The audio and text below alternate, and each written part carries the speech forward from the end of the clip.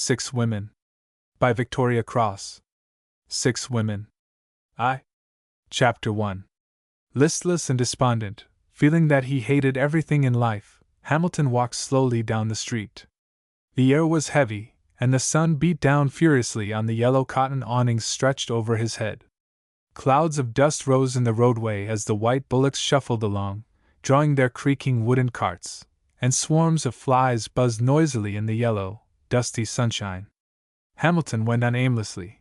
He was hot, he was tired, his eyes and head ached, he was thirsty. But all these disagreeable sensations were nothing beside the intense mental nausea that filled him, a nausea of life. It rose up in and pervaded him, uncontrollable as a physical malady. In vain he called upon his philosophy. He had practiced it so long that it was worn out. Like an old mantle from the shoulders, it fell from him in rags, and he was glad. He felt he hated his philosophy only less than he hated life, hated, yet desired as the man hates a mistress he covets, and has never yet possessed.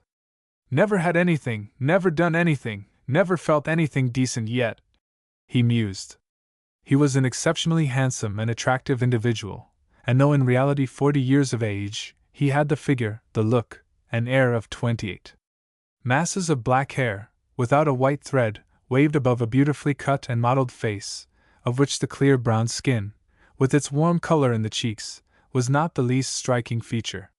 He was about 6 feet or a little over in height, and had a wonderfully lithe, well-knit figure, and a carriage full of grace and dignity. A bright, charming smile that came easily to his face, and an air of absolute unconsciousness of his own good looks, completed the armory of weapons Venus had endowed him with for breaking hearts. But Hamilton neglected his vocation, he broke none. He got up early, and slaved away at his duties for the Indian civil government in his office all day, and went to bed dead tired at night, with nothing but a dreary consciousness of duty done and more duty waiting for him the following day, as a sleeping companion. Hamilton's life had been ruined by an early and an unsuccessful marriage. At 20, when full of the early, divine fires of life, he had married a girl of his own age and rank, dazzled by the beauty she then, in his eyes, possessed, and in that amazing blindness to character that make women view men with wondering contempt. His blindness, however, ended with the ceremony. On his wedding night the woman, who, it must be admitted, had acted her part of loving submissiveness, of gentle devotion, admirably, mocked at him and his genuine, ardent passion. How well he had always remembered her words to him as they stood face to face in the chilly whiteness of an English bridal chamber in midwinter. "It's no use, dear, I don't want any of this sort of thing. It seems to me coarse and stupid, and I don't want the bother of a dozen babies. I married because I wanted the position of a married woman, and a nice presentable man to go about with in society. Besides, things were not satisfactory at home, and I wanted a man to keep me, and all that. But I don't see why you should get into such a state of mind about it. I will keep house, and be perfectly good and amiable, and we can go about together, of course, only I want to keep my own room." And how well he remembered her as she stood there, shattering his life with her cold, light words, a tall, slim girl, in her white dinner dress. She had been very fair then, with a quantity of soft flaxen hair, which shortly after she had taken to dyeing, a thing he had always hated. She had a small, heart-shaped face, so light in color as to suggest anemia, with a high, thin nose, of which the nostrils were excessively pinched together, a short upper lip, and a thick, quite colorless mouth, small when closed, when she laughed opening wide far back to her throat, showing, as it seemed, an infinite quantity of long, narrow, white, wolf-like teeth. How hideous she had suddenly appeared to him in those moments, seen through the dark waves of passion she rolled back upon him.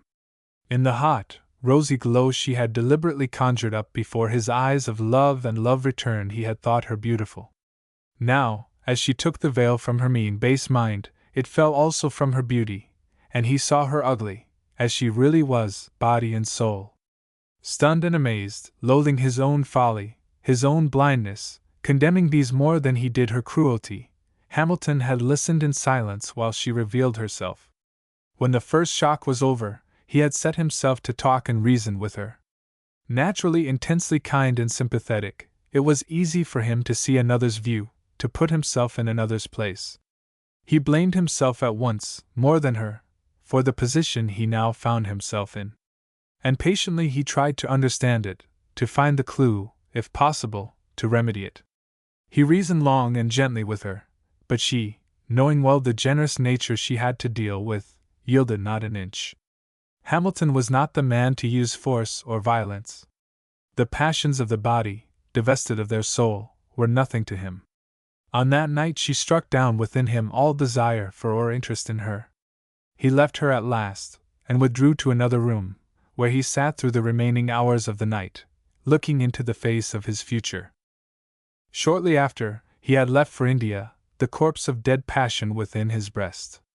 He made a confidant of no one, told no one of his secret burden, remitted half his pay regularly to his wife with that obedience to custom and duty as the world sees it, with that quiet dutifulness that is so astounding to the onlooker, but characteristic of so many Englishmen, and threw himself into his work, avoiding women and personal relations with them. Such a life as this invariably calls down the anger of Venus, and Hamilton had worn out by now the patience of the goddess.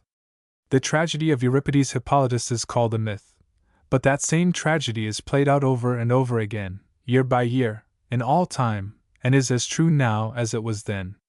The slighted goddess takes her revenge at last. As he walked on, the sound of some tom-toms dulled by distance came to his ears. He hesitated at a crossing where a side alley led down towards the bazaar, then without thought or intention walked down the turning, the music growing louder as he advanced. It came from a house some way lower down, before the open door of which hung a large white sheet with scarlet letters on it. Hamilton glanced up and read on it: Dancing girls from the Deccan. Admission, 6 annas. Walk in.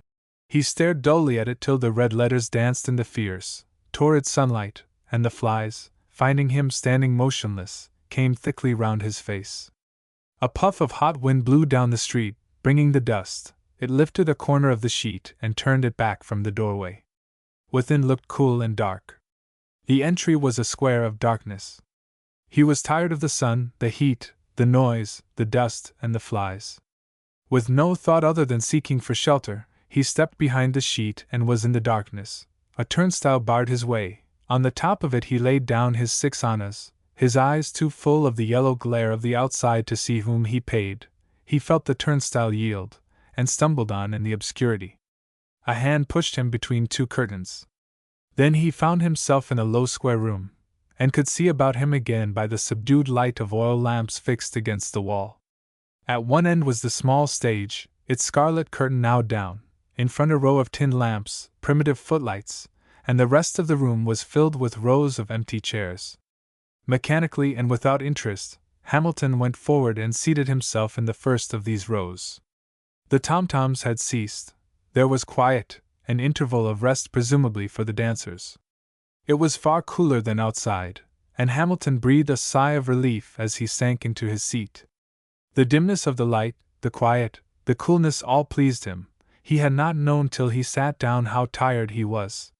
He might have sat there a quarter of an hour, his mind in that state of hopeless blank that supervenes on overmuch unsatisfactory thinking, when suddenly the tom-toms started up again with a terrific rattle, and the scarlet curtain was somewhat spasmodically jerked up, displaying a semicircle of girls seated on European chairs facing the tin lamps. 2 of the 7 were African girls, with the woolly hair and jet-black skin of their race. They were seated one at each end of the semicircle, dressed in short scarlet skirts, standing out from their waist in English ballet girl fashion, the upper part of their bodies bare, except for the masses of colored glass necklaces covering their breasts from throat to waist. The next pair of girls seemed to represent Spanish dancers, and were in ankle-long black and yellow dresses. Little yellow caps with bells depending from them sat in amongst their masses of black hair, and they held languidly to their sides their tambourines and castanets. Next on the chairs sat 2 strictly Eastern dancers in transparent pale green gauzy clothing held into waist and each ankle by jeweled bands. Their pale ivory bodies shone through the filmy green muslin as the moon shines clearly in green water, and the jewels blazed like stars with red and blue fires at each movement of their limbs. Their heads were crowned simply with white clematis, and the glory of their straight-featured Circassian faces, together with the unrivaled contours of softly molded throat and breast and perfect limbs, veiled only so much as a light mist may veil, would have taken the breath away of the most inveterate frequenter of the Alhambra and Empire in dull old England. Hamilton drew in his breath with a little start as he first saw the semicircle, but it was not on the Circassians that his eyes were fixed, but on the very center figure of that beautiful half-moon. Set in the center, she seemed to be considered the pearl amongst them, as indeed she was. The mist that enveloped her was not pale green as the veils of the other two, but white, and the beautiful perfect form that it enclosed was of a warmer, brighter tint than theirs. The white films of the drapery fell from the base of her throat, leaving her arms quite bare, but softly clinging to breast and flanks, till a gold band resting on her hips confined it closely, and depressed in the center, was fastened by a single enormous ruby, the one spot of blood-red color upon her. Beneath the sloping belt of gold fell her loose Turkish trousers of gleaming white, transparent tissue, clasped at the ankles by bands of gold. On her feet were little Turkish slippers, on her brow, nothing but the crown of her radiant youth and beauty. Hamilton, gazing at it across the footlights, thought he had never seen, either pictured or in the flesh, a face so beautiful, so full of the beauty, the goodness, the power and wonder of life. The sight thrilled him. Like the power of electricity, its power began to run along his veins, heating them, stirring them, calling upon nerve and muscle and sense to wake up. He looked, and life itself seemed to stream into him through his eyes. The girl's face was a well-rounded oval, supported on the round, perfect column of her throat. The eyes seemed pools of blackness that had caught all the splendor and the radiance of 1,000 eastern nights. The fires of many stars, the whole brilliance of the purple nights of Asia were mirrored in them. Above them rose the dark, arching span of the eyebrows on the soft, warm-tinted forehead, cut in one line of severest beauty with the delicate nose. Beneath, the curling lips were like the flowers of the pomegranate, a living, vivid scarlet, and the rounded chin had the contour and bloom of the nectarine. She smiled faintly as she met the fixed gaze of Hamilton's eyes across the footlights. Such an innocent, merry little smile it seemed, not the mechanical contortions one buys with pieces of silver. Hamilton's blood seemed to catch light at it, and flame all over his body. He sat upright in his seat, gone were his fatigue, his thirst, his eye-ache. His frame felt no more discomfort. His whole soul rushed to his eyes, and sat there watching. In some men their physical constitution is so closely knitted to the mental, that the slightest shock to either instantly vibrates through the other, and works its effect equally on both. Hamilton was of this order, and his body responded, instantly now, to the joy and interest born suddenly in his mind. A moment after the curtain was rolled up, a huge Negro, dressed in a fancy dress of scarlet, and with a high cap of the same color on his head, came on from the side. In his hand he carried a small dog whip, and as he cracked it all the girls stood up. Hamilton sickened as he looked at him. An indefinable feeling of horror came over him as this man stalked about the stage. He pointed with his whip to the two African girls at the end of the semicircle, and they came forward, while the rest sat down. A horrid uneasy feeling of discomfort grew up in Hamilton, similar to that which a lover of animals feels, when called upon to witness performing dogs, and all the fear and anxiety pent up in their fast-beating little hearts is communicated to himself. He watched the girls' faces keenly as the Negro went round and placed himself behind the middle chair of the semicircle, while the two Africans danced. Hamilton hardly noticed their dance, a curious barbaric performance that would have been alarming to the British matron, but was neither new nor interesting to Hamilton. He kept his eyes fixed on the white-clothed girl in the center, and the sinister figure behind her chair. She seemed calm and indifferent, and when the Negro put his hand on her shoulder looked up and listened to his words without fear or repulsion. Hamilton, keenly alive, with every sense alert, sat in his chair, a prey to the new and delightful feeling, not known for years, of interest. Yes, he was interested, and the energetic sense of loathing for the Negro proved it. The music, loud and strident, an ordinary Italian piano organ having been introduced amongst the Oriental instruments, banged on, and then abruptly came to a stop when the Negro cracked his whip. The two African women resumed their chairs, there was some applause, and a good many small coins fell on the stage from the hands of the audience. The second pair of girls rose, came forward and commenced to dance, the organ playing some appropriate Spanish airs. After these, the two Indian girls who gave the usual dance de ventre to a lively Italian air on the organ. Then, at last, she rose from her chair and approached the footlights. The organ ceased playing, only the Indian music continued, wild sensual music, imitating at intervals the cries of passion. To this accompaniment the girl danced. Had any British matrons been present, we must hope they would have walked out, yet, to the eye of the artist, there was nothing coarse or offending, simply a most beautiful harmony of motion. The girl's beauty, her grace and youth, and the slight lisssomeness of all her body lent to the dance a poetry, a refinement it would not have possessed with another exponent. Moreover, though there was a certain ardor in her looks and gestures, in the way she yielded her limbs and body to the influence of the music, yet there was also a gay innocence, a bright naive irresponsibility in it that contrasted strongly with the sinister intention underlying all the movements of the other two Indian dancers. At the end of the dance Hamilton took a rupee from his pocket and threw it across the tin lamps towards her feet. She picked it up smiling, though she left the other coins which fell on the stage untouched, and went back to her chair. After her dance, the great Negro came forward and did a turn of his own. Hamilton looked away. What was this man to the little circle? He wondered. He could not keep his mind off that one query? Were they his slaves? Willing or unwilling? Did they constitute his harem? Or were they paid, independent workers? His mind was made up to get speech with this one girl, at least that evening. This delightful feeling of interest, this pleasure, even this keen disgust, all were so welcome to him in the dreary mental state of indifference that had become his habit, that he welcomed them eagerly, and could not let them go. Beyond this there was rising within him, suddenly and overwhelmingly, the force of life, indignant at the long repression it had been subjected to. Man may be a civilized being, accustomed to the artificial restraints and laws he has laid upon himself, but there remains within him still that primitive nature that knows nothing, and never will learn anything of those laws, and which leaps up suddenly after years of its prison life in overpowering revolt, and says, "Joy is my birthright. I will have it." This moment is the crisis of most lives. It was with Hamilton now, and it seemed suddenly to him that 20 years of fidelity to an unloving woman was enough. The debt contracted at the altar 20 years before had been paid off. The promise, given under a misunderstanding to one who had willfully deceived him, was wiped out. It was a marvel to him in those moments how it had held him so long. Hamilton had one of those keen, brilliant minds that make their decisions quickly, and rarely regret them. He took his resolution now. That prisoner in revolt within him should be free. He would strike off the fetters he had worn too long and vainly. He was before the open book of life, at that page where he had stood so long. With a firm, decisive hand he would take the new page, and turn it over.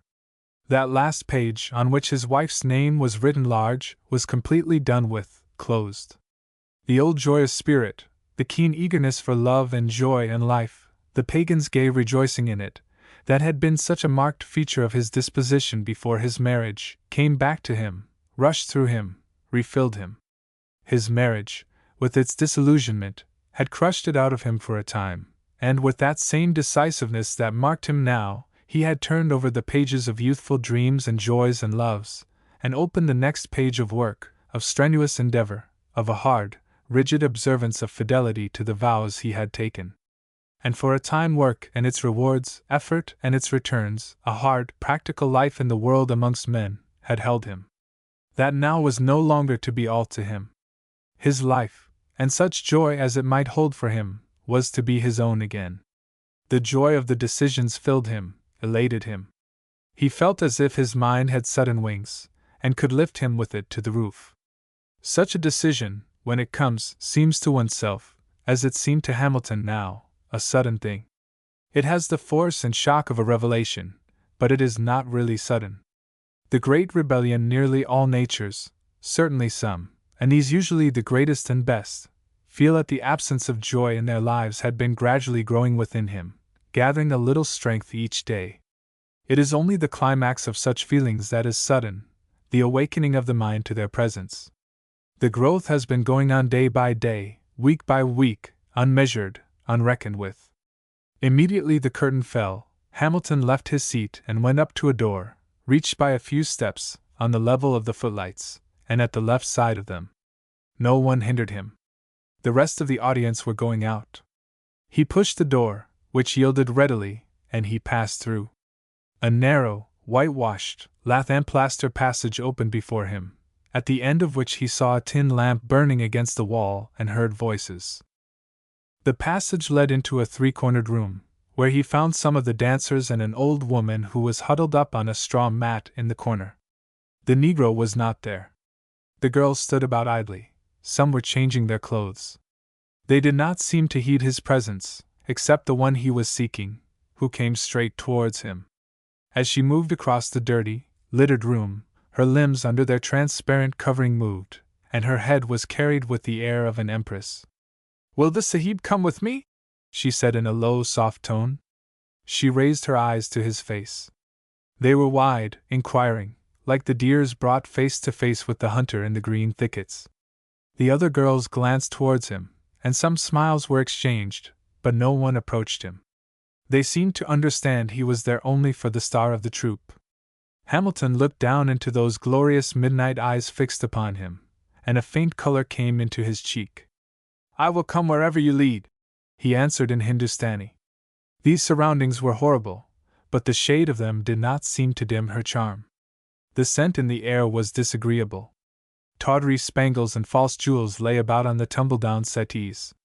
From behind little doors that opened from the walls round came the sound of men's voices. "Let the Sahib come this way, then," she answered, and turned towards one of the small doors in the wall.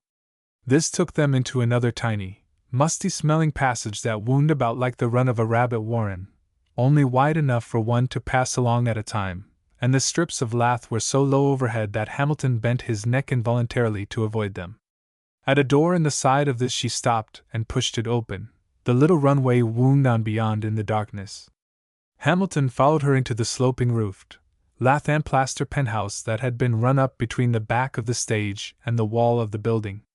Native lamps were hooked into the wall, and their light showed the garish ugliness of it all, the hastily whitewashed walls, the scraps of ragged, dirty, scarlet cloth hung here and there over a bulge or stain in the plaster, the boarded floor, uneven and cracked, the bed against the wall, not too clean-looking, its dingy curtains not quite concealing the dingier pillows, the broken chair on which a basin stood, placed on two gray-looking towels. Another chair with the back rails knocked out, leaning against the wall. He threw his gaze round it in a moment's rapid survey, then he pressed to the rickety, uneven door and shot the bolt. The girl stood in the middle of the room, an exquisitely lovely figure. She regarded him with wide, innocent eyes. Hamilton felt all the blood alight in his veins. It seemed to him he could hear his pulses beating. Never in his life before had joy and passion met within him to stir him as they did now, but in natures where there is a strong, deep strain of intellectuality the body never quite conquers the mind, the light of the intellect never quite goes down, however strong the sea, however high the waves of animal passion on which it rides. And now Hamilton felt the great appeal to his brain as well as to his senses that the girl's beauty made. He went up to her. She looked at him with an intense admiration, almost worship in her eyes. A man at such moments looks, as nature intended he should, his very best, and Hamilton's face, of a noble and splendid type, lighted now by the keenest animation, held her gaze. "Tell me," he said in a low tone, for footsteps passed on the creaking boards, and gibbering voices and laughter could be heard outside. "Tell me, what is that man to you? Do you belong to him, all of you?" "That? He is not a man, he is a nothing," replied the girl, looking up with calm, glorious eyes. "He can do no harm, nor good." Hamilton drew a quick breath. "You dance like this every evening, and then choose someone in the audience in this way?" he questioned, slipping his hand round her neck and looking down at her, a half-amused sadness coming into his eyes. The girl shook her head with a quick negation. "No, I have only been here a few days, a week, I think." Did you notice that old woman as we came through here? I belonged to her, she taught me to dance. She brought me here, and I'd dance for the nothing, but I have never taken any one like this before. The other girls do, every night, but each night the nothing said to me, no one here tonight, good enough. Wait till an English sahib comes. Hamilton listened with a paling cheek. His breath came and went faintly. He hardly seemed to draw it. He put his next question very gently, watching her open brow and proud, fearless eyes. Do you know nothing of men at all, then? Nothing, sahib, nothing, she answered, falling on her knees suddenly at his feet, and raising her hands towards him. This will be my bridal night with the sahib. The nothing told me to please you, to do all you told me. What shall I do? How shall I please you? Hamilton looked down upon her. His brain seemed whirling. The pulses along his veins beat heavily. New worlds, new vistas of life seemed opening before him as he looked at her, so beautiful in her first youth, in her unclouded innocence, full, it is true, of oriental passion, with a certain oriental absence of shame, but untouched, able to be his, and his only. Before he could speak again, or collect his thoughts that the girl's words had scattered, her soft voice went on. Surely the sahib is a god, not a man. I have seen the men across the footlights. There were none like the sahib. I said to my mother, I do not like men, I do not want them. What shall I do? And my mother said, there is no hurry, my child. We will wait till a rich sahib comes. But you are not a man, you must be a god, you are so beautiful, and I am the slave of the sahib, forever and ever. She looked up at him. Great lights seemed to have been lighted in the midnight pools of her eyes. The curved lips parted a little, showing the perfect, even teeth. The rounded, warm-hued cheeks glowed. The lids of her eyes lifted as those of a person looking out into a new world. Hamilton stood looking at her, and two great seas of conflicting emotions swept into his brain, and under their tumult he remained irresolute. Mere instincts and nature, the common impulse of the male to take his pleasure whenever offered, prompted him to draw her to his breast and let her learn the great joy of life in his arms. But some higher feeling held him back.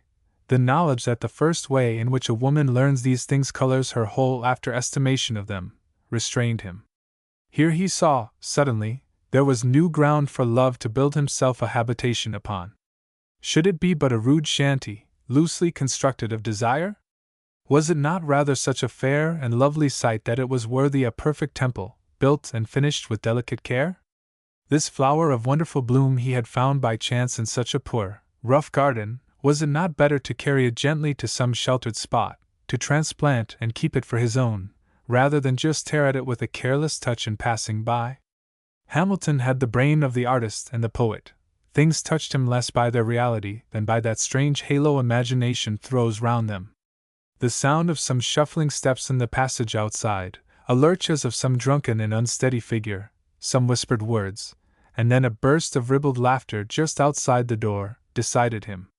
No, her wedding night should not be here. Keen in his sympathy with women, Hamilton knew how often that night recurs to a woman's thoughts, and should its memories always bring back to her this loathsome shed, these hideous sounds? A repulsion so great filled him that it swept back his desire for the moment. A great eagerness to get her away unharmed, unsoiled from such a place, filled him. Already she seemed to be part of himself, to be a possession he must guard. His heart was empty and hungry.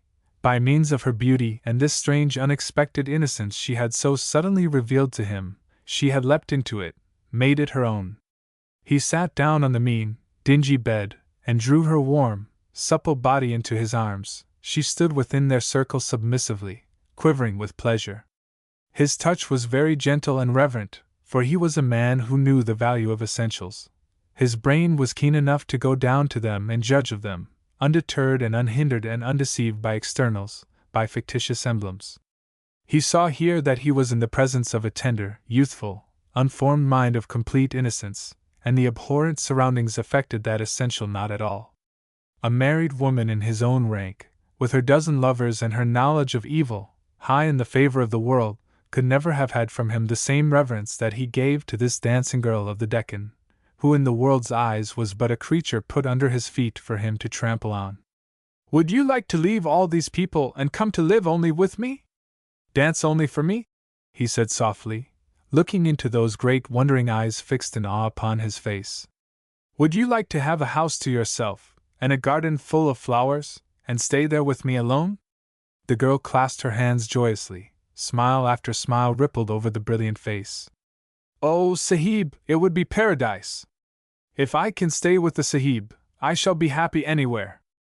I am the slave of the Sahib. If he but use me as the mat before his door to walk upon, I shall be content. Hamilton shivered. He drew her a little closer. Hush! I do not like to hear you say those things. You shall come to me and sleep in my arms, but not tonight. Love is a very great thing. It will be a great thing with us, and it must not be thought of lightly, do you see? Will you stay here and think of me only till I come again? Think of your bridal night with me, dream of me till I come back for you. The Sahib's will is my law, but even if I wished, I could think of nothing else but him till I see him again. She responded, her eyes fixed upon his face. Hamilton gazed upon her. She made such a lovely picture standing there. He thought he had never seen beauty so perfect, so exquisitely fresh. The soft transparent tunic did not conceal it, only lightly veiled its bloom. Her breasts, rounded and firm, stood out as a statue's. They seemed to express the vigor of her buoyant youth. They had never known artificial support, and needed none. The waist was naturally slight, the hips also, the straight supple limbs and round arms were the most richly modeled parts, perhaps, of the whole perfect form. Hamilton slipped his arm down to her yielding waist and drew her closer. Then he bent his head and kissed the wonderfully carved and glowing mouth.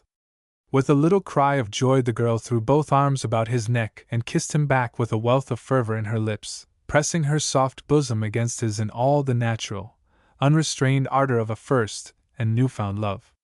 Sahib, Sahib! Do not leave me long. Come and take me away soon. I am all yours. No other shall see me till you come again. Hamilton was satisfied. He raised his head, his whole ardent nature aflame. Dear little girl, let us go then to the old woman, and perhaps I can pay her enough to make her take you away from here, and keep you safe till I can come for you. Come, Sahib, come! She answered, joyfully drawing out of his arms and running across the room. She unbolted the door and pulled it open, nearly causing the old woman who was crouched just outside, and apparently leaning against it, to roll into the room. Side-eye, side-eye! You have no respect for me, she grumbled, getting on her feet with some difficulty. Hamilton came up, and helped to balance her as she stood. Your side-eye pleases me very much, he said, drawing out a pocket-book. I want to take her away from here altogether. How much do you ask for her? The old woman's beady black eyes twinkled and gleamed, and fixed on the pocket-book. It is not possible, Sahib, she said in a grumbling tone, for me to part with her and her services. A girl like that with her beauty, her dancing, her singing. She will earn gold every night. Let the Sahib come here each evening if he will and take his turn with the rest. For a girl like that to go to one man alone is waste and folly. The color mounted to Hamilton's face. His brows contracted. What I have to say is this, he answered sternly and briefly. I want this girl, and if you take her with you to some place of safety for tonight, I will come tomorrow or the next day and give you 2,000 rupees for her, no more and no less. I have spoken. 2,000 rupees, replied shrilly the old woman. For Side-eye, the star of the dancers, and not yet 15. No, Sahib, no! A Parsee will give more than that for a half-hour with her. Hamilton caught the old creature by her skinny arm. You waste your words talking to me, he said. I am a police magistrate, and I can have your whole place here closed, and all of you put in prison if I choose. The girl is willing to come with me, and I will take her and pay you well for her. You have her ready for me tomorrow night, or you go to prison, which you please. The old woman shivered at the word magistrate, and fell trembling on her knees. Let the Sahib have mercy! That great black brute will kill me if the police come here. I take Side-eye to my house, the Sahib comes there when he will. He pays, he has her. It is all finished. She spread out her thin black hands in a shaking gesture of finality, and then fell forward and kissed Hamilton's boots after the complimentary but embarrassing manner of natives. Hamilton drew back a little. He was angered that Side-Eye should be witness, auditor of all this. She stood silent, passive, gazing at the hot, angry color mounting to his face. He bent forward and dragged the old woman up by her arms. Take this for yourself now, he said, putting a 100-rupee note into her hand. And make no more difficulty. Take every care of Side-Eye, and you will have your 2,000 rupees very shortly. The old woman seized the note, and began to mumble blessings on Hamilton, which he cut short. Give me the name of your street and the house where you live, that I may find you easily, he said, and noted down the directions she gave him. Then he turned to the girl and put his arm round her neck. Dear Side-Eye, I trust to you. Remember, it is your innocence, your virtue, I love more than your beauty. Do not dance nor let anyone see you till I come again. He kissed her on the lips as she promised him. The soft, warm form thrilled against him as their lips met. Then with a mental wrench he turned and went out of the room and quickly down the dark passage. At the end his way was barred by the immense form of the Negro. Something for me, master, do not forget me. I keep the pretty things here for the gentlemen to see. Hamilton drew back with loathing. Then he reflected, it was better, perhaps, to keep all smooth. He dived into his pockets and found a roll of small notes, which he pushed into the Negro's hand. The man bowed and let him pass, and Hamilton went on out into the street. It was evening now. The calm, lovely golden light of an Indian evening fell all around him as he walked rapidly back to his bungalow. As he entered it, how different he felt from the man who had left it that morning! How light his footstep, how bright and keen the tone of his voice! It quite surprised himself as he called out to his butler that he was ready for dinner. Then he bounded up to his room humming. His very muscles were of quite a different texture seemingly now from an hour or two ago. How the blood flew about joyously in his body! Dear Venus! She makes us pay generally, but who can cavil at the glorious gifts she gives? As soon as his dinner was disposed of, and all his other servants had retired from the room, Hamilton called his butler, Per Box, to him, and held a long conference with that intelligent and trustworthy individual. Hamilton was one of those men that by reason of his strikingly good looks, his charm of manner, his consideration for others, and his complete control over himself that never allowed him to be betrayed into an unjust word or action was greatly liked by everyone, and simply worshipped by his servants, and all those in any way in a position dependent on him. When tonight Per Box was honored by his confidence, the servant's whole will and all his keen energies rose with delight to serve his master. After he had listened in silence to Hamilton's wishes, he proceeded to make himself master of the whole scheme, detail by detail. The Sahib wishes a very beautiful bungalow far out, away from the city? I know of one house across the desert. My cousin was butler there. The Sahib went away to England, and the bungalow is to be let furnished. Have I the Sahib's permission to go down to Bazaar, see my cousin tonight?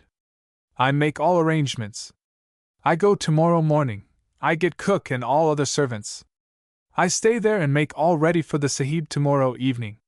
Hamilton smiled at the man's eagerness to serve him. He knew well that secretly in his heart his Mohammedan butler had always deplored the severely monastic style in which he had lived, the absence of women in his master's bungalow, the emptiness of his arms that should have had to bear his master's children, and that he now was ready to welcome heartily his master's reformation. Could you really do all that, Per Box? He asked. And can you assure me that the house is a good one, and has the compound been well kept up? The house is about the same as this, but not quite so large. It is in the oasis of Dera, across the desert. The Sahib knows how well the palms grow there. My cousin tells me the compound is very large. The Sahib there kept 4 malas, 1 very fine garden, many English roses there. 1 English roses I do not care for, Per Box, returned Hamilton with a melancholy smile. The roses of the East are far fairer to me. The butler bowed with his hand to his forehead. He took his master's speech as a gracious compliment to his country. "Everything grow there," he answered, spreading out his hands. "Pomegranates, bamboo, mangoes, bananas, sago palm, coconut palm, magnolia, everything. I go tomorrow. I engage Malice. I have all ready for the Sahib." "Very well, I trust you with it all. I shall keep on this house just as it is, and leave most of the servants here. You and your wives must come out with me, and you engage any other necessary servants and hire any extra furniture you want." "The Sahib is very good to his servant," returned the butler, his face lighting up joyfully. "When will the Sahib shed the light of his countenance on the bungalow?" "I will try to run out to see it, tomorrow, after office hours," replied Hamilton, "if you will have all ready by then. I shall look over it, and return to dine here as usual. Then about 10 or later, I will come over and bring your new mistress out with me. You must have a good supper waiting for us.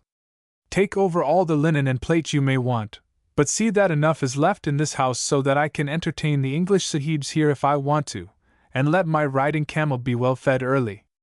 I shall use him for coming and going. That's all, I think." The butler bowed, and retired radiant with joyous importance, and Hamilton sat on alone by the table thinking. The blood ran at high tide along his veins, his eyes glowed, looking into space. Life, he thought, what a joyous thing it was when it stretched out its hands full of gifts. 1. Gardeners. 1. Chapter 2. The following afternoon, directly his work at the office was finished, he went out to the oasis in the desert to look at his new possession, his bungalow in the palms. The moment he saw it peeping out from amongst them, and surrounded by roses, he expressed himself satisfied, and named the place Said-i-Stan, or the place of happiness. The butler met him there. He was bursting with self-importance. "You leave everything to me, Sahib, everything. I know all the Sahib wants. He shall have all. Let him come 10 o'clock, 9 o'clock, no matter when, all quite ready. I am here. I have everything waiting for the Sahib."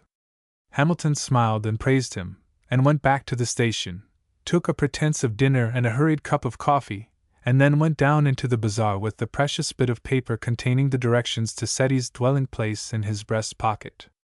He found the house at last, and going in at the doorless entrance, climbed patiently the wooden stairs that ran straight up from it in complete darkness.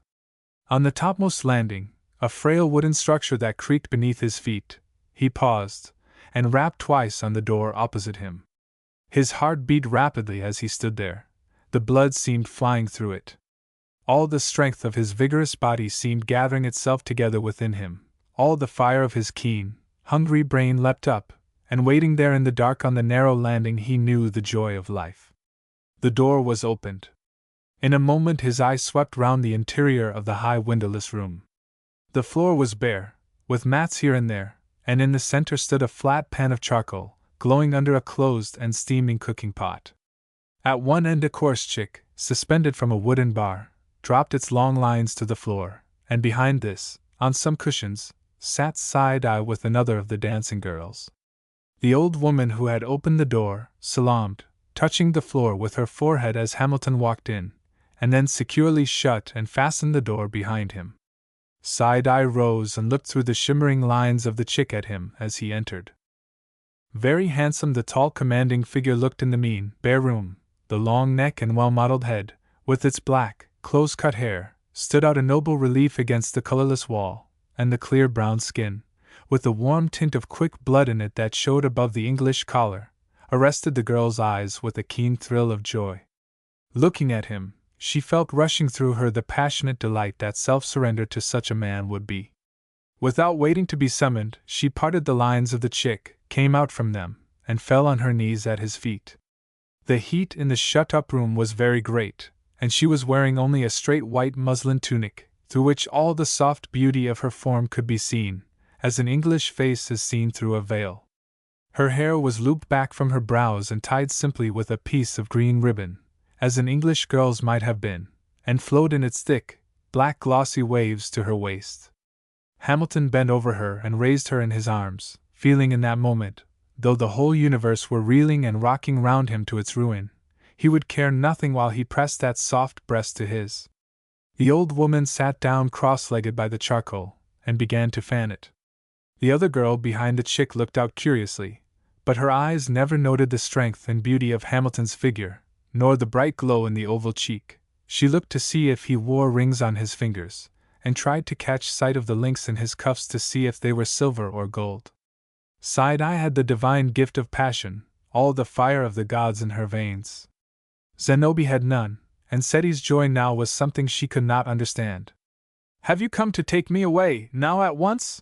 Side-Eye murmured in a soft, passionate whisper close to his ear, and the accent of joy and delight went quivering down through the deepest recesses of the man's being. "Yes, are you ready to come with me?" Needless question, put only for the supreme pleasure of listening to its answer.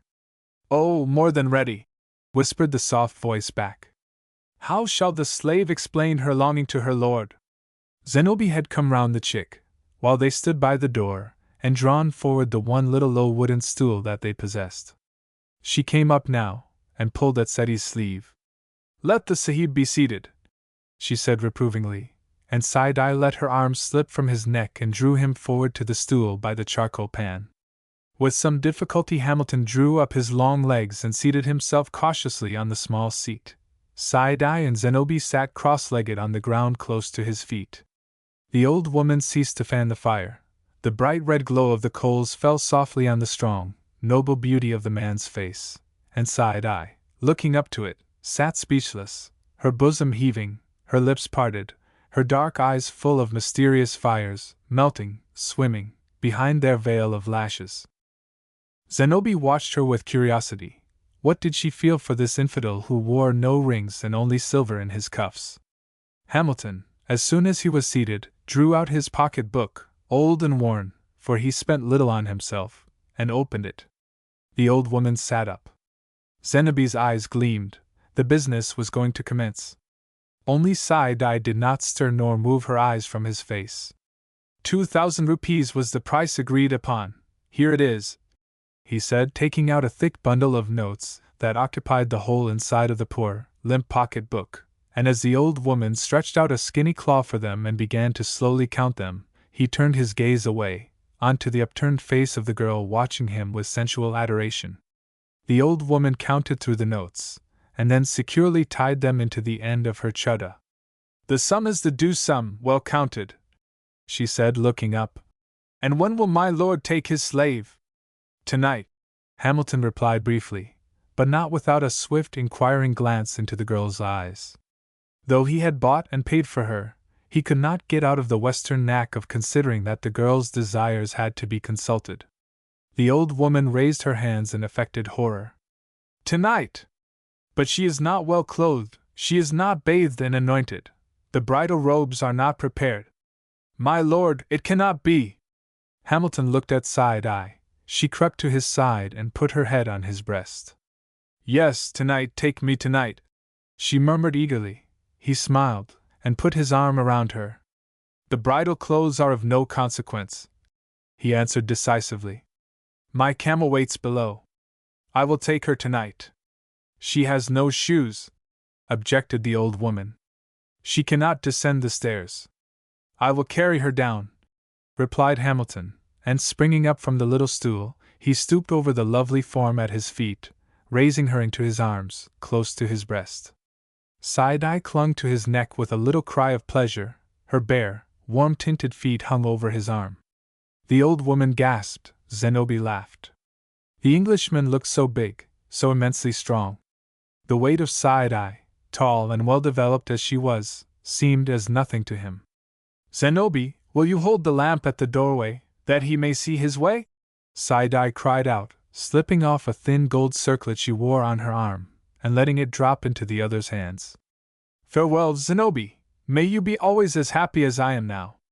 Zenobie caught the bracelet and ran to the wall, unhooked the lamp that hung there, and came to the door. "Farewell, my mother," Side-Eye said as they turned to it. "Farewell, my daughter. Be submissive to the Sahib, and obey him in all things." The door was opened, and by the dim, uncertain light of Zenobie's lamp, Hamilton, clasping his warm, living burden, went slowly and heavily down the bending stairs, feeling the life brimming in every vein. Outside, in the tranquil splendor of the starry eastern night, knelt the camel, peacefully awaiting its lord, and as Hamilton approached it with his burden, it turned its head and large, liquid eyes upon him with a gurgle of pleasure. "The camel loves Hamilton Sahib," murmured the girl, as he set her on the soft red cloth laid over the animal's back, which formed the only saddle. He took his own place in front of her. "Hold to my belt firmly," he told her, gathering into his hand the light rein. "Are you ready for him to rise?"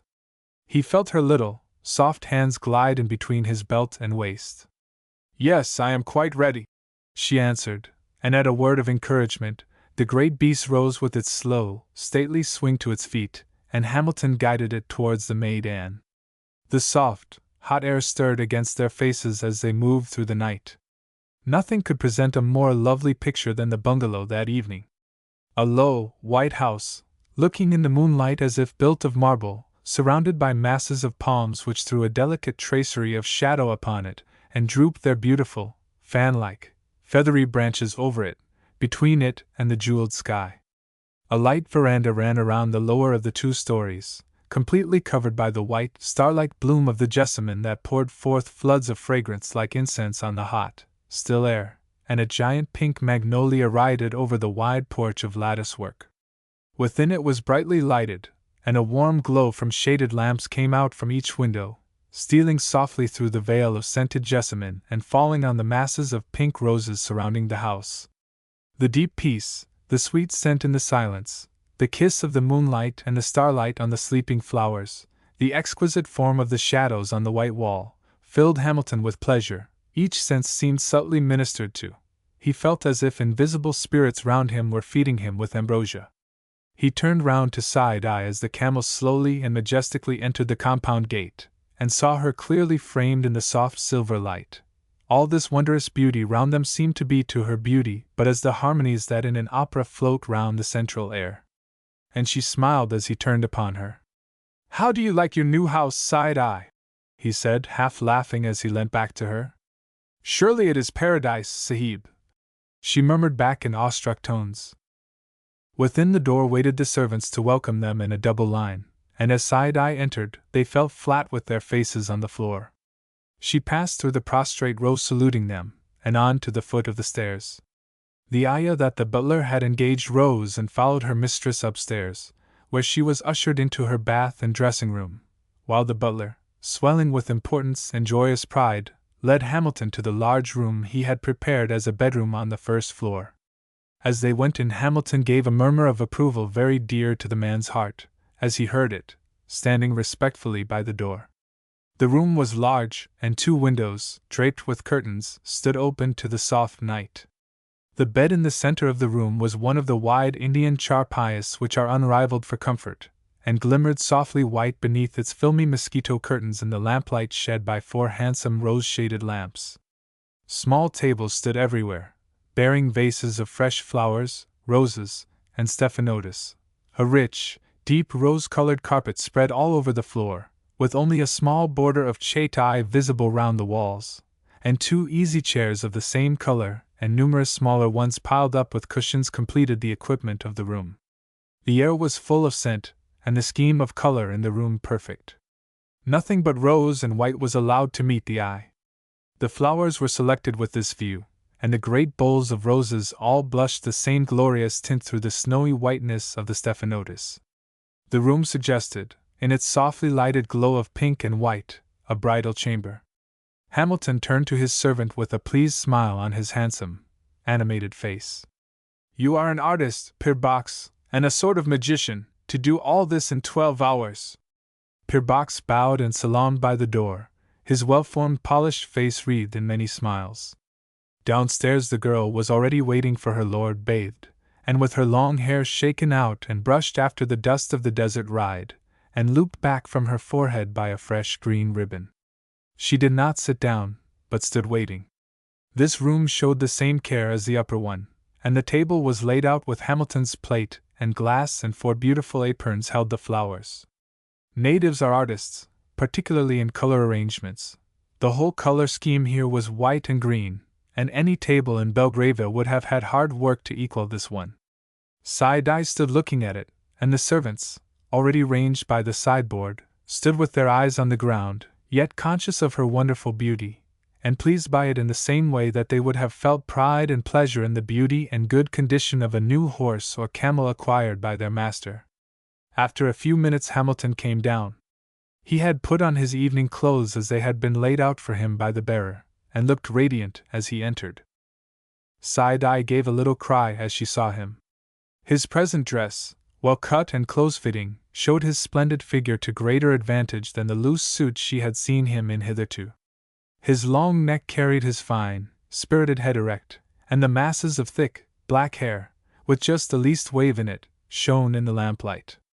His well-cut face, with its gay animation and charming, debonair, unaffected expression, made a kingly and perfect picture to the girl's dazzled eyes. As they took their places and their soup was served, she could not detach her gaze from his face. He laughed as he looked at her. "Come, you must be hungry. Take your soup while it's hot. Don't waste your time looking at me. Sahib, I cannot help looking at you. You are so wonderful to me. Please give me leave to. I do not want any soup."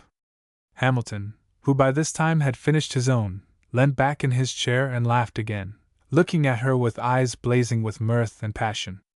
This innocent, genuine admiration was very pleasing to him in its flattery. This worship offered to himself, rather than his gifts, was something new to him, and the girl's beauty sent all the fires of life in quick streams through his frame as he looked on it. He was alive for the first time in his existence, and filled with a surprised happiness as great as the girl's. He was as virgin to joy as she was to love. "You are the dearest little girl I ever knew," he said. "But if you won't take soup, you must eat fish. Yes, I positively refuse you my permission to look at me till you have finished that whole plate." Side-eye dropped her eyes to her fish very submissively at this, while Hamilton himself filled her glass. "Have you ever tasted wine?" he asked. "This is champagne. Drink it, and tell me what you think of it."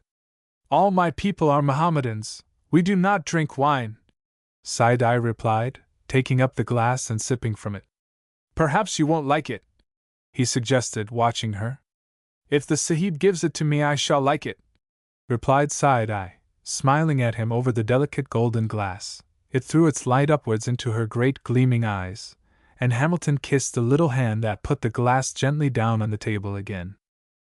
Next after the fish came game and joints, course after course, more food in that one meal than Side-eye was accustomed to see from many people for a week. Her own appetite was soon satisfied, and she sat for the most part gazing at Hamilton, with her hands tightly locked together in her lap. Such a nervous delight filled her, such a strange joy in knowing herself to be alive, to be possessed of a beautiful body that by reason of its beauty was worthy the caresses of a man like this, such a pure rapture animated every fiber. To realize that it was in her power to give pleasure to him. With such feelings as these no faintest hint of humiliation or degradation could mingle. Side-eye felt only that superb and joyous pride that nature originally intended the female to have in her surrender to the male. Her very breath seemed to flutter softly with joyous trepidation and excitement as it passed over her lips. That she was to be his, held in his arms, admitted to his embrace, seemed to her to be the crown of her life, an honor given by special divine favor. So must Rhea Silvia have felt praying before her vestal altar when Mars first appeared to her startled eyes. And Hamilton, with his keen, sensitive temperament, saw into her mind clearly, and was fully aware of all this fervent adoration, this intense passionate worship springing within her, and an immense tenderness and reverence grew up within him, enclosing all his passion as the crystal vessel encloses the crimson wine. That she would not in her present state have shrunk or flinched from a knife, if only his hand held it while it wounded her, he knew quite well, and this wonderful voluntary self-sacrifice which is the soul of all female passion appealed to him as a very holy thing. He knew that constantly this adoring love was poured out by women for men, that almost every virgin heart beats with this same worship as the first pain of love enters it. But for how short a time! How quickly the man tears open those eyes that would so willingly be closed to his vileness! How soon come the infidelity, the lies and the meanness, the trickery and the treachery. How assiduously the man teaches the woman who loves him that there is nothing in him worthy of adoration, not even admiration, not even decent respect. How little confidence, how little credence she soon gives to his word that was once so sacred to her. How in her heart, though her lips say nothing, is that once rapturous worship changed into a measureless contempt. Men persistently teach women that they must not expect the best from them, but the lowest.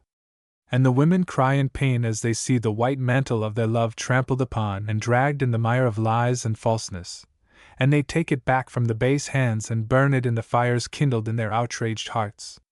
Something of this flashed through Hamilton's brain as he met the adoring trust and love in the girl's eyes, and an unspoken vow formed itself within him that he would not deceive and betray it, that his lips should not lie to her, that to the end he would be to her as she now saw him in the glamour of those first hours. When he had tempted her to every sweet and bonbon on the table, and made her drink all the wine he thought good for her, he sent the servants away, and they remained alone together in the dining room with their coffee before them. He put his arm round her, and drawing her out of her own chair, took her on to his knees and pressed her head down on his shoulder. "Are you not tired with that long ride on the camel?" he asked. "No, Sahib, I am not tired." The soft weight of her body pressed upon him.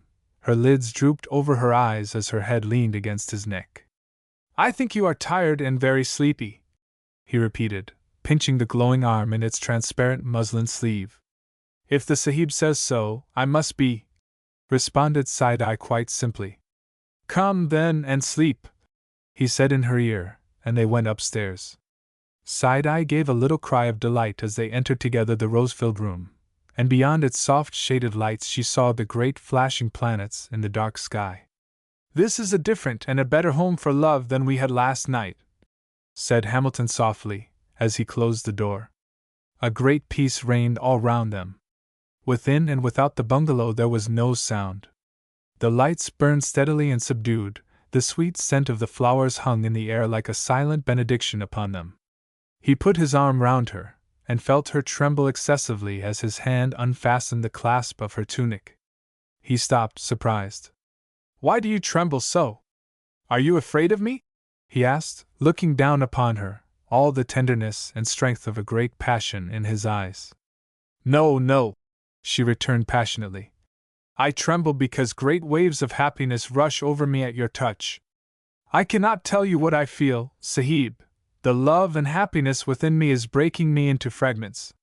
"Then you must break in my arms," he murmured back softly, drawing her into his embrace, "so that I shall not lose even one of them." In the morning a flood of sunlight rushing into the room through the open windows, bringing with it the gay chatter of birds, roused the lovers. Hamilton opened his eyes first, and lifting his head from the pillow, looked down upon Side-Eye still asleep beside him. In the rich, mellow light of the room her loveliness glowed under his eyes like a jewel held in the sun. He hardly drew his breath, looking down upon her.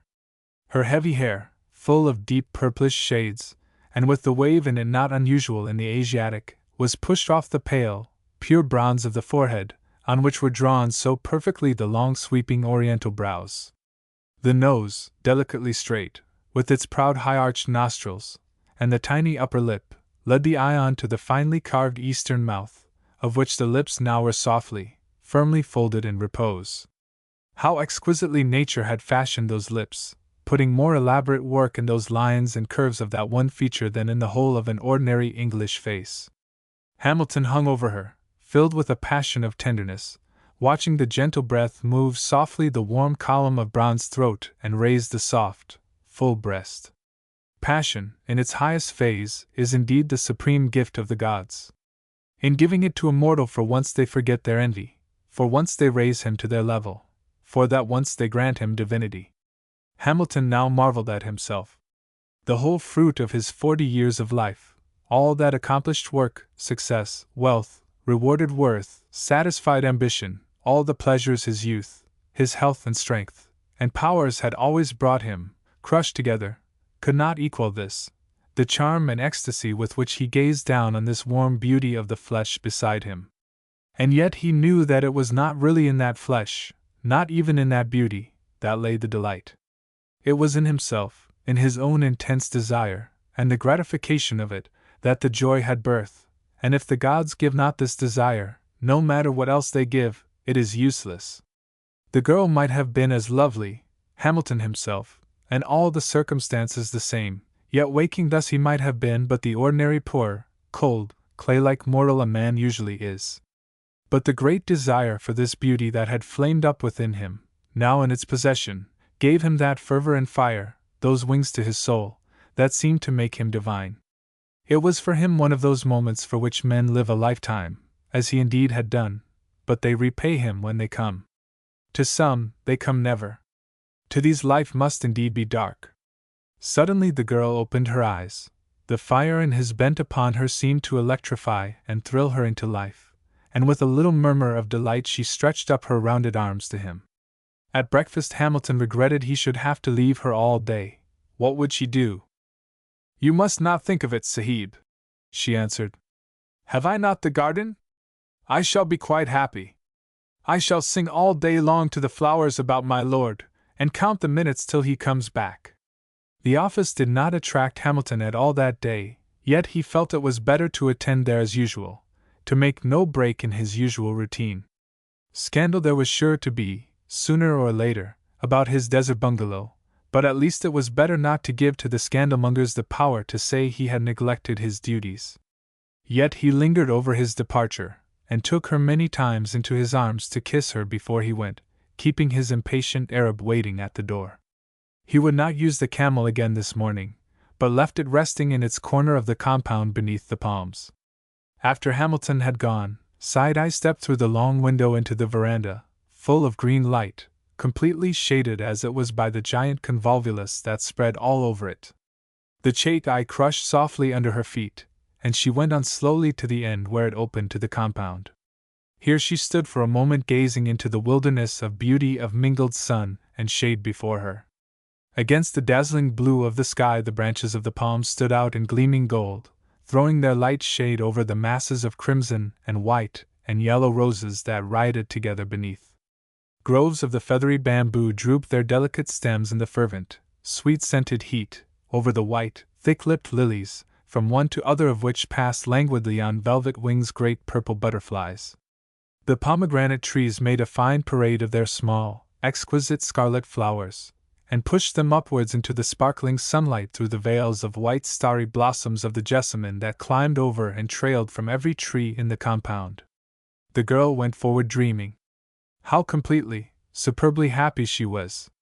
And she had nothing but the gifts of nature, such as she, the kindly one, gives to the gay bird swinging on the bough, the butterfly on the flower, the deer springing on the hills, health and youth, beauty and love. These only were hers.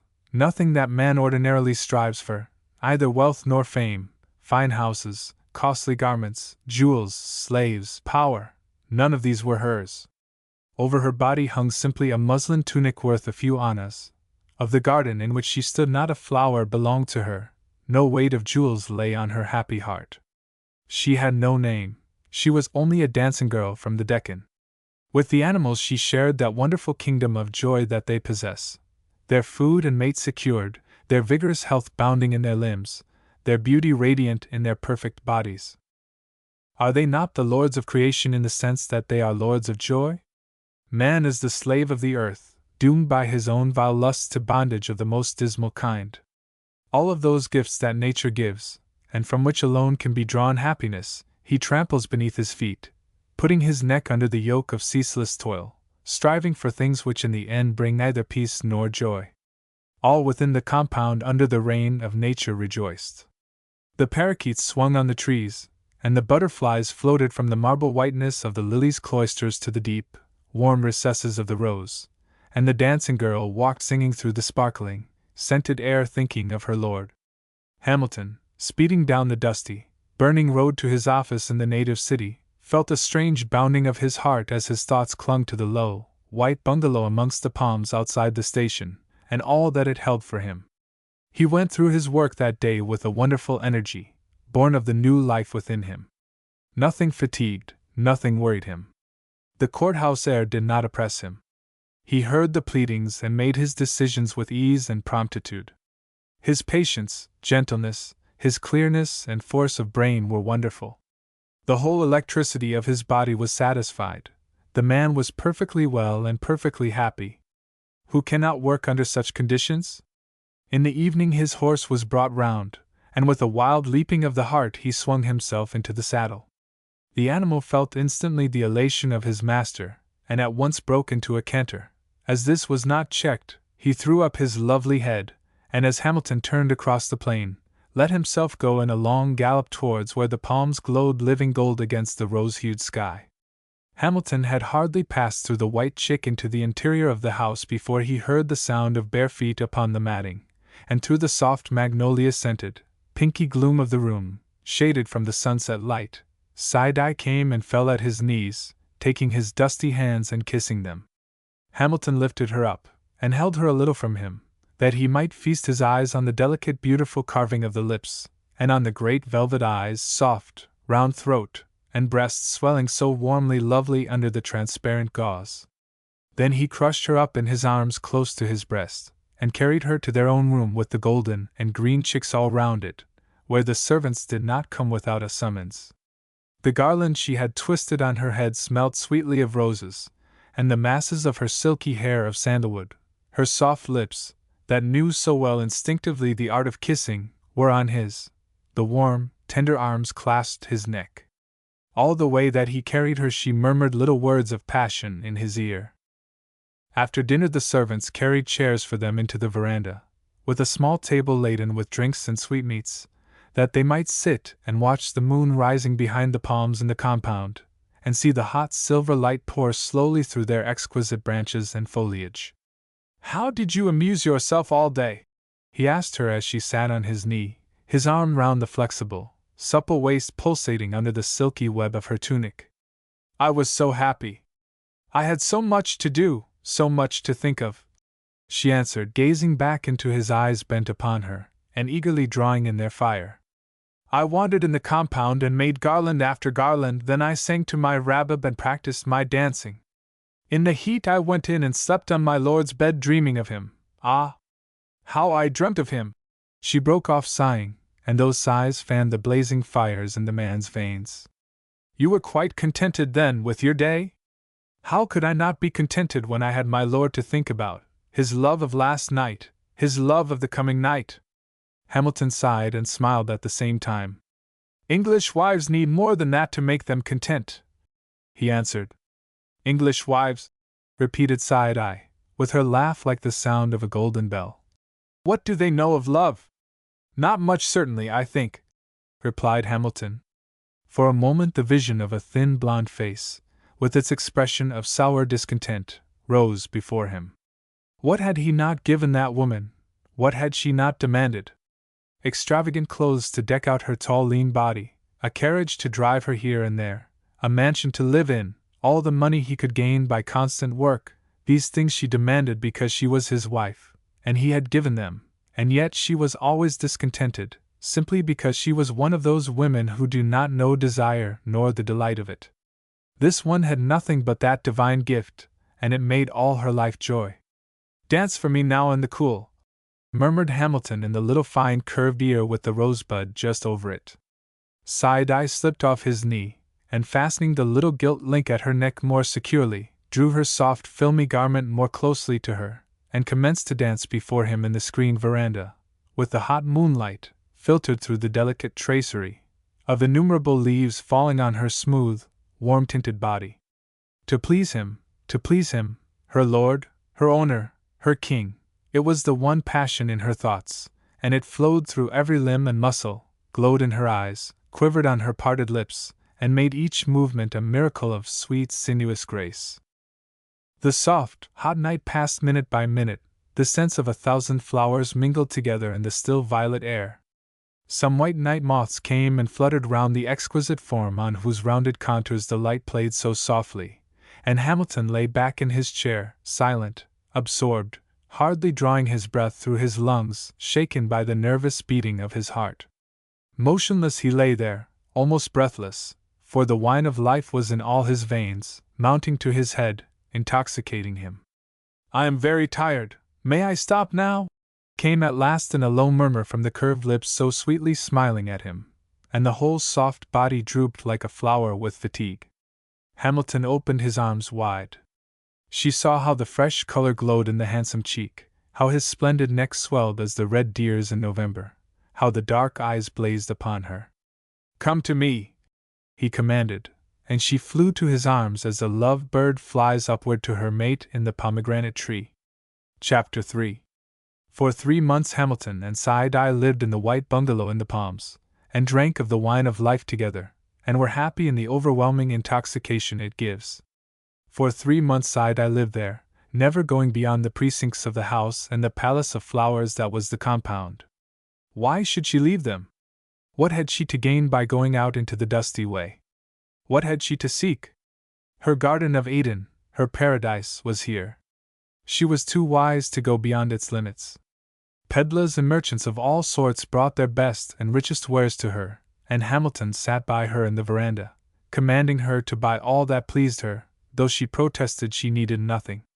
Jewels for her neck, and gold anklets and bracelets, and robes and sweetmeats were laid out before her. Only the best of the bazaar was brought, and of this again only the best was chosen. And when Hamilton was not there she walked from room to room singing, clothed in purple silk and gauze, with his jewels blazing on her breast, his kisses still burning on her lips. Then she would take her rabab and play to the listening flowers, or practice her dancing, the source of his pleasure, or lie in the noonday heat on the edge of the bubbling spring that rose up in the moss under the bougainvillea and look towards the east and dream of his homecoming. What did she want more? Hamilton now lived the enchanted life of one who is wholly absorbed in a secret passion. He was wise, more wise than men generally are, and made no effort to parade his treasure. This wonderful exotic, this flower of happiness, that bloomed so vividly in the dark, secluded recesses of his heart, how did he know that the destructive heat and light of publicity might not fade and sear its marvelous petals? He told no one of his life, took no one out into the desert with him, to the bungalow among the palms. He was away a great deal. His work and certain social duties claimed a large part of his day, and during all that time he had to leave her alone with her flowers, but this gave him no anxiety. It was not a dangerous experiment, as it always is to leave a European woman alone. He knew that Saidai, the Oriental, would spend the whole time dreaming of him, longing for him, singing to the flowers of him, talking to her women attendants of him, filling the whole garden and house with his image till the longed-for moment of his return. And to Hamilton, full of unspoiled life and vigor, this security, this certainty of her complete fidelity was a wondrous charm.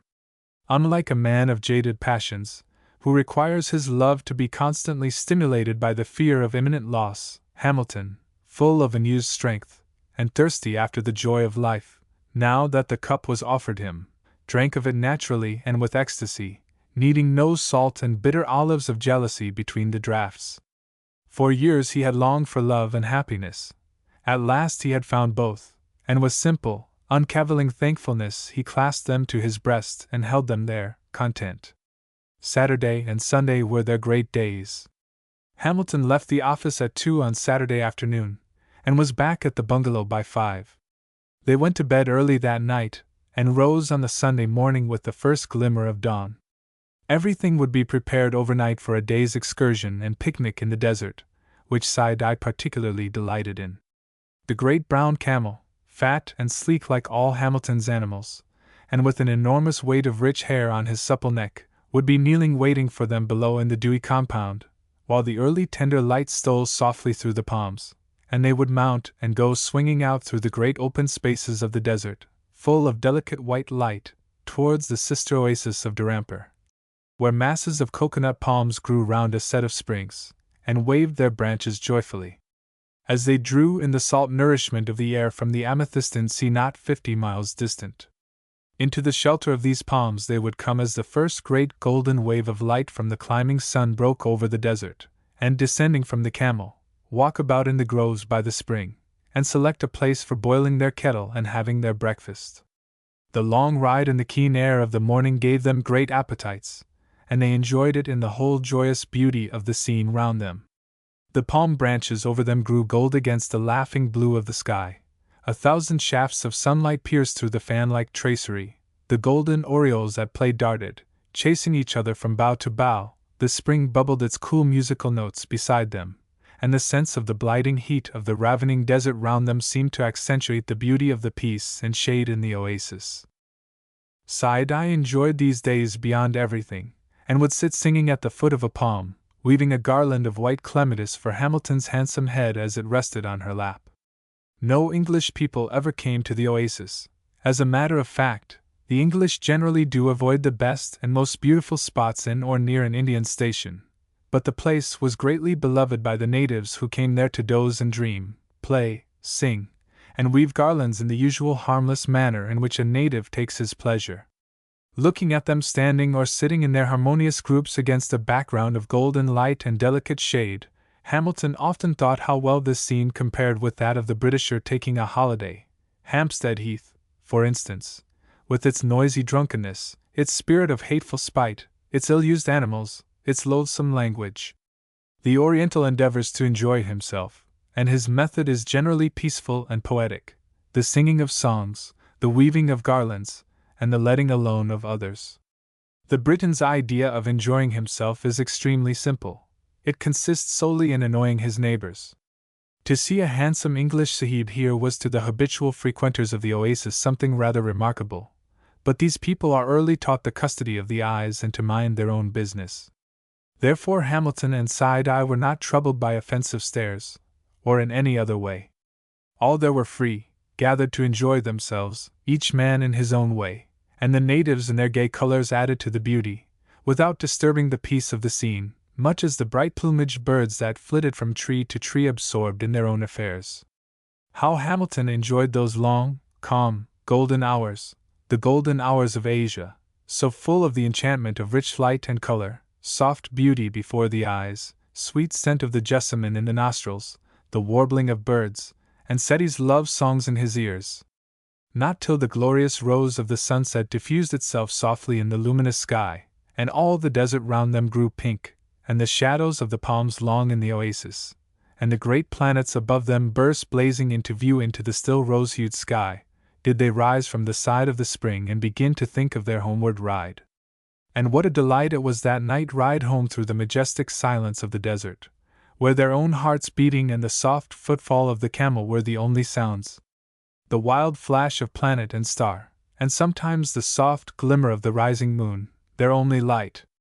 Eros, the god of passion, seated with them on the camel, their only companion.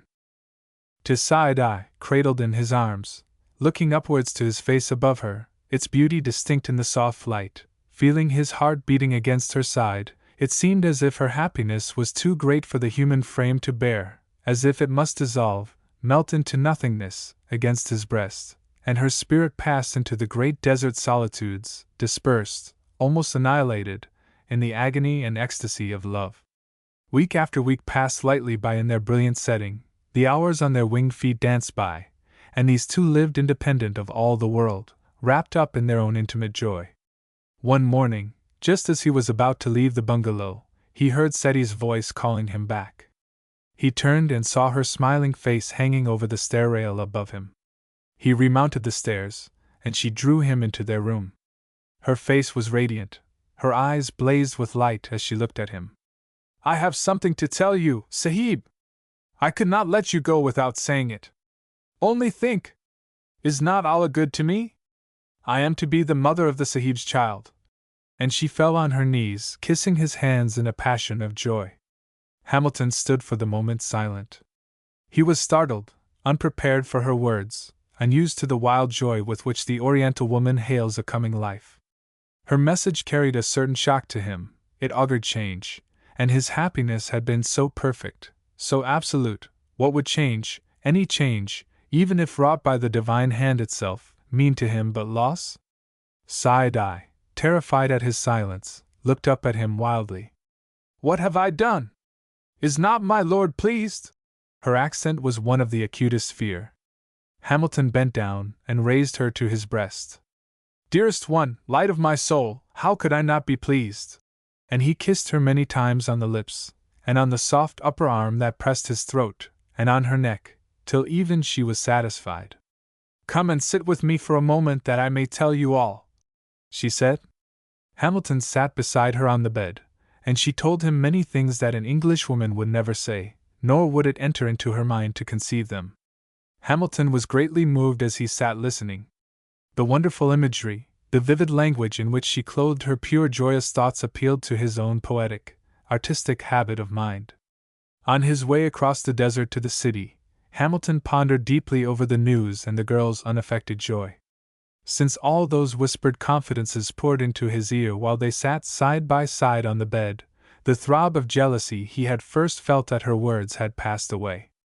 Side-Eye had made it so clear to him that her joy was not so great at being the mother of a child as that she was to be the mother of his child, and similarly Hamilton felt in all his being a curious thrill at the thought that his child was hers, that this new life was created in, and of her life that had become so infinitely dear to him. He was glad now that his wife had refused to have a child. The bitter pain he had felt then, those years ago, how little he had thought it was to be the parent of this present joy. Now the woman he loved as he had loved no other would be the one to bear his child. Still the thought of the suffering the mother would go through depressed his sensitive mind, and the idea of the risk to her life that came suddenly into his brain made him turn white to the lips as he rode in the hot sunlight. Such intense happiness as he had known for the last 3 months can turn a brave man into a coward. For a moment he faced the horrid thought that had come to him, Side-Eye dead, and the whole brilliant plain, laughing sky, and dancing sunlight and waving palms became black to him. To go back to that dreary existence of nothingness of his former life, after once having known the delight that this bright, eager, ardent love, these delicate little clinging hands had made for him, would be impossible. "No," he murmured to himself. "If she goes, then it's a snuff out for me too. I have never cared for life except as she has made it for me." And the cloud rolled off him a little as he met the idea of his own death.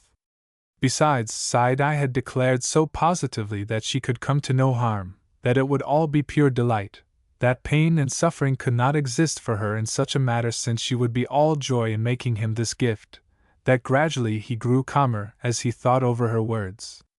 "But I didn't want any change," he burst out a little later, talking to the still golden air round him. "Confound it! I was perfectly happy. How impossible it is to keep anything as it is in this world! All our actions drag in upon us their consequences so fast. There is no getting away from this horrible change, no enjoying one's happiness peacefully when one has obtained it." When he arrived at his office in the city he found that a far heavier cloud had arisen on his horizon than that created by Setty's words. The English mail was in, and a long thin envelope, impressed with a much-hated handwriting, faced him on the top of the pile of his correspondence as he entered. He picked it up and opened it. "Dear F. Rank, you often used to invite me to come to India, and I have really at last made up my mind to. I am coming out by next month's boat to stay with you for a time. I have been very much run down in health lately, and my doctor says a sea voyage and 6 months in India will be first-rate for me. I hope you have a nice comfortable house and good servants. Yours affectionately, Jane." Hamilton stared at the letter savagely as he put it down before him on the table, a sort of grim smile breaking slowly over his face. He felt convinced that in some way his wife had learned of his newfound happiness, and that had given birth to her sudden desire to visit India after 20 years of persistent refusal to do so. He sat motionless for a long time, then stretched out his hand for an English telegraph form and wrote on it, "Regret unable to receive you now. Defer visit. F. Rank." He did not for one moment think that his wife would obey his injunction, or that his wire would have the least effect on her, but he wished to have a good ground to stand on when she arrived, and he declined to receive her. His teeth set for a moment as he thought of the interview. "This is a sort of wind-up day of my happiness," he muttered, as he took his place at the office table. "Well, I suppose no one could expect such pleasure as I have had these last 3 months to continue, but whatever happens, Side-Eye and I will stick together." He sat musing for a moment, staring with unseeing eyes at the pile of work in front of him. "Side-Eye, my Side-Eye! I shall never part from her, therefore I can never part from my happiness.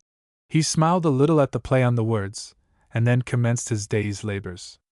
That evening, when he returned, Side-Eye noticed at once the depression in his usually gay, bright manner. When they were alone at dinner, she laid her hand on his. "What has darkened the light of my lord's countenance?" she asked softly. Hamilton drew from his pocket his wife's letter, and laid it beside her plate. "Can you read that, Side-Eye? If so, you will know all about it." The girl leaned one elbow on the table and bent over the letter, studying it. She had been trying hard to improve herself in the language, of which she knew already something, and with oriental quickness, had acquired much in the past 3 months. She made out the sense now easily enough. "This lady is a wife of yours?" she said quickly, with a swift upward glance at him, when she had finished reading the letter. Hamilton laughed a little. "She was my wife till I saw you, Side-Eye. No one is my wife now, nor ever will be, but you." A soft glow of supreme pleasure and pride lighted up Seti's great lustrous eyes. She bent her head and put her soft lips to his hand. "Have you forbidden this wife to come to you?" she asked after a minute. "Yes, I have, but she will come all the same. English wives think it foolish to obey their husbands."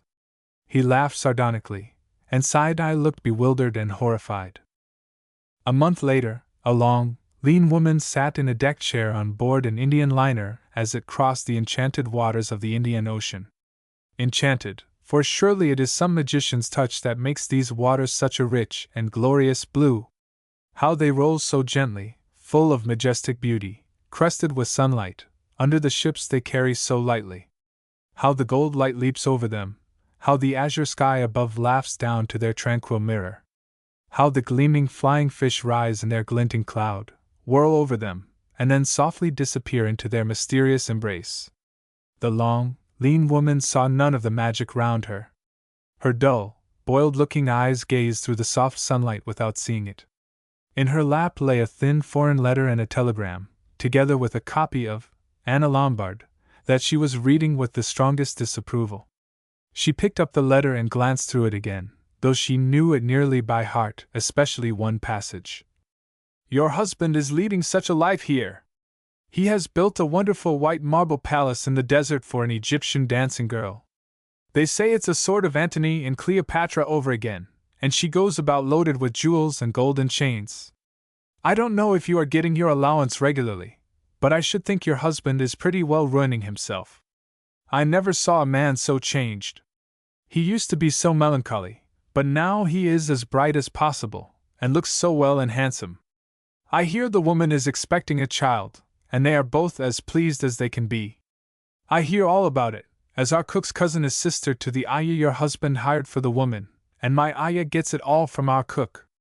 I really should, my dear, come out and look into the matter, as after a time he will probably want to stop sending home his pay."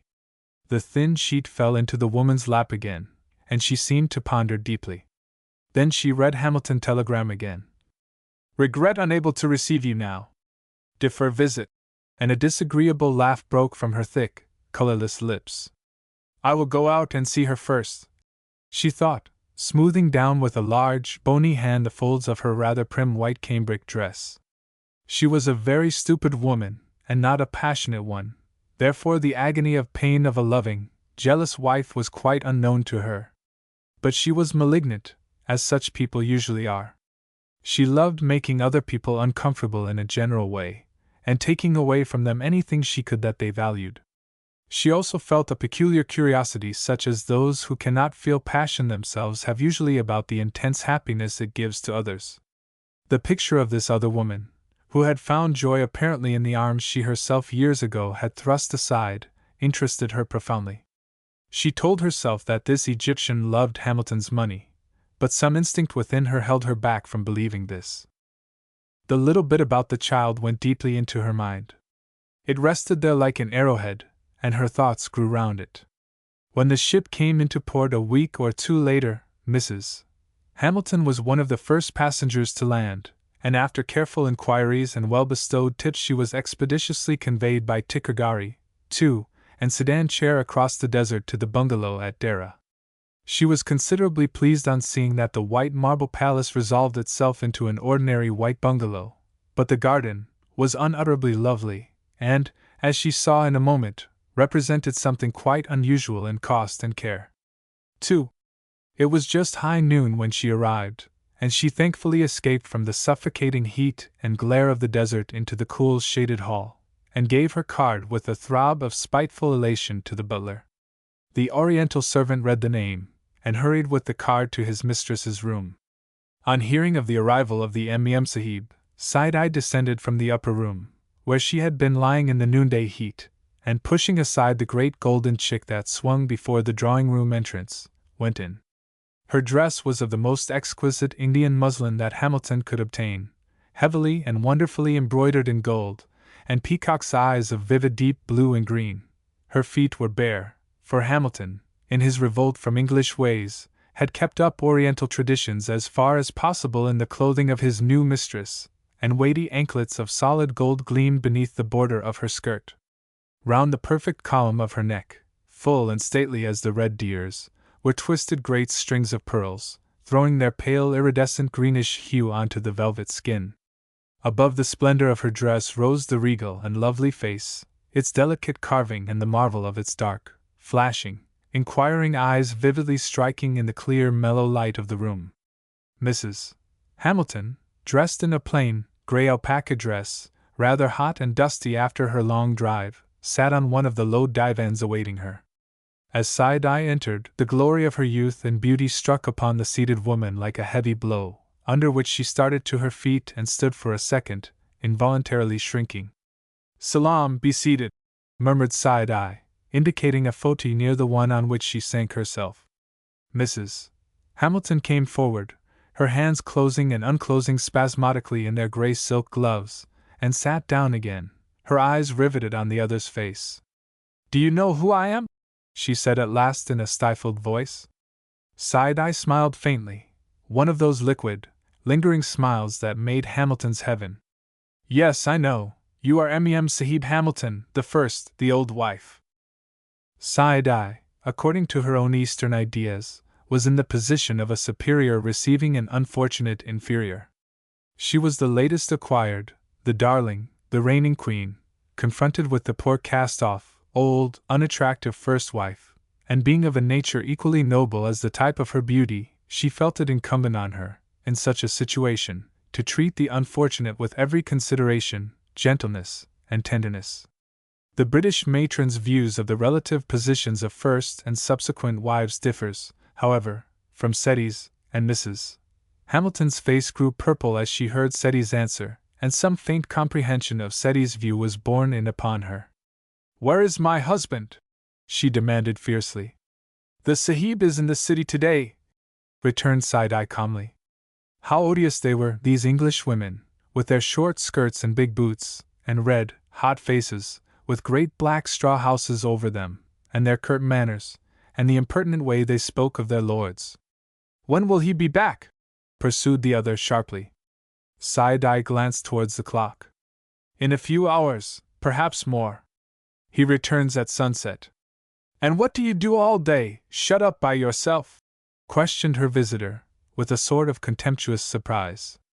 "I think of him," returned Side-Eye quite simply, with a sort of proud pleasure that made the Englishwoman stare incredulously. "Silly little fool!" she ejaculated, with a harsh, disdainful laugh. "Does he give you all those things, and dress you up like that?" she added, staring at the pearls on Seti's neck. "He has given me everything I have," she replied seriously. That Hamilton was wasting his substance on another went home far more keenly to his lawful wife than that he was wasting his love on the same. She got up, and went close to the girl, with a face of fury. "They are all mine! I should like to drag them off you. Do you understand that an Englishman's money belongs to his wife, and I am his wife? You! What are you? He belongs to me, and whatever you may think, I can take him from you. By our laws he must come back to me." Side-Eye rose and faced the angry woman unmoved. "No law on earth can make a man stay with a woman he does not love," she said calmly, "nor take him from one he does. You must know little, or you would know that love is stronger than all law. I give you leave to withdraw. Salam. And she herself moved slowly backwards towards the hanging chick, passed through it, and was gone, leaving the Englishwoman alone in the room.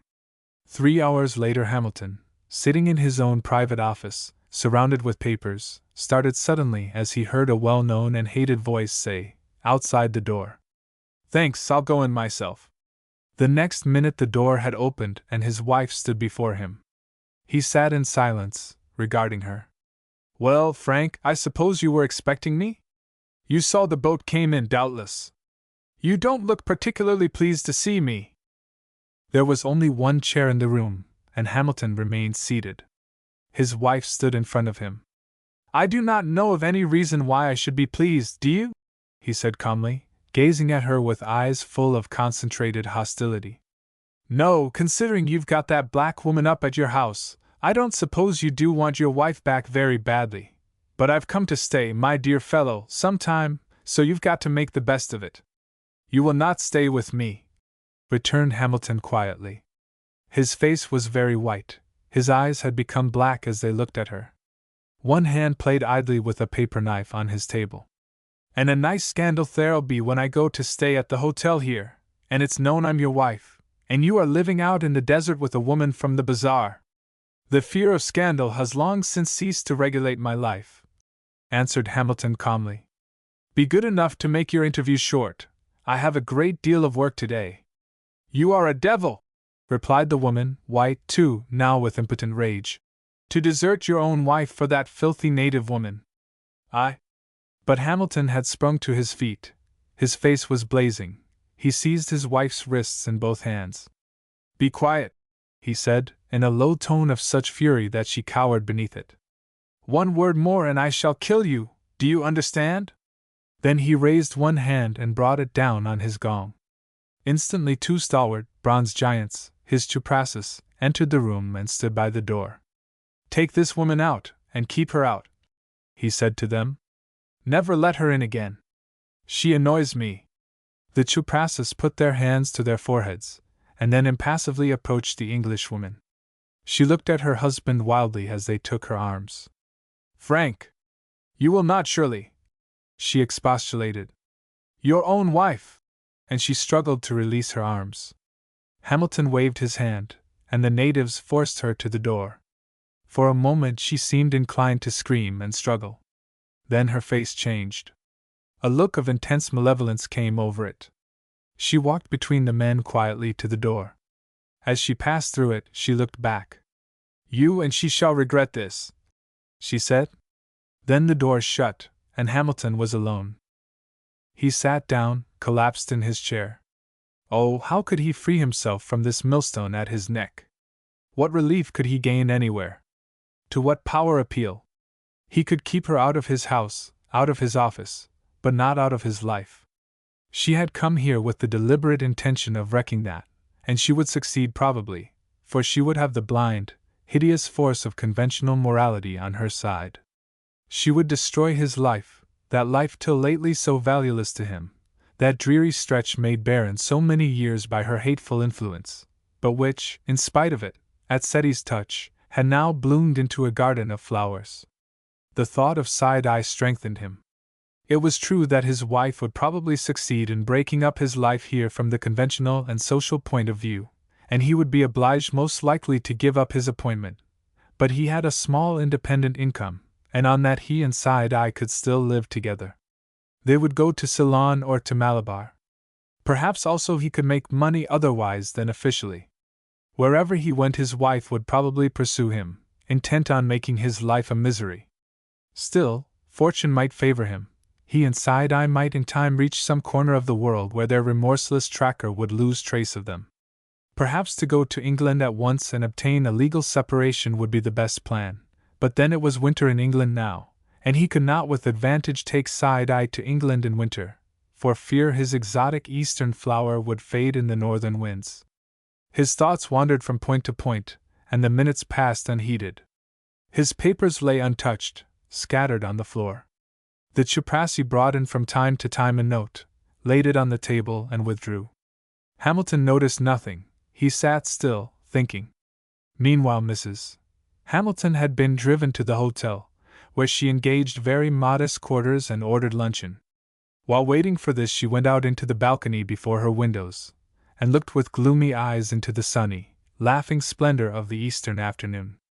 At the side of the hotel was a luxuriant garden, and the palms and sycamores growing there threw a light shade into the sunny street just below her window. The sky overhead stretched its eternal eastern blue, and the pigeons wheeled joyfully in and out the eaves in the clear sparkling air, or descended to the pools in the garden to bathe, with incessant cooing. Up and down the road passed the white bullocks with their laden carts, and the gaily dressed Turkish sweetmeat sellers went by crooning out songs descriptive of their wares, pausing under the shade of the garden to look up at the English Mem Sahib in the balcony. She leant her arms on the rail, and looked out on the gay scene with unseeing eyes. "Beast!" she muttered at intervals, and her hard-lined face crimsoned and paled by turns. When her luncheon came in, she returned to the room, took off her hat, and looked in the glass. The narrow, selfish, petty emotions of 20 years were written all over her face in deep, hideous lines. The mass of yellow hair, newly dyed, looked glaringly youthful and incongruous above it. Burning with a sense of malevolent discontent and misery, she turned from the glass and hurried through her luncheon, then ordered it to be cleared away and writing materials to be brought in, and set herself with grim feverishness to the concoction of a long letter to the Commissioner. In it Hamilton's 20 years of patient fidelity, through which time he had regularly transmitted to her half his pay year by year, were naturally not mentioned. Her own refusal to live with him, her incessant demands for more money, her extravagance, her long, whining letters to him, her debts, her own life in town were, of course, also suppressed. In the letter she figured as the ardent, tender, anxious wife, arriving to find her abandoned husband wasting his substance on a black mistress. The visit to the cruel tyrant in his office was long dwelt on, and the whole closed with a pathetic appeal to the Commissioner to use his influence to restore her dearest boy to her arms. It was not a bad letter from the artist's and the liar's standpoint, and she read it through with a glow of satisfaction, sealed it up with a baleful smile of triumph, and then sounded the gong. "Take this at once to the Commissioner Sahib," she said, handing the note to the servant. "And let me have some tea. Also, you can order me a carriage. I shall want to drive afterwards." When the tea came, she thoroughly enjoyed it after her virtuous labors, and in the cool of the evening drove out to see the city. That evening at dinner, seated at their table, laden with flowers, with the light from the heavy Burmese silver lamps falling on her lovely glowing face, and round Bengal-laden arms, Side-Eye told Hamilton of the visit of the white Mem Sahib. His face darkened and his lips set. "So she came here, did she? Did she frighten you? Attempt to hurt you?" "Oh, no," returned Side-Eye. "Not at all. Naturally she is very hurt, very sorry. No wonder she longs after the Sahib, and wishes to be taken back to his harem. I was very sorry for her. It is quite natural she should be jealous, of course." And Side-Eye rested one soft, silken-skinned elbow on the table and leaned across the flowers, and her half-filled wine-glass, looking with tender liquid eyes earnestly at the face of her lord. "The Sahib is so wonderful, so beautiful, so far above other men," she murmured, gazing upon him. "It is no wonder she is unhappy." Hamilton smiled a little, looking back at her.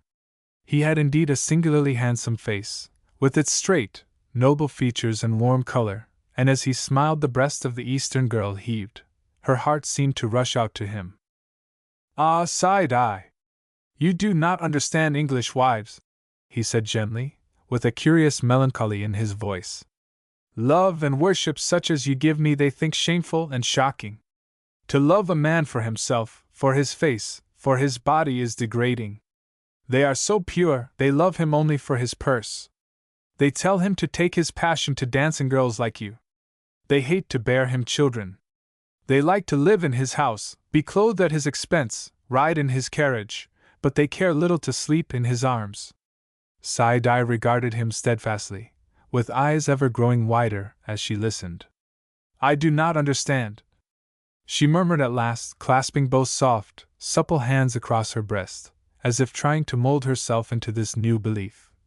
"It is so hard to comprehend." Surely it must be right to love one's lord, to bear him sons, to please him, to make him happy every hour, every minute of the day and night. Right? Returned Hamilton passionately, getting up from his seat and coming over to her. Of course it is right. Love such as yours is a divine gift to man, straight from the hands of God. He leaned his burning hands heavily on the delicately molded shoulders, looking down into her upturned face. How exquisite it was! Its fine straight nose, its marvelously carved mouth and short upper lip, its round, full chin, and midnight eyes beneath their great arching, sweeping brows. That woman is a fiend, one of the unnatural creatures our wretched European civilization has made only to destroy the lives of men. Don't let us speak of her. Never let us think of her. She is nothing to me. You are my world, my all. If she drives us away from here, there are other parts of the world for us. Separate us she never shall. Come! Why should we waste our time even mentioning her name? Come with me into our garden. Darling! Darling! He stooped over her, and on her lips pressed those kisses so long refused, uncared for by one woman, so priceless to this one, and almost lifted side-eye from the chair. She laughed the sweet low laughter of the Oriental woman, and went with him eagerly towards the veranda, and out into the compound where the roses slept in the warm silver light. For 2 days nothing happened. Hamilton went as usual to his office for the day. At 4 he left, and mounting his camel, went into the desert to the oasis in the palms. On the 3rd day he received a summons from the commissioner, and went up to his house in the afternoon. His heart seethed with rage within him, but except for an unusual pallor in the clear warm skin, his face showed nothing as he entered the large, imposing drawing-room. The commissioner was a short, pompous little man, rather overshadowed by his grim raw-boned wife, and had under her strict guidance and training developed a stern admiration for conventional virtue, particularly in regard to conjugal relations. He rose and bowed as Hamilton entered, but did not offer to shake hands. Hamilton waited, erect, silent. "Sit down, Mr. Hamilton." Hamilton sat down. I have received what I may term a painful, yes, a very painful communication, and I may say at once it refers to you and your concerns in a most distressing manner, most distressing." The commissioner coughed and waited. Hamilton remained silent. The commissioner fidgeted, crossed his knees, uncrossed them again, then turned on him suddenly. The Indian climate is trying to the temper. It means many pegs, and small control of the passions. "Damn you, sir!" he broke out fiercely. "What the devil do you mean by keeping a black woman in your house, and sending your wife to the hotel here?" He was purple and furious. In his hand he crushed Mrs. Hamilton's beautiful composition. "She tells me you called in natives to throw her out of your office. It's disgraceful. Upon my word it is, it's scandalous. And you sent her to the hotel. I never heard of such a thing. Mrs. Hamilton came out uninvited, in defiance of my express wishes, and on her arrival I told her she could not stay with me," returned Hamilton quietly. "Whether she went to the hotel or not, I don't know. But your wife, damn it all, your wife, has a right to stay with you if she chooses. Naturally she would come to you, and you can't turn her out in this way. She has long ago forfeited all rights as my wife," replied Hamilton calmly, in a low tone, with so much weight in it that the commissioner looked at him keenly. "Why don't you get a divorce or a separation then?" he asked abruptly. "Do the thing decently, not have her out like this, and make a scandal all over the station." "I know of no grounds for a divorce," returned Hamilton. "There are many ways of breaking the marriage vows other than infidelity. I married Mrs. Hamilton 20 years ago, and for those 20 years she has practically refused to live with me. For 20 years I have remitted half my income to her every year. During that time I have many times asked her to join me here, sought a reconciliation always to be refused. Recently I found another interest. The moment my wife discovered this, she came out with the sole purpose of annoying me. I have come to the conclusion that 20 years' fidelity to a woman without reward is enough. I shall not alter my life now to suit Mrs. Hamilton." The commissioner was silent. He was quite sure Hamilton was speaking the truth, and in reality, in the absence of Mrs. Commissioner, he felt all his sympathies go with him. But his wife's careful training and his official position put other words than his mind dictated into his mouth. "Well, well," he said at last, "we can't go into all that. You and your wife must arrange your matters somehow between you. But there can't be a scandal like this going on. You, a married man, living with a native woman, and your wife out here at the hotel. Something must be done to make things look all right, must be done." And he knitted his brows, looking crossly at Hamilton from under them. Hamilton shrugged his shoulders. "You'd better give up this native woman," snapped the Commissioner. Hamilton smiled. His was such an expressive face, it told more clearly the feelings than most impassive English faces, and there was that in the smile that held the Commissioner's gaze, and the two men sat staring at each other in silence. After some moments the Commissioner spoke again, but his tone was different. "Hamilton, you know we all have to make sacrifices to our official position, to public opinion, to social usage. Ah, what a Moloch that is that we've created, it devours our best." "Yes, a Moloch," he muttered half to himself, gazing on the floor. "Still, it's there, and we all suffer equally in turn. I know what it is myself. I have been through it all." He stopped, gazing fixedly at the beautiful crimson roses in the pattern of his Wilton carpet. What visions swept before him of gleaming eyes and sweeping brows, ruthlessly blotted out by a large, raw-boned figure and face of aggressive chastity. "I am sorry for you, but there it is, whatever the rights of the case, you can't make a scandal like this." "I am ready to resign my post if necessary," returned Hamilton. "I have enough to live on without my pay." The Commissioner started, and looked at him. "Is she so handsome as that?" he asked in a low tone, leaning a little forward. Mrs. Commissioner was not there, and he was forgetting officialdom. Hamilton hesitated a moment. Then he drew from his pocket a photograph, taken by himself, of Sidai standing amongst her flowers. The beautiful Eastern face, the lovely, youthful, sinuous figure, veiled in its slight, transparent drapery, taken by an artist and a lover in the clear, actinic Indian light, made an exquisite work of art. It lay in the hand of the Commissioner, and he gazed on it, remembering his long-past youth. After a long time Hamilton broke the silence. "Now you know," he said at last, "why I am ready to resign my post rather than resign that, and it is not only her beauty that charms me, it is her devotion, her love. Do you know, white or black, superior or inferior, these two women are not to be mentioned in one breath. The one you see there is a woman, the other is a fiend." The Commissioner tried to look shocked, but failed. The smooth card still lay in his hand, the lovely image impressed on it smiled up at him. "I don't know but what you are right," he muttered savagely as he handed it back to Hamilton. "These wives, damn 'em, seem to have no other mission but to make a man uncomfortable." He got up and began to pace the room. He seemed to have forgotten Hamilton and the official role he himself had started to play.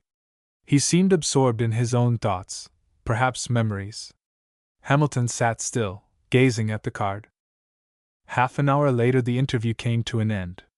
Hamilton went away to his office with a light heart and a smile on his lips. The Commissioner had given him some of his own reminiscences, and Hamilton had sympathized. The two men had drifted insensibly onto common ground, and the Commissioner finally had promised to help Hamilton as far as he could. Hamilton was pleased. That he had merely been twisting a piece of straw that would be bent into quite another shape when Mrs. Commissioner took it in hand, did not for the moment occur to him. That night Sidai danced for him in the moonlight, and afterwards ran from him swiftly, playing at hide-and-seek amongst the roses, laughing, inviting his pursuit. In and out behind the great clumps of bougainvillea gleamed the lovely form, with hair unbound falling like a mantle to the waist.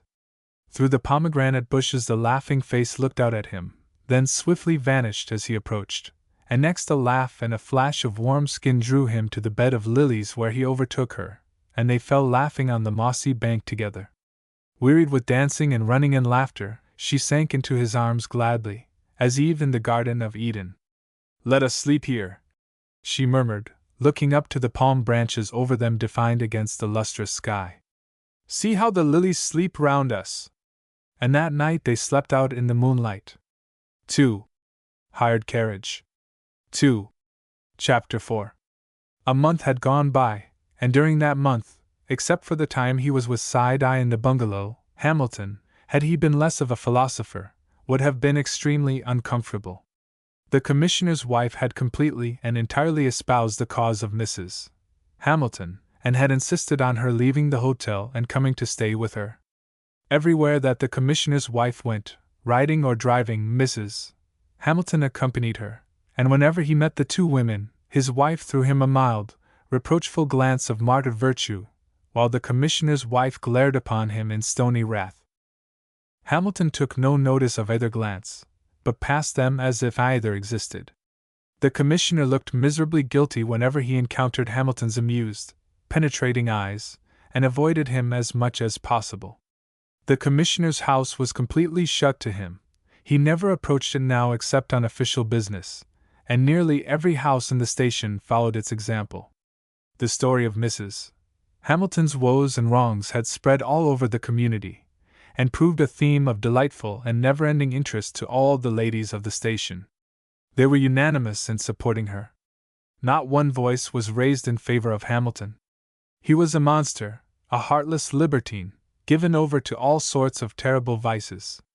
Tales of the fearful doings in the desert bungalow, where Hamilton and Side-Eye lived the gay, bright, joyous life of two human beings, happily mated, as nature intended all things to be, spread over the station, and the stony stare of the women upon Hamilton, when they met him, mingled insensibly with a shrinking horror that greatly amused him. Nobody spoke to him except in his business capacity. Every one avoided him. He was practically ostracized. Mrs. Hamilton, on the other hand, went everywhere, and thoroughly enjoyed herself in the role of gentle, forgiving martyr that she played to perfection. Being plain and unattractive to men, she was thoroughly popular with the women, and they were never tired of condoling with her on having such a brute of a husband. What more natural, poor dear, than that she should refuse to live with him in India, if the climate did not suit her? So unreasonable of him to expect it. The question of a family, too. Why, what woman was there now who did not hate to have her figure spoiled, an object to be always in the sick room and nursery? So natural that she did not wish those disagreeable passionate relationships. A man could not expect that sort of thing from his wife. And then the money, too. She had never had more than half his income all these 20 years. It seemed to them that she had been wonderfully good and resigned. Such was the talk at the afternoon teas, and the married men at the club, coached by their wives, and being in the position of the fox who had lost his brush, and wished no other fox to retain his, condemned Hamilton quite as freely. It was beastly rough on his wife, they agreed, to set up a black dancing girl under her eyes. Hamilton cared not at all for the social life of the station, and was greatly relieved by not having invitations to give or to answer. All that he regretted was the ultimate resignation of his post, which, he foresaw, would be the result of all this scandal sooner or later. Side-Eye, with oriental quickness, had soon grasped the whole situation, and had flung herself at his feet in a passion of tears, begging him to send her away or to kill her rather than let her presence make him unhappy. Hamilton had some difficulty in turning her mind from the resolve to kill herself by way of serving him, and it was only his solemn oath to her that she was the one single joy and happiness of his life, that with her in his arms he cared about nothing else, that if he lost her his life was at an end, which pacified and at last convinced her. Another month went by, and Mrs. Hamilton began to tire of her position. She felt she was not making Hamilton half unhappy enough. She had had but one idea, and that was to separate him from Side-Eye, and in this she had failed. He had not even been turned out of his post. He had been expelled from the social life of the station, but she knew he would not feel that he would only welcome the greater leisure he had to spend in his Eden with her. To play the martyr for a time had been interesting, but its pleasure was beginning to wane. Moreover, she could not stay permanently with the commissioner's wife. She grew restless. She must carry out her plan somehow. When Hamilton's life was completely wrecked, she would be ready to return to England, not till then, and she lay awake at nights grinding her long, narrow, wolf-like teeth together as she thought of Hamilton in the desert bungalow. One morning, after a nearly sleepless night, she got up and looked critically at her face in the glass. Old and haggard as usual it looked, but today, in addition to age and care, a specially evil determination sat upon it. Life is practically done with, she thought, looking at it. I have only this one thing to care about now, and I'll do it somehow before I go. If I can't enjoy my life, he shan't enjoy his. She turned from the glass and commenced dressing. The evil look deepened on her face from minute to minute, and the word, "Beast," came at intervals through her teeth. Outside the window of her charming room all was waking in the joyous dawn of the east. Long shadows lay across the velvet green slopes of the Commissioner's lawn as the sun rose behind the majestic palms that shaded it. Floods of golden light were rippling softly over roses and stephanotis, opening bud after bud to the azure above them. The gay call of the birds rang through the clear morning air. The paraquets swung in ecstasy on the bamboo branches, crying out shrill comments on each other's toilet. The scent of 1,000 blossoms rose up like some magic influence, stealing through the sparkling sunlight into the room, and played round the thin face of the woman within, but it could make no message clear to her. Every sense of hers had long been sealed to all joy by hate. At breakfast she announced her intention of leaving India by the following mail, and not all the kind pressure brought to bear upon her by the Commissioner's wife could induce her to postpone her departure. She was gentle, calm, and resigned in manner, as usual, excessively grateful for all they had done for her, and the kindness shown her. She spoke very sweetly of her husband, told them how she had hoped by coming out to induce him to leave the evil life he was leading, but she saw now that these things lay in higher hands than hers, and she felt all she could do was to pray and hope for him in silence. "Why don't you divorce him?" broke in the Commissioner abruptly and quickly, anxious to get it out before his wife could stop him. He tugged violently at his mustache, waiting for her answer.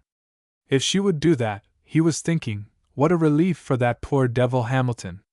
"Divorce him?" returned Mrs. Hamilton resignedly. "Never! It is a wife's duty to submit to whatever cross Providence lays upon her, but divorce seems to me only the resource of abandoned women." The Commissioner's wife nodded her head in majestic approval. The Commissioner got up abruptly, breakfast being concluded. He said nothing, but his mental ejaculation was, "Old hag! Knows she couldn't get any one else, nor half such a handsome allowance." The day for Mrs. Hamilton's departure came, and on its morning Hamilton found a note from her on his office desk. He took it up and opened it with a feeling of repulsion. "Dear F. Rank, I am leaving by the noon boat for England. They seem to have altered their time of sailing to 12 instead of 7 p.m. I am sorry my visit here has caused you trouble. Do not be too hard on me. I am leaving now, and do not intend to worry you again. You must lead your own life until, perhaps, some day you wish to return to me. You will find me ready to welcome you. Goodbye, and forgive any pain I have caused you. Your affectionate wife, Jane." Hamilton read this note with amazement, and a sense of its falsity swept over him, as if a wind had risen from the paper and struck his face. But as men too often do, he tried to thrust away his first true instincts, and replace their warning with a lumbering reason. He sat deep in thought, gazing at the table before him. If it were true, if she were really going, if she really meant goodbye, what a relief! But it was impossible, unless, indeed, she had accomplished her plan, and had heard that he had been, or was about to be dismissed from his post. This seemed to throw a light upon the matter, and with the idea of finding confirmation of this in some of the other letters awaiting him, he started to go through them. It was a heavy post bag, and gave him much to attend to. He went through the letters, but found nothing relative to himself in them, and settled down to his work. 12, 1, and 2 passed, and he looked up at the clock, wondering if she were really gone. He seemed to have no inclination for lunch, so he worked on without leaving the office, and only rose to clear his desk when it was time to leave for the day.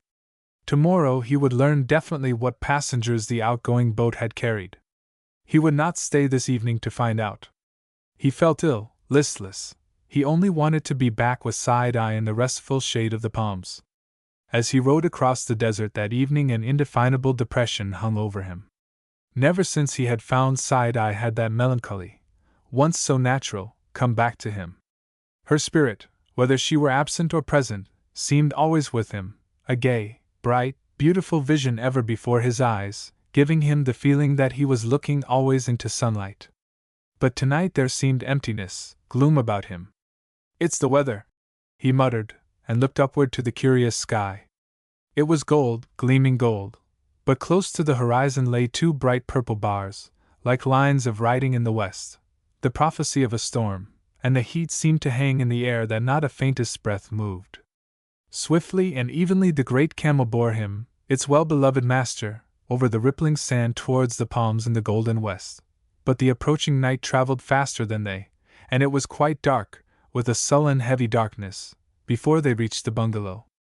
It seemed very quiet, with an indefinable sense of stillness in the garden and wide hall. Neither Side-Eye nor any servant came to meet him, and it was quite dark, no lamp had been lighted. With a sudden throb of terror in his heart, Hamilton paused and called, "Side-Eye." There was no response, no sound. Striking a match, Hamilton deliberately lit a lamp. Some great evil was upon him, and with a curious calmness he went forward to meet it. He went upstairs and pushed open the door of their bedroom, shielding the light with his hand and seeking first with his eyes the bed. Side-Eye lay there, the exquisite form, in its transparent purple gauze, lay composed upon the bed, a little to one side. The glorious hair, unbound, rippled in a dark river to the floor. The head rested sideways as in sleep, upon the pillow. In silence Hamilton approached. Near the bed his foot slid suddenly. He looked down. There was a tiny lake of scarlet blood, blackening at its edges, blood on the wooden bedstead side, blood on the purple muslin over the perfect breasts. Hamilton, his body growing rigid, put out his hand to her forehead. It was cold. He set down the lamp and turned her face towards it, putting his arm under her head. Her lips were stone color, the lids were closed over the eyes. The face was the face of death. In those moments Hamilton realized that his own life was over. Side-Eye was dead, murdered. The world then was simply no more for him. All was finished. He himself was a dead man. Only one thing remained, one duty for him. To avenge her. Then utter rest and blackness. He looked round thinking. The room was quite empty, undisturbed. The great pearls on Seti's neck were untouched. They gleamed gently in the pale light from his lamp. No robber, no outsider had been here. Then, in the darkened room, leapt up before him the truth. A white, blonde face seemed looking at him from the walls, the thick pale lips, the half-closed sinister eyes, the lean long figure of his wife rose before him. But she was to leave by the morning's boat, he muttered.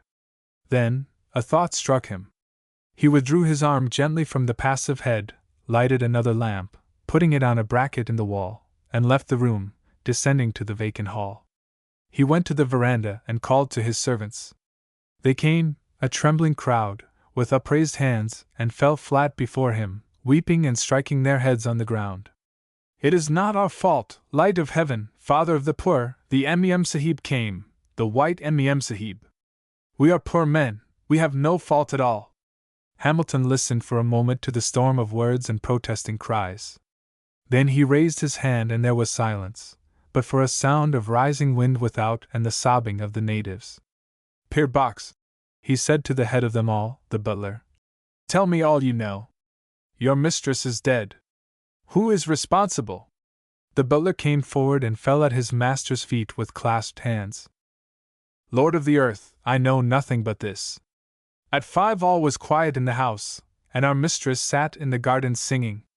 Then came to the door 2 runners with a palanquin. They asked to see our mistress.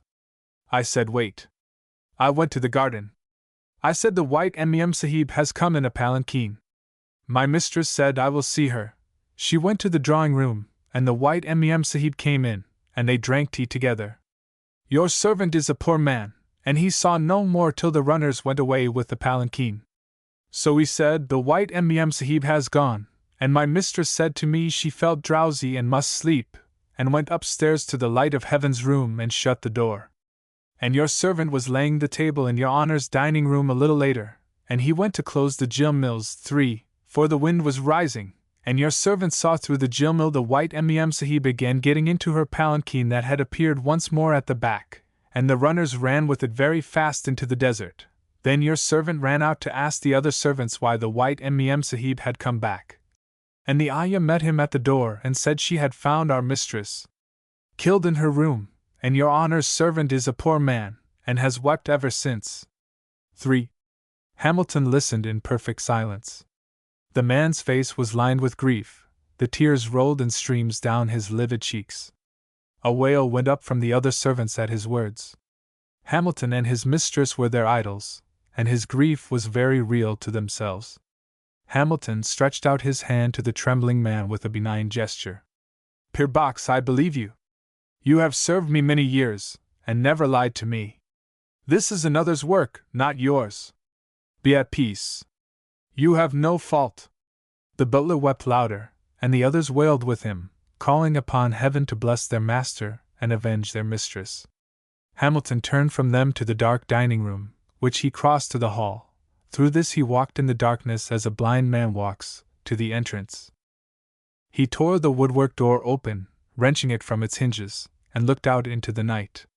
A dust storm was raging in the desert beyond the compound, and its stinging blasts of wind, laden with sand, drove heavily over the exquisite masses of bloom, the glorious and delicate scented blossoms of the garden.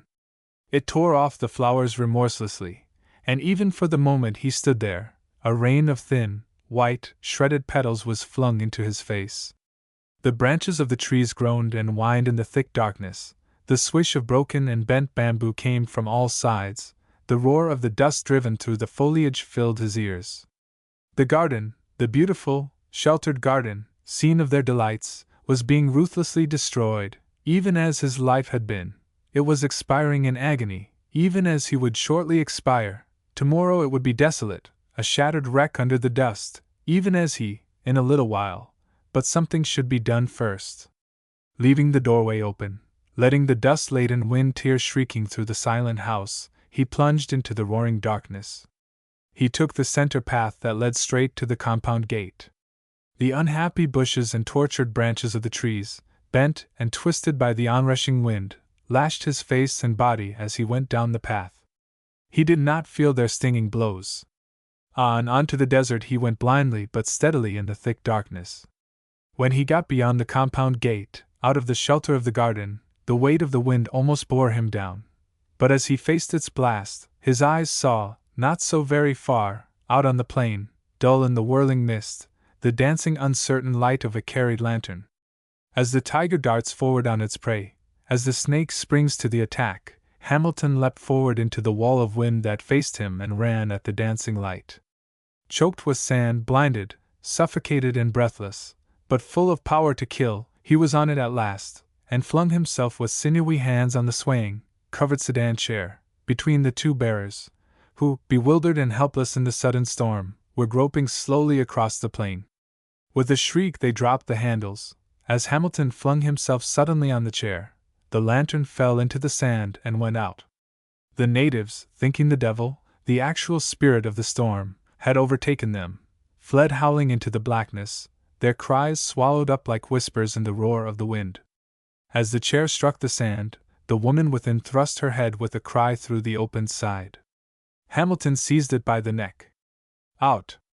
Out of the sedan chair, through the burst-open door, he pulled the wretched creature by her head, and then flung her with all his force upon the sand. The raging wind swept past them in sheets of dust, bellowing as it went. He knelt on her body, his hands ground into her neck.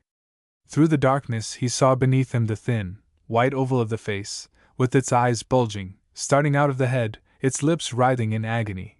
Two white hands beat helplessly in the black air beside him. He looked hard into her eyes, bending down to her close, very near. As his hands sank deeper into her neck, his fingers locked more tightly round it. In a few seconds the light of the eyes went out, the hands ceased to beat the air. Side-Eye was avenged.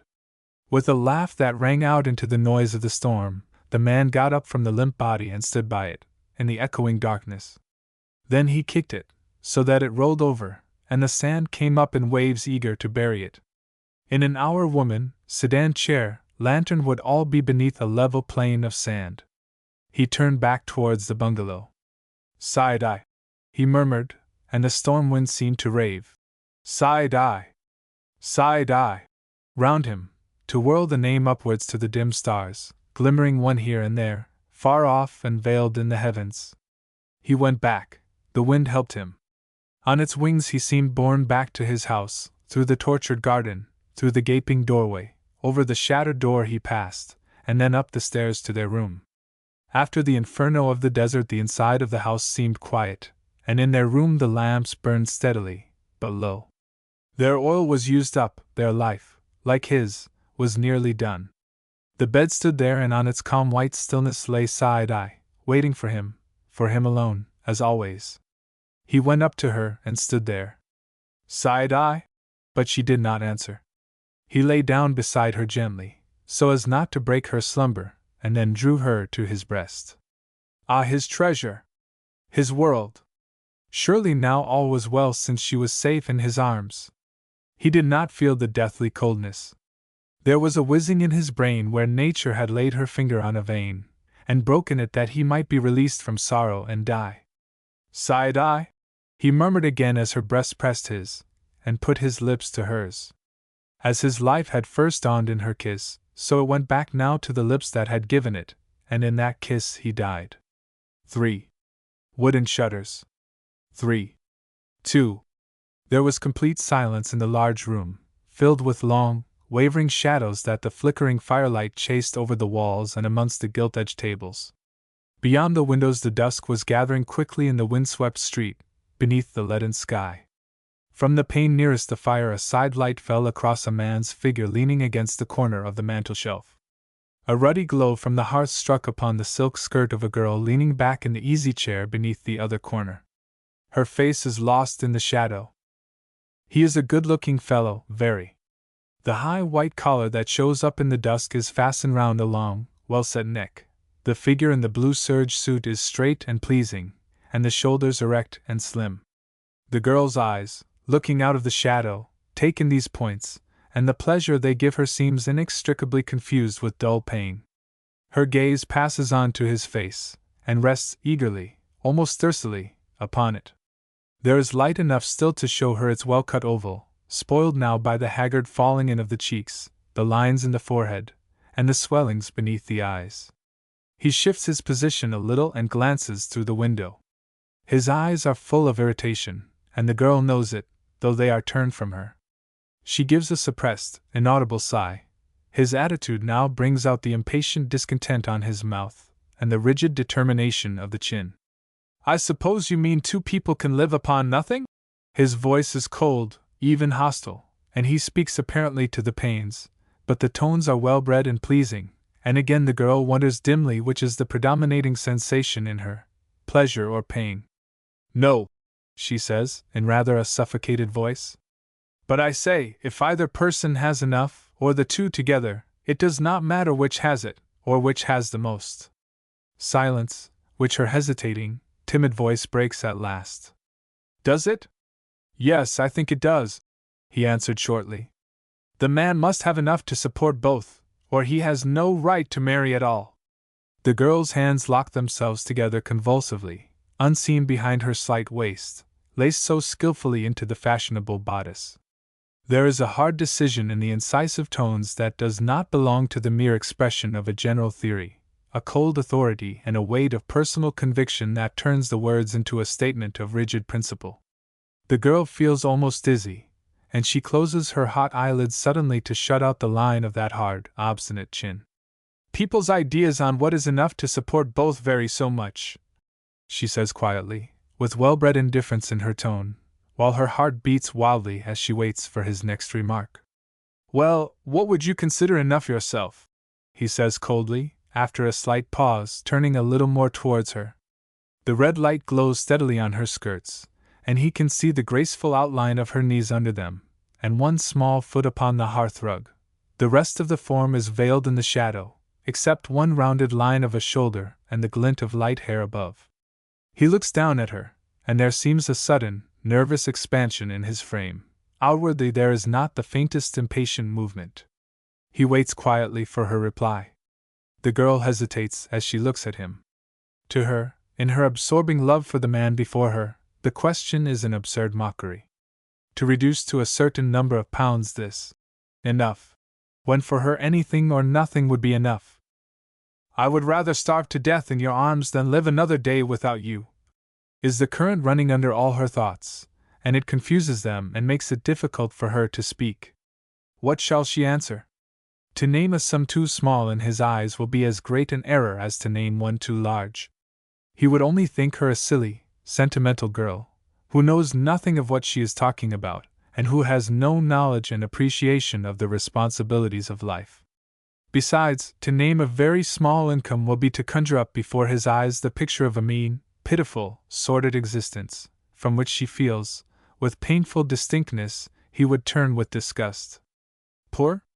Yes, he has told her that he is poor, and she believes it, but somehow, by contracting debt, probably, she thinks, as her keen, observant eyes sweep over him, he manages at present to live and dress as a gentleman. Those well-cut suits, those patent shoes and expensive cigarettes, these things, she feels instinctively, must be preserved for him, or any form of life would lose its charm. At the same time, she must mention something that is not hopelessly beyond him. She recalls her own 200, surely, at the least, he must be making one. I can hardly say, she murmured at last, because personally I think one can live on so very little, but I suppose most people would say, well, about £300 a year. Oh, 300 a year, he says, stretching out his hand for the teacup on a low table beside him. The tea has grown cold in the discussion of abstract questions. He takes the cup and sits down deliberately in the corner of the couch opposite her, and stirs the tea slowly. How much is that a week? £5.15, isn't it? Well, now go on, see what you can make of it. Your house, the smallest, and servants. House and servants, interrupts the girl. But why have a house and servants at all? I don't know, he rejoins curtly.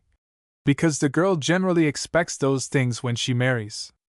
Not all girls, she says, and one seems to hear the smile with which she says it in her voice. You mean rooms? He says quickly, with a gleam of pleasure breaking for a moment across his face. Well, say rooms, you would want 30 shillings, I suppose, at the least, and then another 30 for board. That leaves £2.15 for everything else. Surely that's a good deal. Oh, I don't know, think of one's clothes. And Stephen stares moodily into the fire, with a pricking recollection of a tailor's bill for 20-odd in his drawer at home now. Then, to remove the impression of selfish extravagance he feels he may have given, he adds, and a man wants to give his wife some amusement, and 300 a year leaves nothing for that.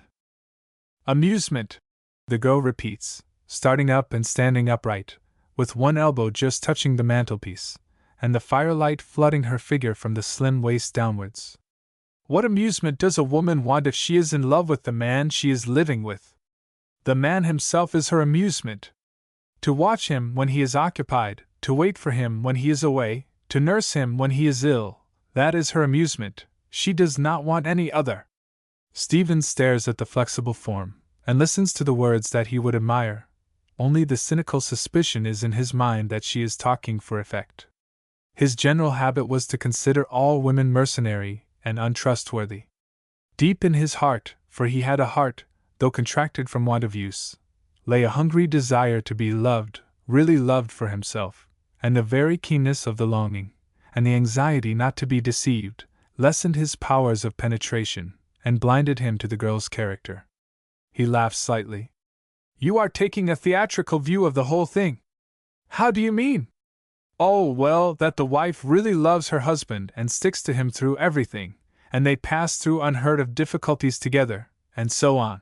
But he adds, with a faint yawn, I've always noticed that when the money goes the love disappears too. There's no love where there's abject poverty. But 300 a year is not abject poverty. answers the girl in a quiet tone, not denying his theory for fear of being called again theatrical. No, he admits. Oh, it might do very well as long as there were only two, but then, when there are children, it means a nurse, and all sorts of expenses. He says the words with a simplicity and directness that makes the girl almost catch her breath. For these two were not on intimate terms with each other, not even terms of intimate speaking.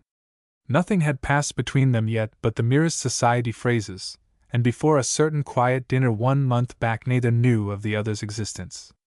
Since then some chance meetings on the beach, the parade, the pier, a few long afternoon rows. Between then and now, these are the only nourishment the flame in either breast has received, a flame kindled in a few long glances across the dinner table.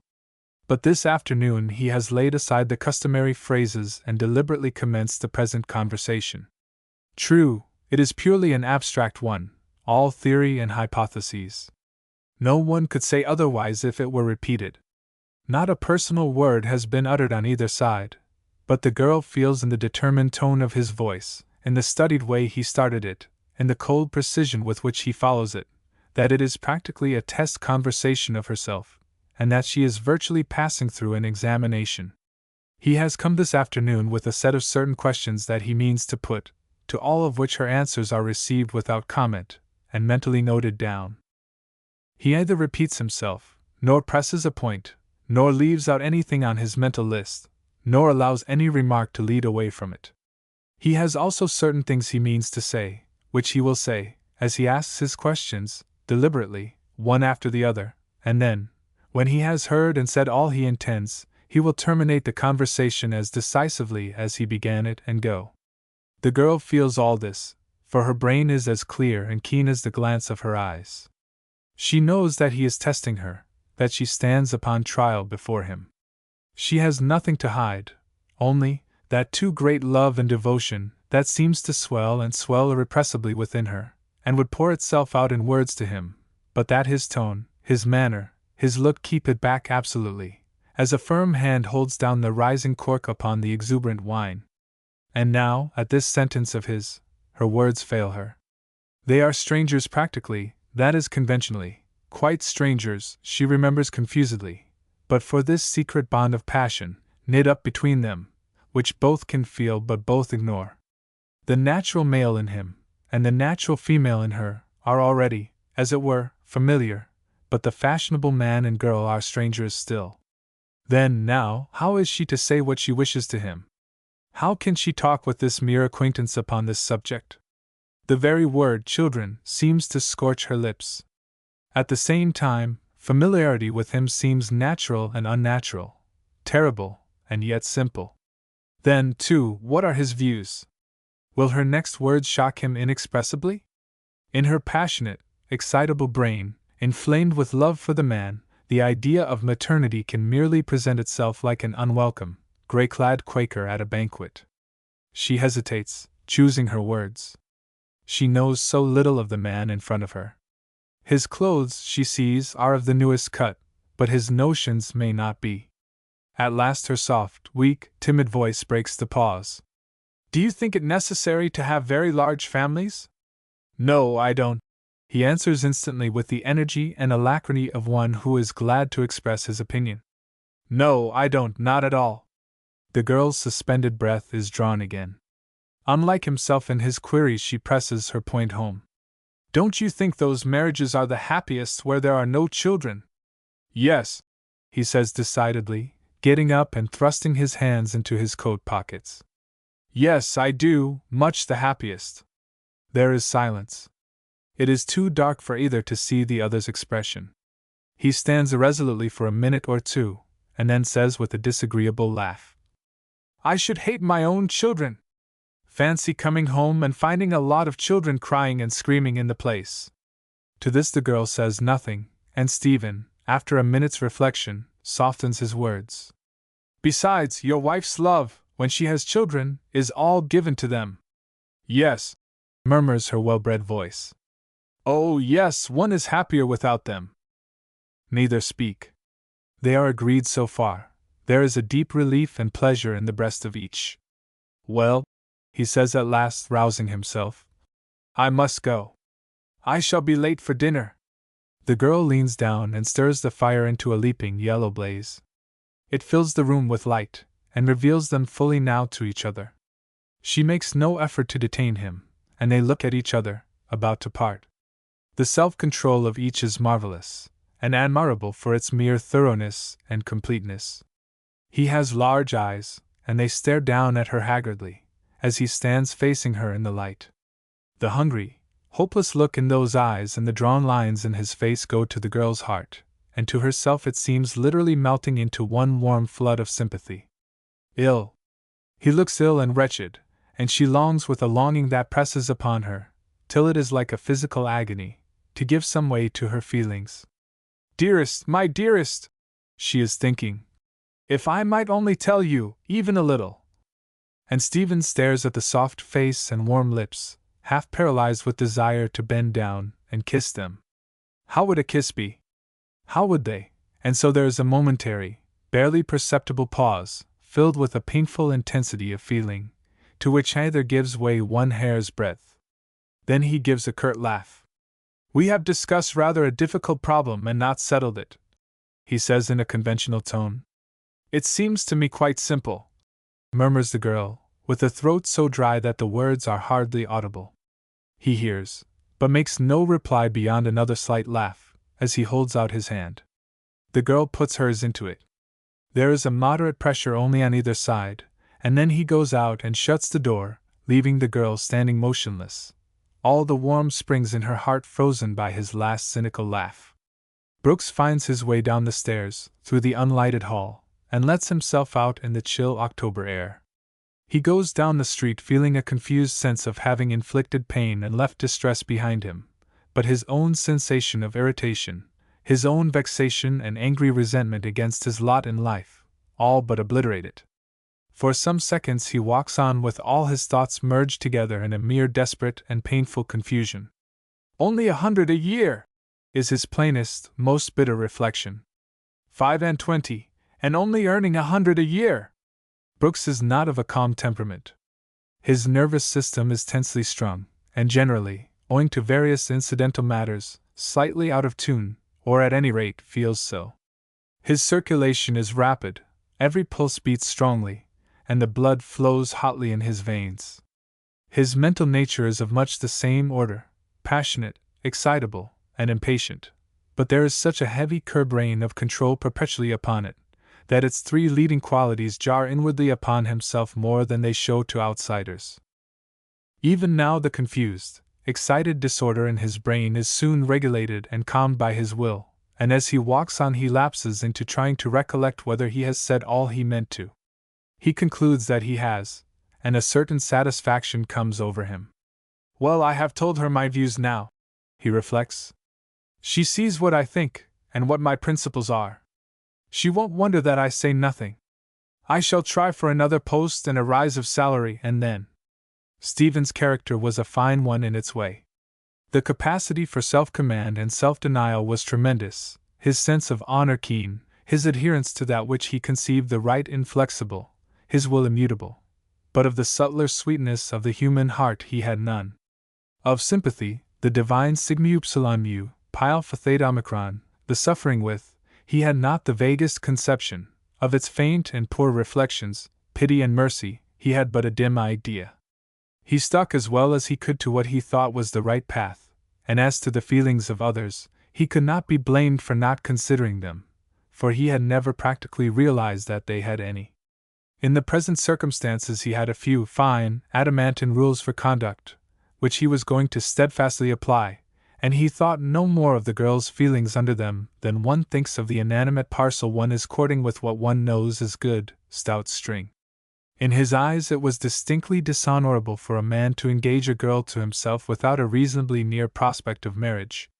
It was also decidedly ungentlemanly to propose to a girl if she had money and you had none. Moreover, it was extremely selfish to remove a girl from a comfortable position to a poorer one, though she might positively swear she preferred it. And lastly, it was unwise for various reasons, to be too amiable to the girl, or to give any but the dimmest clue to your own feelings. There was no telling, your feelings might change even, when you have to wait so long, and then it was much better for the girl that she should not be tied to you. To visit the girl frequently, to hang about her to the amusement of onlookers, to keep alive her passion by look and hint and innuendo, to excite her by advances when he was in the humor, and studiously repulse her when she made any, to act almost as if he were her fiancé, and curtly resent it if she ever assumed he was more than an ordinary friend. This line of action he saw no fault in. The above were his views, and they were excellent, and if the girl didn't understand them she might do the other thing. Some weeks passed, and the man and the girl saw each other constantly, 3 or 4 times in the week, perhaps more, and the inward irritation grew intense, while their outward relations remained unchanged. There was a certain brutality that crept into the man's tones occasionally when he addressed her, a certain savage irritability in manner, that told the girl's keen intelligence something, some involuntary sighs of hers as she sat near him, and an increasing look of exhaustion on her face, that told him something. But that was all. There were no tender passages between them, none of the conventional English flirting. Matters were too serious, and the nature of each too violent to permit of that. A little bitter, more or less hostile, conversation passed between them on the most trifling subjects in his long afternoon calls. A little music would be attempted, that is, he would sing song after song, while she accompanied him, but a song was rarely completed. Generally, before or at the middle, he would seize the music in a gust of irrepressible and barely veiled irritability, and fling it on the piano, yet they attempted the music with unwavering persistence, and both rose to go to the instrument with mutual alacrity. There they were close to each other, so close that the warmth and breath of their beings were interchanged. There in the pursuit of a fallen sheet of music, his head bent down and touched hers. Once, apparently to regain the leaf, his hand and arm leaned hard upon her lap. 1 second, perhaps, no more, but the girl's whole strained system seemed breaking up at the touch, her control shattered, like machinery violently reversed. The music leaf was replaced, but her hands had fallen nerveless from the keys. "It is hot. I can't go on playing. Put the window open, will you, for me?" Stephen walked to the window, raised it, and smiled into the dark. That night it seemed to Stephen he could never force himself to leave the girl. He prolonged the playing past all reasonable limits, until May's sister laughingly reminded him that they were only staying in seaside lodgings, and other occupants of the house must be considered. Stephen reluctantly relinquished the friendly piano, and then stood, with May's sweet figure beside him, and her upraised face clear to the side vision of his eye, talking to her sister. At last, when every trifle is exhausted of which he can make conversation, there comes a pause, a silence. He can think of nothing more. He nerves himself, holds out his hand, and says, "Good night."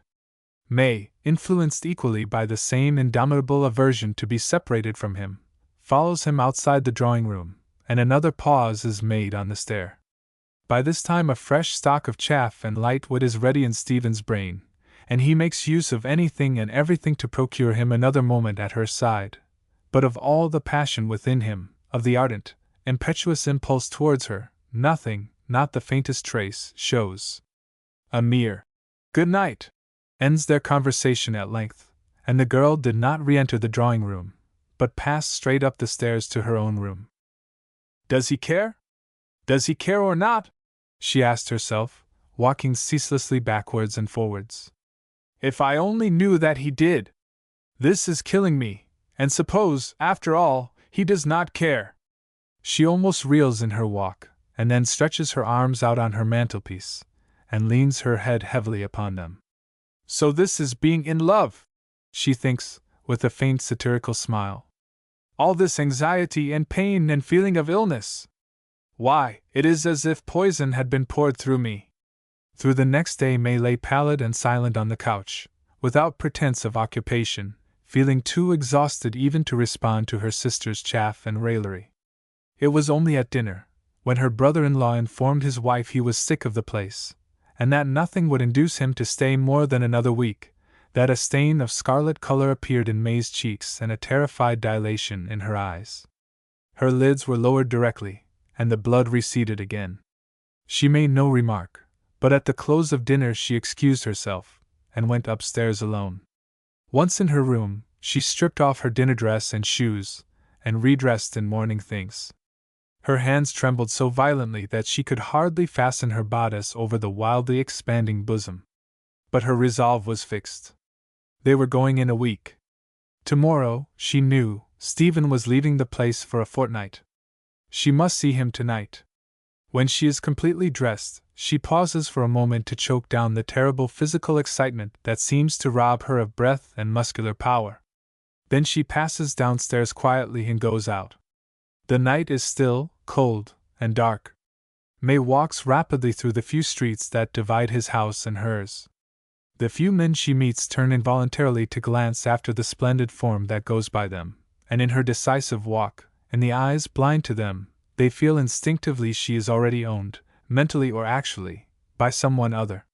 When she reaches Stephen's house, she learns he is in, and with a great fear of him suddenly rushing over her, she sends word up to him by the servant. Will he see her? While she waits in the hall, her message is taken upstairs. May leans against the wall, a terrible sick faintness, born of excitement and hysteria, coming suddenly upon her. There is a hall chair, but her eyes are too darkened to see it. She simply clings to the handle of the door, and lets her head sink against the side of the passage. Brooks is upstairs with his brother and two friends. They have been playing cards, but a game is just over, and the men have got up to stretch themselves. Stephen himself is leaning back against the mantelpiece, as his habit is, and yawning slightly. He has just been beaten, and he is a man who can't play a losing game. No, his brother remarks. I didn't know what the deuce Lotta's meant till I looked it up. Did you, Steve? Oh, I should think every schoolboy would know that, is the curt response, and at that moment the servant's knock comes at the door. Please, sir, there's a lady as wants to see you, the girl says with a perceptible grin. She said she wouldn't come up, and she's waiting in the hall, sir. There is a blank silence in the room. Brooks pales suddenly, and his eyebrows, that habitually have a supercilious elevation, rise still higher with annoyance. He hesitates a single second, then, without a word in reply, he crosses the room towards the door, and the servant retreats hastily. The men glance furtively at each other, but Stephen's devil of a temper being well known, they forbear to laugh or even smile till he is well out of the room. Brooks goes down the stairs with one sentence only in his mind, coming to my rooms, and making a fool of me. He is annoyed, intensely annoyed, and that is his sole feeling. May is standing upright now in the center of the hall under the swinging lamp, and she watches him run lightly down the long flight of stairs towards her with swimming eyes. What is there in that figure of his that has so much influence on her senses? More, perhaps, even than his face, do the lines of his neck and shoulders and their carriage please her. All the pleasure she can ever realize in life seems contained for her in that slim, well-made frame, in its blue serge suit. She makes one impetuous step forward, her whole form dominated, impelled by the surge of ardent feelings within her, and holds out one trembling, burning hand. Stephen, with a confused sense of its being awfully bad form that she should be standing in his hall, takes it in his right hand, feeling hastily for the lucifers with his left. Come into the dining room, won't you? He says, with the familiar, supercilious accent that with him is the expression of suppressed annoyance and slight embarrassment. He knows the rooms are unlet, and with gratitude for this providential circumstance in his thoughts, and his heart beating violently with sudden excitement now he is actually in her presence, he turns the handle of the door and sets it wide open. He strikes a match and holds it up, leaning back against the door, for her to pass in before him. As she does so, their two figures for 1 second almost touch each other, and a sudden glow lights up in his veins. He feels it, and it warns him instantly to summon his self-control. That before everything. The next moment he follows her into the room, lights the gas, returns to the door, closes it, and then comes back towards the rug where she is standing. By this time his command is his own. His face is as calm as a mask. His large eyes, somewhat bloodshot now from hours of smoking and a sleepless night, rest upon her with cold inquiry. She has seen them once, met them once, fixed, liquid, with passionate longing upon hers. Desperately she seeks in them now for one gleam of the same light, but there is none. They and his face are cloaked in a cold reserve. Sick, and with her heart beating to suffocation, she says, as he waits for her to explain her presence. We are going away. Stephen's heart seems to contract at the words he had so often dreaded to hear, heard at last. His thoughts take a grayer hopelessness. Oh, really?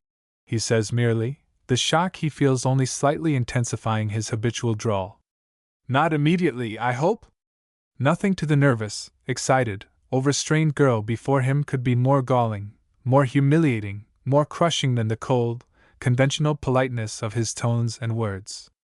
This frightful fence of society manner that he will put between them, a slight, delicate defense, is as effectual as if he caused a precipice by magic to yawn between them. No, not quite immediately, but soon, she falters. And it seems as if I could not exist if I never see you. There is a strained pause while they stand facing each other. He is motionless. One hand rests in his pocket, the other hangs nerveless at his side. They look at each other. Each is thinking of the supreme delight, even if momentary, the other's embrace could give but the conditions in their respective minds are different. In his, if I thought it wise. In hers, if he only would. Well, we can write to each other, he says at last. Oh, but what are letters? The girl says passionately, and then, urged on hard by her love for him, her intuition of his love for her, and her common-sense instinct not to throw away her life's happiness for a misunderstanding or petty feeling of pride, she adds. You know, don't you, that I care for you more than anything else in the world. Her tones are sharp with the intensity of feeling, and she stretches both hands imploringly a little way towards him. He sees them quiver and her face whiten, and the frightened appeal increase in her pained eyes searching his face, and it is a marvel. Later he marvels at it himself, how, with his own passion keen and alive in him, he maintains his ground. But there is something in the whole scene that jars upon him, something theatrical that makes the thought flash upon him. Is it a got-up thing? This puts him on the defensive directly. Besides, he resents her coming to him in this way, and endeavoring to surprise from him words he has already explained to her he is unwilling to say. She is trying to rush him, he puts it to himself, and the thought rouses all his own obstinacy and self-will. When he chooses he will speak, and not before. It is very good of you to say so, he answers quietly, in a cold formal tone, and the girl quivers as if he had struck her. Now, in his lonely, sleepless nights, the misery on the white face comes back and back to him in the darkness of his room, but then he is blind to it. In an annoyed mood to begin with, irritated beyond bearing by his own helpless, ignominious position, as he fancies, he has no perception left for his own danger of losing her. And the man, who had lived till 25, desiring real love, and not knowing it, deliberately trampled upon it without recognizing what he did. His words cut the girl terribly. It seems impossible for the second that she can force herself to speak again to him, but the terrible, irrepressible longing within her nerves her for one more effort. Is that all you can tell me? Do you not care for me at all? He looks at her and hesitates. So modest, so appealing, so timid, and yet so passionate. Surely this is genuine love for him. Why thrust it back? But the thought recurs. No, she is rushing him, and he declines to be rushed.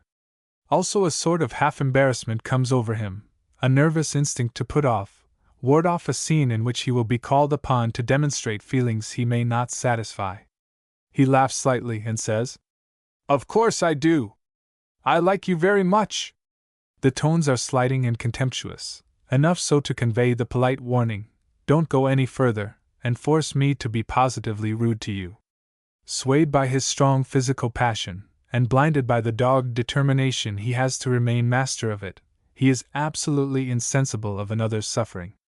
Had the girl had greater experience with men, more hardihood and less modesty, if she could have approached him, and taken his hands and pressed them to her bosom, if she had had the courage to force upon him the mysterious influence of physical contact, Stephen's control would have melted in the kindled fire. Words stir the brain, and through the brain the senses, but with some people it's a long way round. Touch stirs the nerves, and its flame runs through the body like a flying pain. Stephen's physical nerves were far more sensitive than his brain, and had the girl been a woman of the half-world, or even of the world, she could have succeeded. But she was a girl, and her modesty and innocence, the chastity of all her mental and physical being, hung like dead weights upon her in the encounter. His words, his tones, his glance simply paralyze her, not figuratively, but positively. Her physical power to move towards him, to make a further appeal to him, is gone.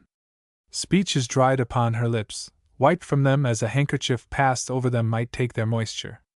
She looks at him, dumb, frenzied with the intense longing to throw herself actually at his feet, but yet held back by some irresistible power she cannot comprehend, any more than one can comprehend the stifling, overpowering force in a nightmare.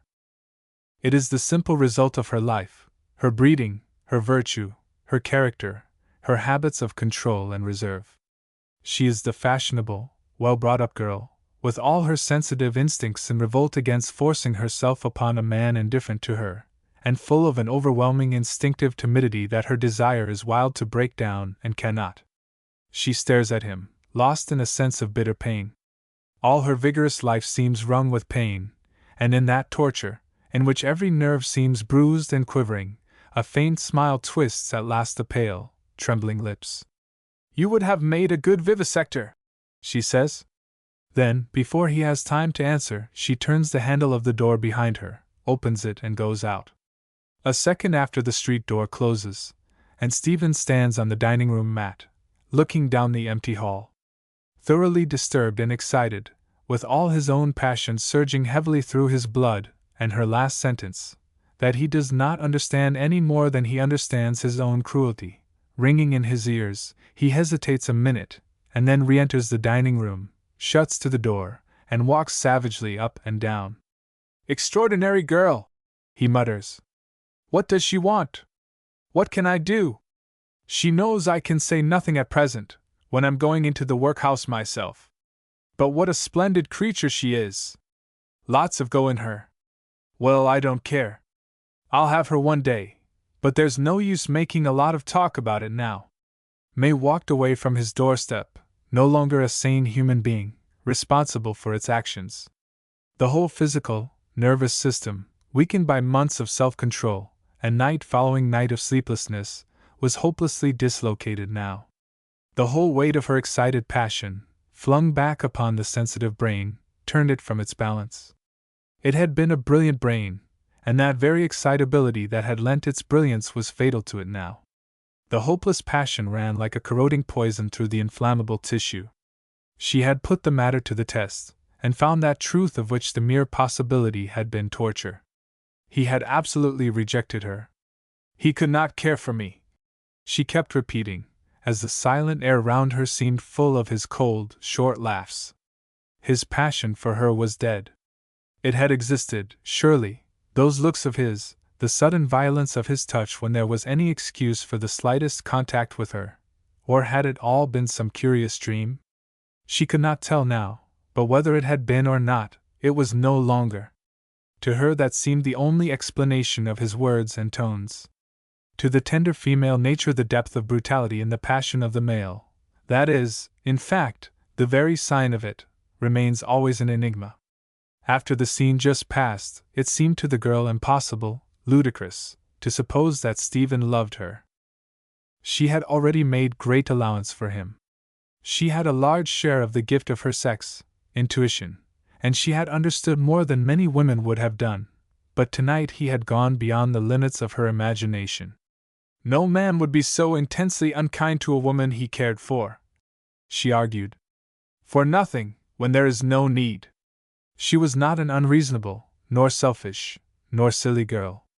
Had Stephen told her he loved her, but that they must suppress their passion, that she must wait, she would have obeyed him, and waited months, years, gone down to her grave waiting, in patient fidelity to him.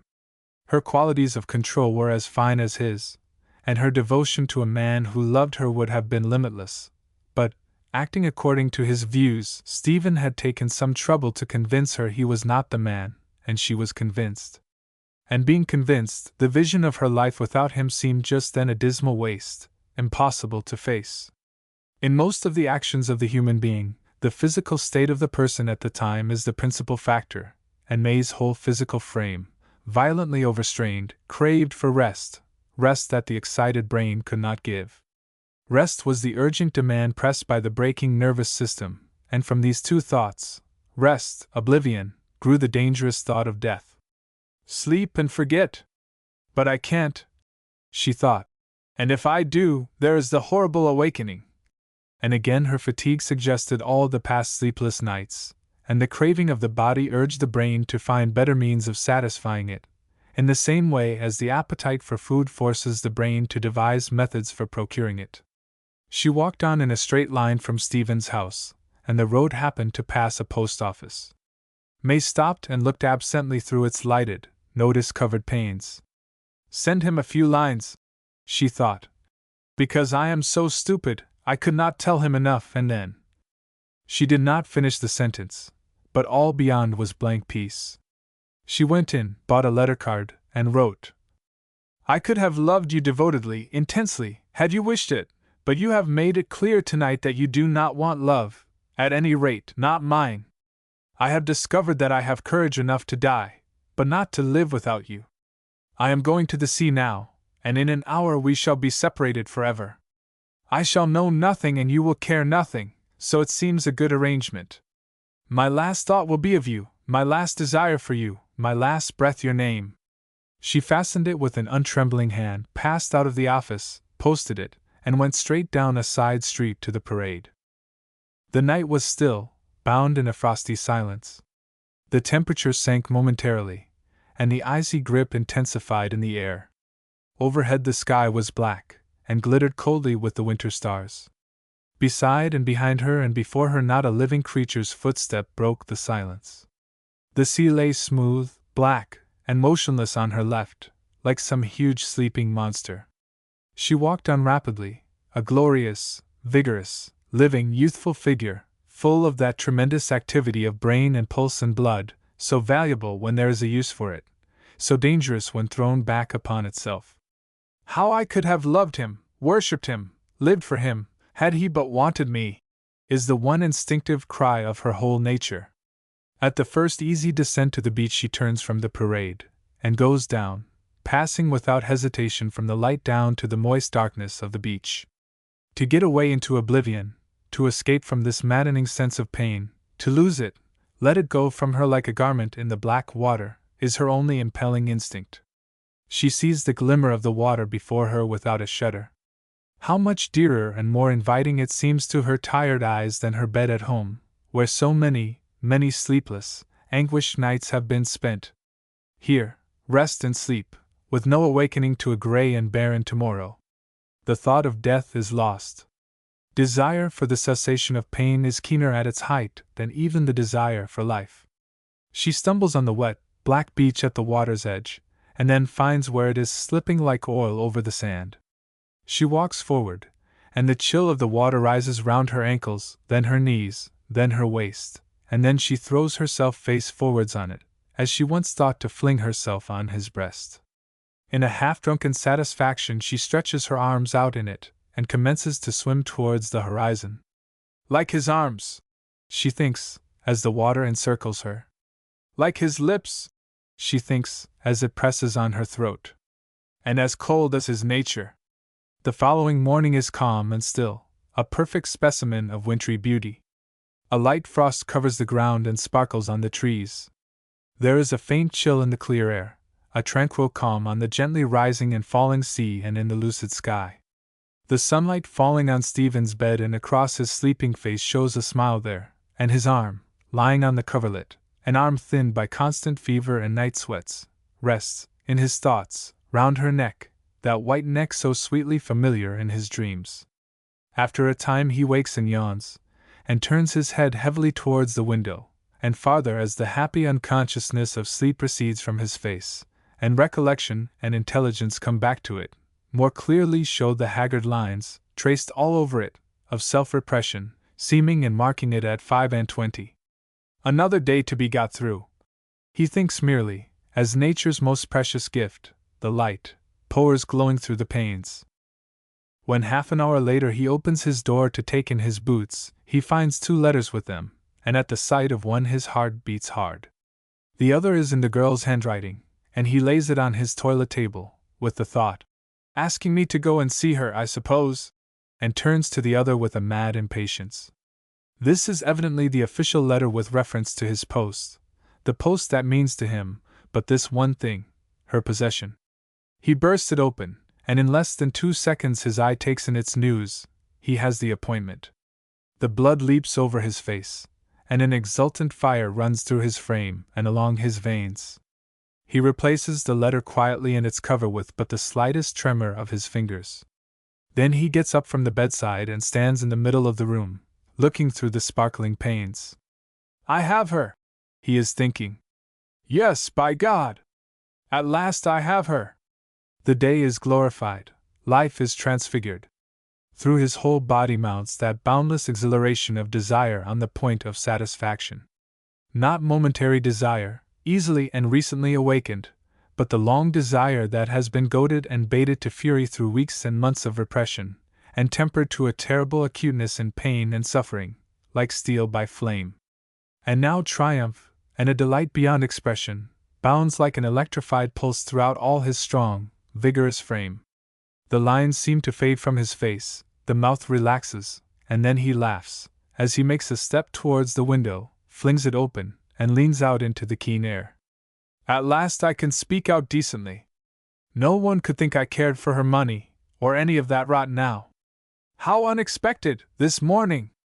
Now I can tell her I'm free, independent. I am glad I waited, it was much better.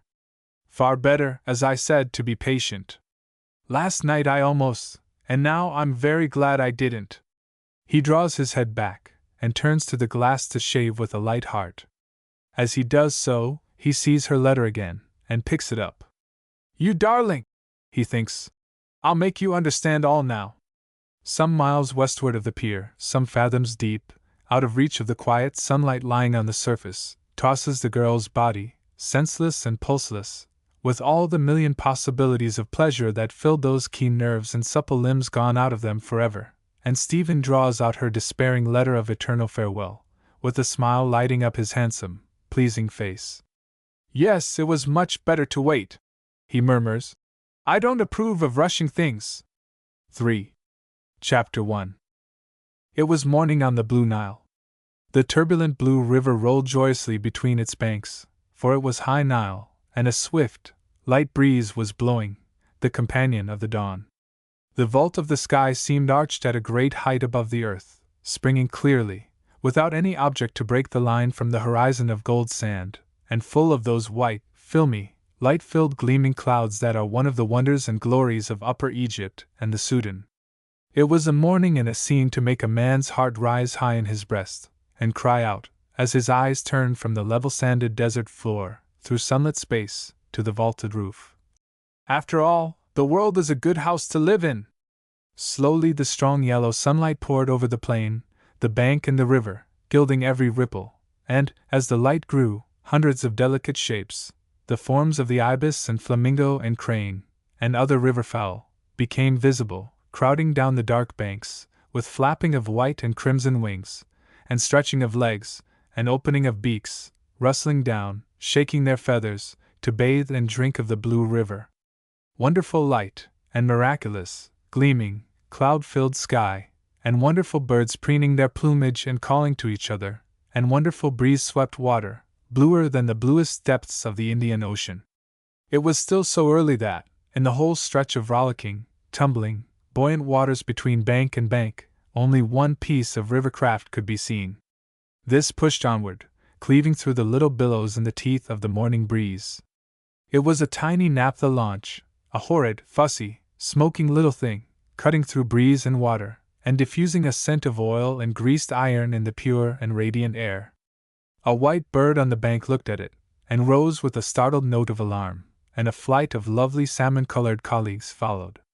The others merely looked up and paused, with their wings wide stretched, and then went on calmly with their toilets. They had seen it before. In the launch, of which the whole center was taken by the naphtha stove, the engine by courtesy, sat a young Englishman, whose face had that frank, attractive look of one whose thoughts are kindly, well disposed to all the world, and at stem and stern stood, erect and silent, the white-clothed figure of a boy from the Sudan. Lithe, graceful forms supported long necks and straight-featured faces, black as if carved out of smooth ebony, and contrasting strangely with the white turbans of stiff linen twisted deftly into a high crest above the brows. Swiftly the little boat ran on for a mile or two against wind, with its 3 silent and motionless occupants. Then one boy turned, and pronounced solemnly the 2 words, "Mr. Omdurman." This was accompanied with a gracious wave of his hand towards the bank, as he leant forward to stop the engine, and his companion turned the boat to land. Omdurman, as seen from the river level, looks like nothing but a long streak of duller yellow on the real gold of the African sand. Its tiny, square, flat-roofed mud houses are not, with few exceptions, higher than 6 feet, and there is nothing else save them and a dreary, yellow-brown, muddy monotony in the whole village, not a palm, not a flower, not one blade of grass, simply a collection of low mud houses, with trampled mud paths between, and here and there an open, brown, dusty square. The stillness and heat of the day were settling down now, the first wild, cool youth of the morning was past, and the Englishman felt the heat of the desert rise from the ground and strike his face, like the blow of a flail, as he stepped on land. He expected the Sudanese boys to follow, as they generally did on similar excursions, one to secure the boat and sit and wait beside it, and the other to accompany himself, carry his tripod and camera, and act as guide and general escort. Today the boy stood in the boat, and addressed him earnestly. "Boat wanted by other misters, let us go back, take them.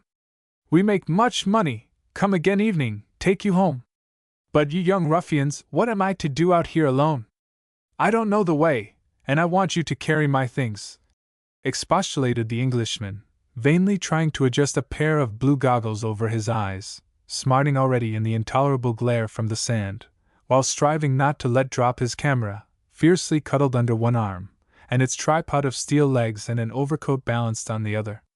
The black remained for a moment impassive, statuesque, wrapped in reflection. Then he brightened.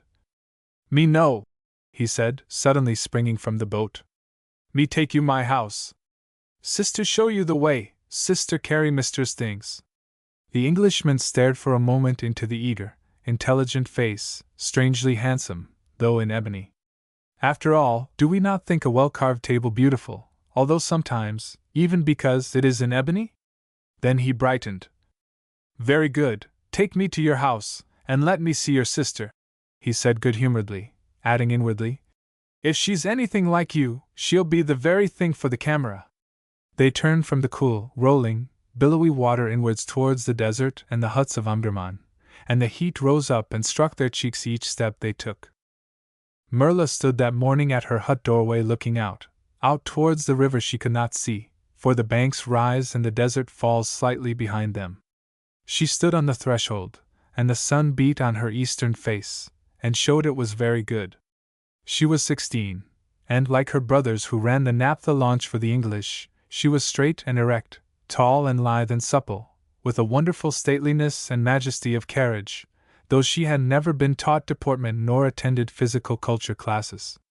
Merla was beautiful, with the perfect beauty of line that belongs to her race, and possessed the straight, high forehead, the broad, calm brow that tells of its intelligence and nobility. She knew, however, nothing of her own beauty.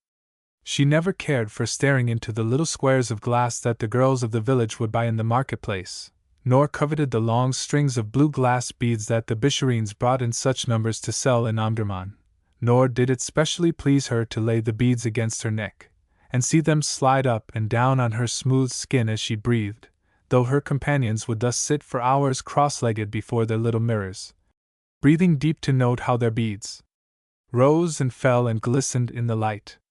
Merla loved much better to steal out of the hut at night, when the oil lamp smoked against the mud wall and the air was heavy, into the pure calm darkness of the desert, and gaze up at the stars, and listen to the far-off tom-toms beating fitfully against the stillness.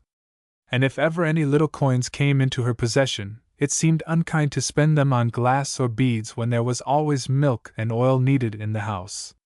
And if, when these were bought, there was any coin left, then her real luxury was to buy food for the poor thin camel that lay at night in the mud yard behind their hut, and to go and feed it secretly in the starlight. And she would press her hands into the soft fur of its neck as it leant towards her, feeling that delight that springs from being kind and loving, and being loved. The law of her life was love, a law springing naturally in her mind, as the beauty and health in her body. Her father, her mother, her brothers were all loved by her, and beyond these, the unfortunate camels and the donkeys whose sides bled where the girths cut them as the careless Englishmen rode them in and out of the village to and from the Mahdi's tomb, and the lean, barking curs in the mud street that seldom barked as she passed by. All these she loved and sympathized with, though she had not been taught sympathy any more than she had been taught grace.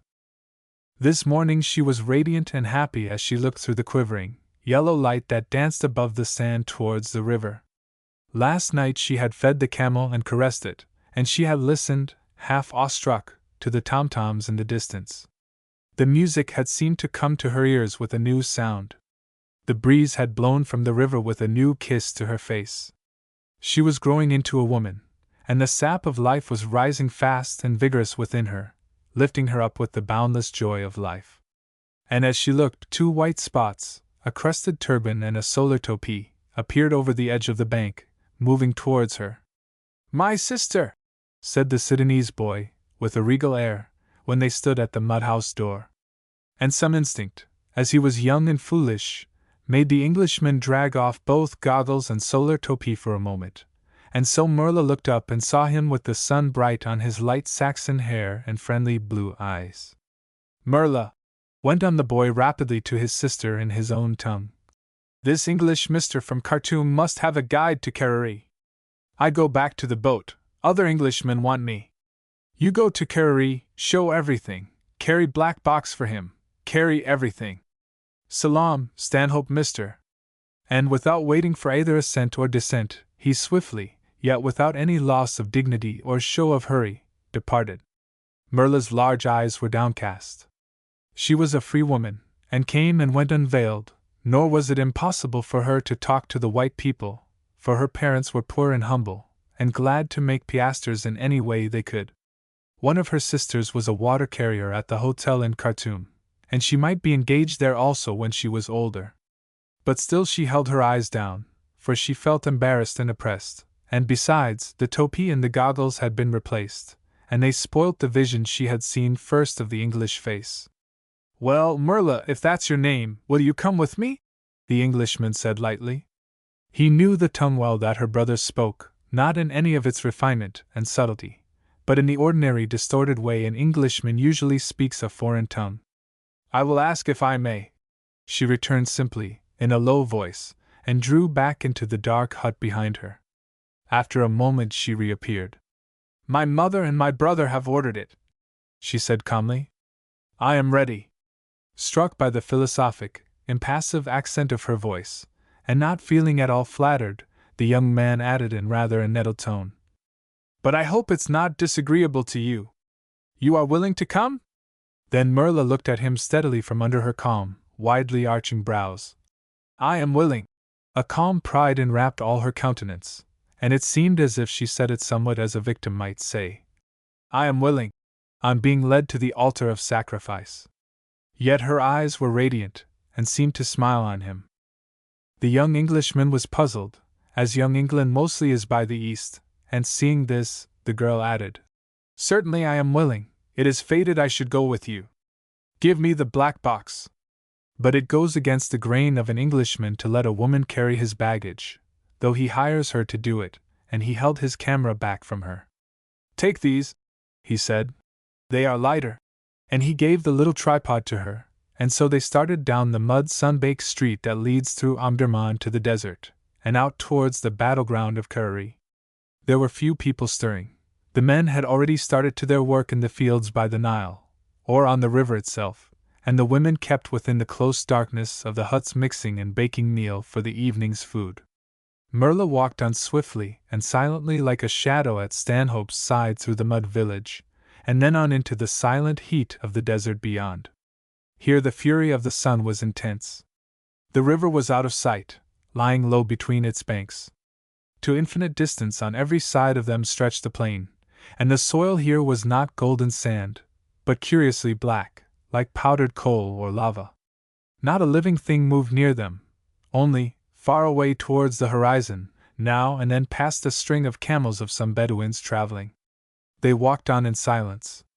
Stanhope found the walking heavy, as his heeled boots sank into the loose, black soil, and it was difficult to keep up with the swift, easy steps of the bare black feet beside him.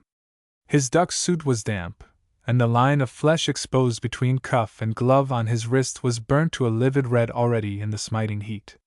Suddenly Merla's eyes fell on this, and she stopped. Over her head she wore a loose veil of coarse white muslin. As she stopped, she unwound this from her hair, and tore 2 strips from it. Stanhope stopped too, well pleased at the pause. "You burn your English skin, the flesh will come off," she said gravely, and before he quite realized it, she had passed one of the muslin strips round and tied it on his wrist. Stanhope's instinct was to protest at once, but there was something in the girl's earnestness and the tender interest with which she put the muslin on his hand that checked him. Also the pain, whenever his sharp cuff touched the seared skin, was unpleasant, and made him really appreciate the improvised protection. "Your pretty veil, Merla, you've torn it up for me," he remarked regretfully as they started again. Merla glanced at him suddenly. She said nothing, but the pride and joy in her eyes startled the man beside her. He could find no more words, and silence fell on them again till Merla roused him from a reverie by saying indifferently, "Look! That white heap there, bones, dead men, dead horses. This side, white bones too, many dead here, many bones." Stanhope looked round. Everywhere, scattered in heaps, shone the white bones. They had come to the edge of the battlefield. Before them rose the little hill of Tabelsurgum, crowned by its cairn of black stones and rocks, surrounded by whitened bones and skulls, from the summit of which the English watched the defeat of the Khalifa's force. Stanhope cast his eyes over the dreary, black, blood-soaked plain, on which there was no blade of grass, no plant, no flower, only black rock and white bones, that shimmered together in the torrid heat. "Horrible! Merla, war is horrible! Come and sit down, I'm dead tired. Let's sit down here against this rock and rest." Stanhope threw himself down by one of the rocks at the base of the hill, and leant back against it. The girl took her place on the sand opposite him, with her feet tucked under her. Not far from them lay a skull, turned upwards to the glaring sky. "Will you let me photograph you?" he asked after a minute's gazing at the rich dark beauty of the youthful face. "Or is it against your customs?" "It is against our customs," Merla answered, her hands closing hard on the tripod beside her. What terror it would mean for her to stand before that great black box, and have that evil black eye glare upon her for long seconds. She had seen her countrywomen flee shrieking to their huts, when the Englishmen approached with their black boxes. "But you will do it for me, won't you?" answered Stanhope persuasively, having set his heart on the picture. "Yes, I will do it for you. It is right if you wish it," she answered steadily. Stanhope accepted at once such a convenient theory, and sprang up to fix the tripod and the camera in order, and the girl sat still on the sand watching him, cold with terror in the burning air.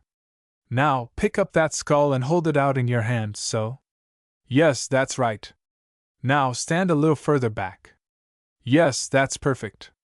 There was no difficulty in getting her to pose. The natural attitudes of her race are all perfect poses. And Merla stood erect, facing the camera, with the emblem of death in her hand.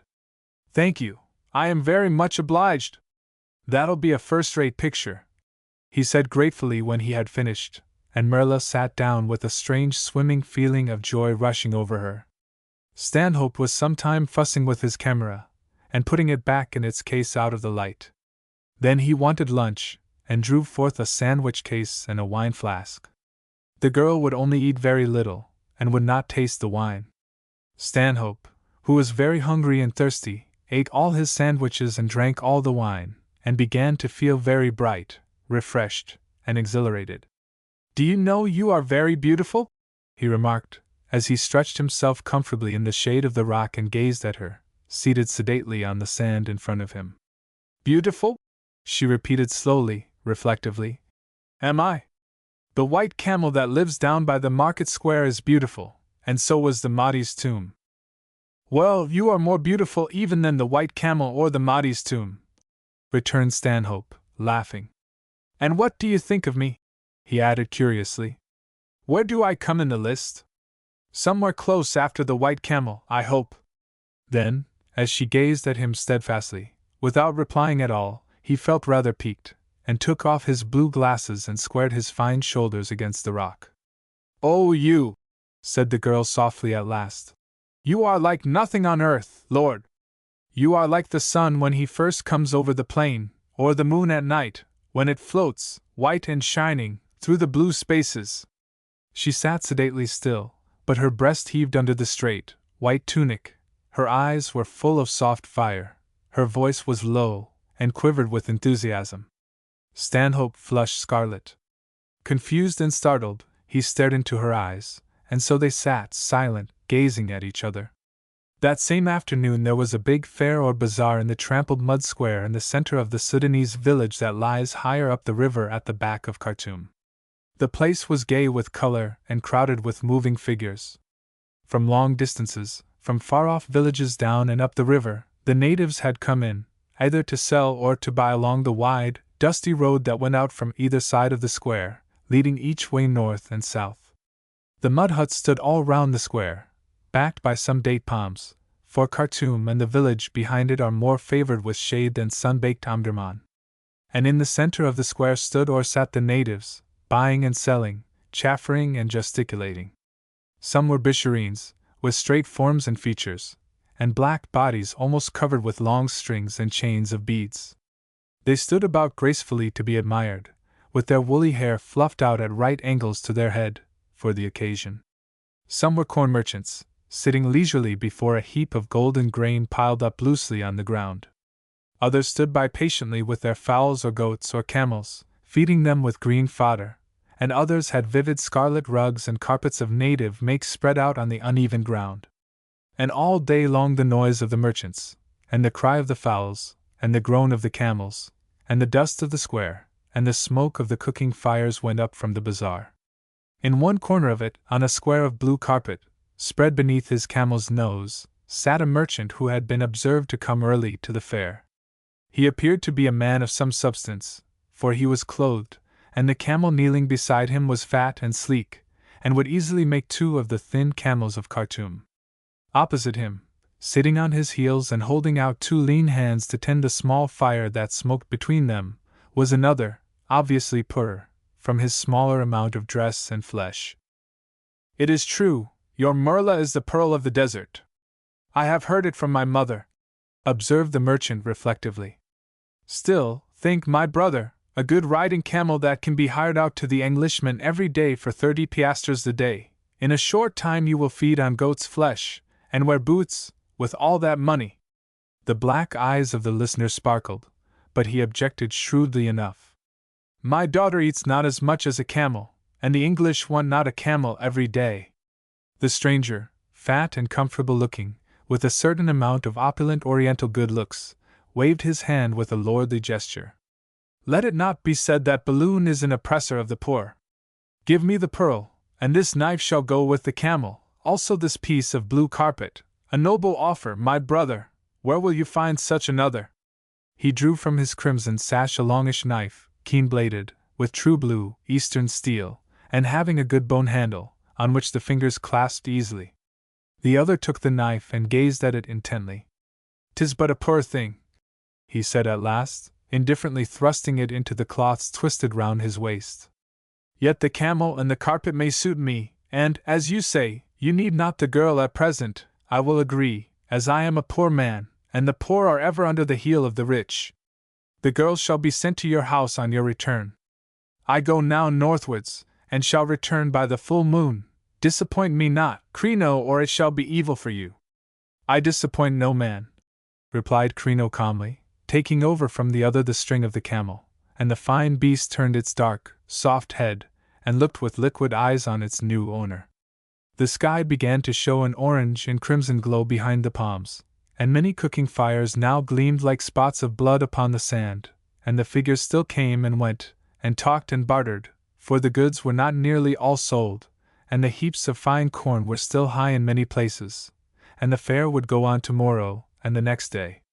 But Crino got up and took his way homeward, exulting over his bargain, and leading the camel. At the same hour, lower down the Nile, at Omdurman, the river lay calm now, without a ripple, and bathed in gold, a stream of liquid gold it seemed, asleep between its deep green banks, and only now and then did a white-sailed felucca glide by in the golden evening light. Two figures came down from the desert to the Nile out of the flat, heated air of the plain to the divine freshness by the water. Here, in the cool, golden light, they paused slow and reluctant to part. "Good night, Merla! Are you unhappy that I must go?" The girl raised her face, and looked at him with steadfast eyes. "The sun gilds the black rock, but the rock cannot expect the sun to stay. I am quite happy. Good night."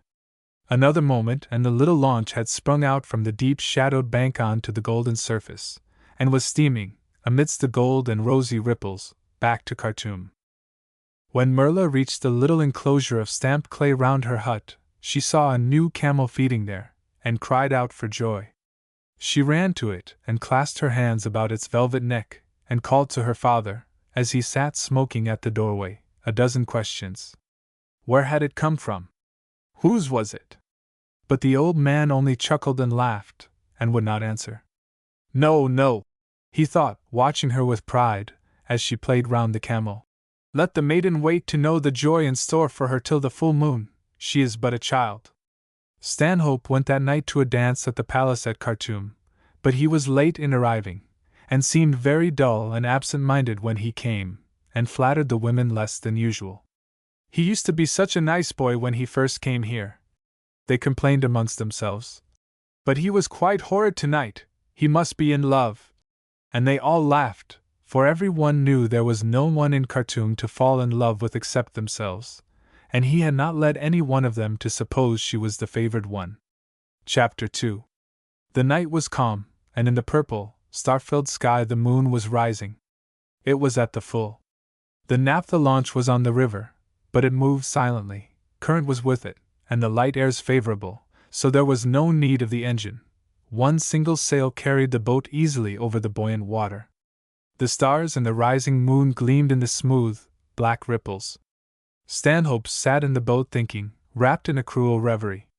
He felt he had sailed the craft of his life too near the perilous shore of unconventionality, and now he saw the rocks ahead of him plainly, on which it would be torn in pieces. Yet how to turn back, or move the helm to steer away from them? A month ago, he thought, as his eye caught the reflection of the rising moon in the water. When that moon was young, I was free. Not a soul cared for me, whether I lived or died, and I cared for no one. Now there was one, he knew, who lived upon his coming, whose feet ran to meet him, whose eyes strained their vision to see his first approach. And he, too, he was no longer free. His heart went out to that other heart, beating for him alone so truly, so faithfully, full of such unquestioning adoration and obedience, in mud-walled, sun-parched Omdurman.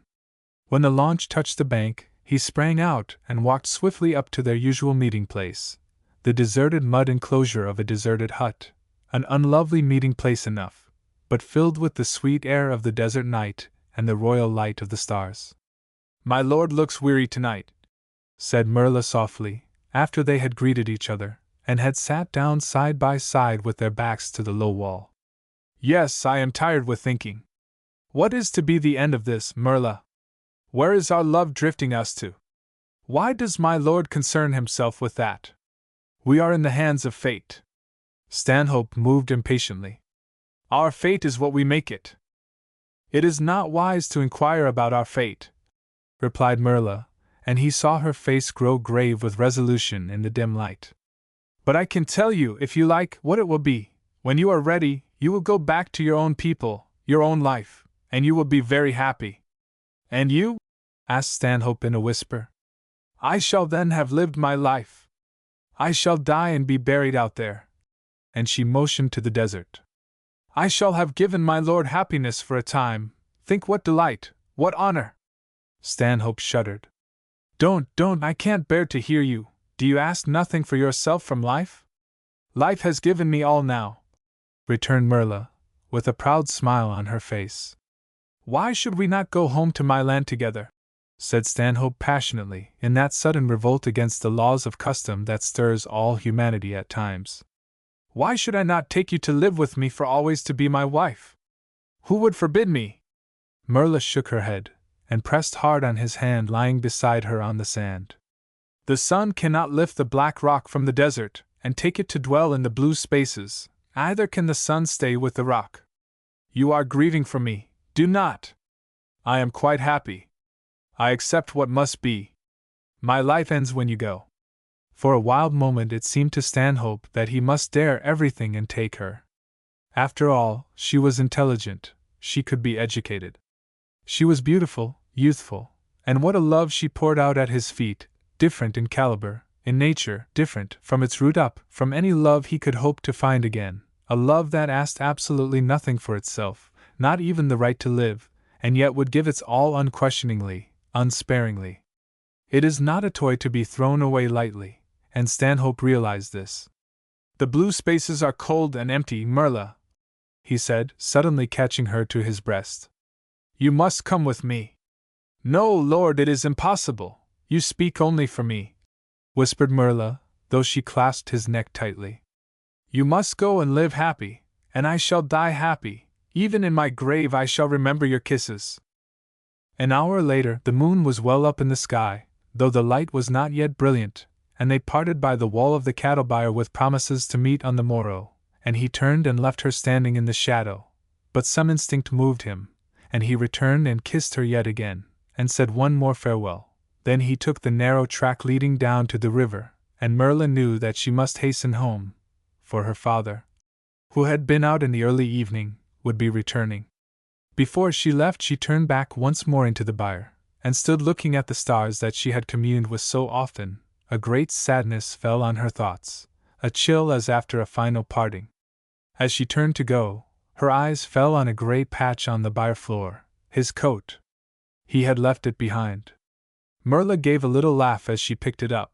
The parting seemed less final now. She would keep it till the morrow. Would he want it? Miss it? No, the night was so still and sultry, and throwing it over her arm, she passed onwards to her hut. As she neared the enclosure, her heart beat rapidly. A light was burning within the hut, and by the moonlight she saw the great camel moving restlessly in the narrow space outside. Angry voices reached her in sharp discussion, her father's and another. Just inside the enclosure she paused and listened, trembling, uncertain what this unusual clamor and strange voice might mean. I gave you my camel, my knife, and my carpet. Where is the pearl I was promised? Is not the moon at the full? Merla heard these words with a thrill passing through every fiber. She knew her father had no pearl in his possession, but was not her name. Pearl of the desert. Next there came some confused murmur, seemingly words of apology, in her father's voice that she could not catch, but the stranger interrupted angrily. Unhappy man! Trick seller, tricked buyer, would you know where the pearl is? Would you know where your daughter hides? I have heard that she has been seen with a stranger, a white-faced stranger. I know not if he be a leper or an Englishman. With a bitter laugh. But in either case I want her not. Come, give me my knife, and I lead off my camel. Merla's heart failed, for her father gave a shriek as he heard the accusation, and a shower of oaths and imprecations came to her shrinking ears. Nothing was clear any more. There was only clamor and raving in the hut. But once she caught the words. To the river, does he go to the river? And above all the storm of words there was the awful sound of the sharpening of a knife. Like a shadow, noiseless and silent, Merla crept swiftly, under the shade of the camel's body, across the enclosure to the mud partition behind which her youngest brother slept, and roused him. Nangoon, she said breathlessly, gripping his shoulder. Take the track to the river, and run for your life. You will overtake the Englishman. Tell him this. Merla says run to the launch and get off the land quickly, and never come back to Omdurman, or come with a guard. They seek to kill you here. Go, brother, run! The boy, startled from his sleep, gathered himself together and rose. His sister, leaning over him with ashy face and fixed eyes, seemed like fate itself directing him. Moreover, Oriental youth is accustomed to obey unquestioningly. Without a word, simply with a sign of assent, he fled out of the enclosure, down the track to the river. Merla stepped back and out of the yard, and stood waiting, silent as before. She had formed her resolution, and all fear was past. The mats in front of the door were suddenly pushed aside, and a streak of light fell across the yard, but it could not touch her, sheltered by the wall. She saw her father rush out, wild-eyed, and the long blade of the knife gleamed blue in the moonlight. Then, as he dashed through the enclosure entrance, she moved her feet suddenly, scraping the sand, and then fled, wrapped in Stanhope's long light overcoat, up towards the desert, away from the river. Crino, blinded, maddened by passion, glanced at the wall whence came the scraping sound, and then, catching sight of a flying form in English dress, plunged with a cry of triumph after it. Merla fled like the wind along in the shadow of the wall, keeping in the darkness, with her head down, fearing lest her bare head or bare feet might betray her. But Crino's eyes were fixed on the silvery gray of the English overcoat, and blind to all else, he raced on in the uncertain light with his eyes intent on the shoulders between which he would plunge his knife. Up through the heart of sleeping Omdurman, past silent huts and yellow walls that gleamed pale in the moonlight, through the village to the desert, hunted and hunter fled on, and Crino's heart rose in savage triumph. Fool!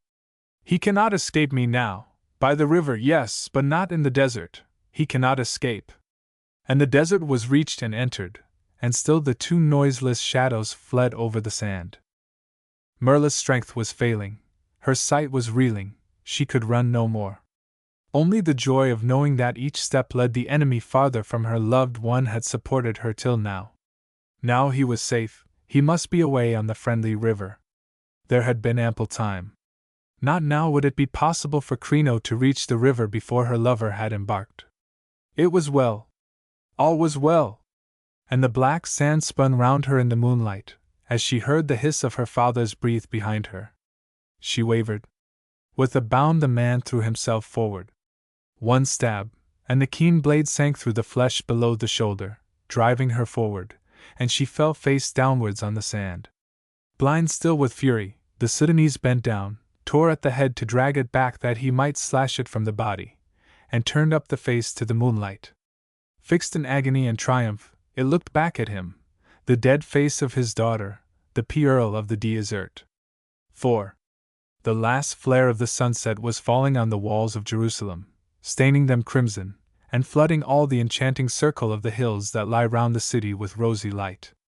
Low down in one of the depressions, where the long sunrays could not reach, and the olive trees looked gray in the twilight, stood the grim, white monastery of the Holy Virgin. The air was sweet and cool here, far from the pollution of the city, and the evening sky stretched fair and radiant above the purple hills. Unbroken quiet reigned, and only one thing in the landscape moved, the figure of a girl ascending swiftly a narrow, stony road under the shadow of the wall. She seemed burdened with many things that she was carrying, and oppressed with some haunting fear, for she looked back frequently, and then pressed on with redoubled speed. The stony track brought her at last to the corner of the enclosure of olive trees belonging to the monastery. It branched here, one path leading straight to the gates of the building, the other skirting the olive wood plantation, and then passing on out into the barren hills and open country towards Jericho. The girl took the second track, and here, under the friendly shade of the sheltering trees, she walked more erect and easily. When she reached the farther corner of the plantation, she stopped and listened, gazing round her. There was no sound, the light was failing, the hush deepening. "Nicholas!" she breathed in a clear whisper, leaning on the low stone plantation wall. "Are you there?" A rustling of some long robe against bushes answered her. The olive branches were pushed aside, and the figure of a Greek priest came from between them. With a smile of intense joy on his face, he leant over the wall, and clasped the girl's two soft hands in his. "Esther!" he whispered back. "You have come, you have decided then, you are ready?" "I am quite ready," answered the girl, pressing close to the wall and lifting her face. The last gleam of gold light from the rising ridge to the west touched it, and showed it was very fair.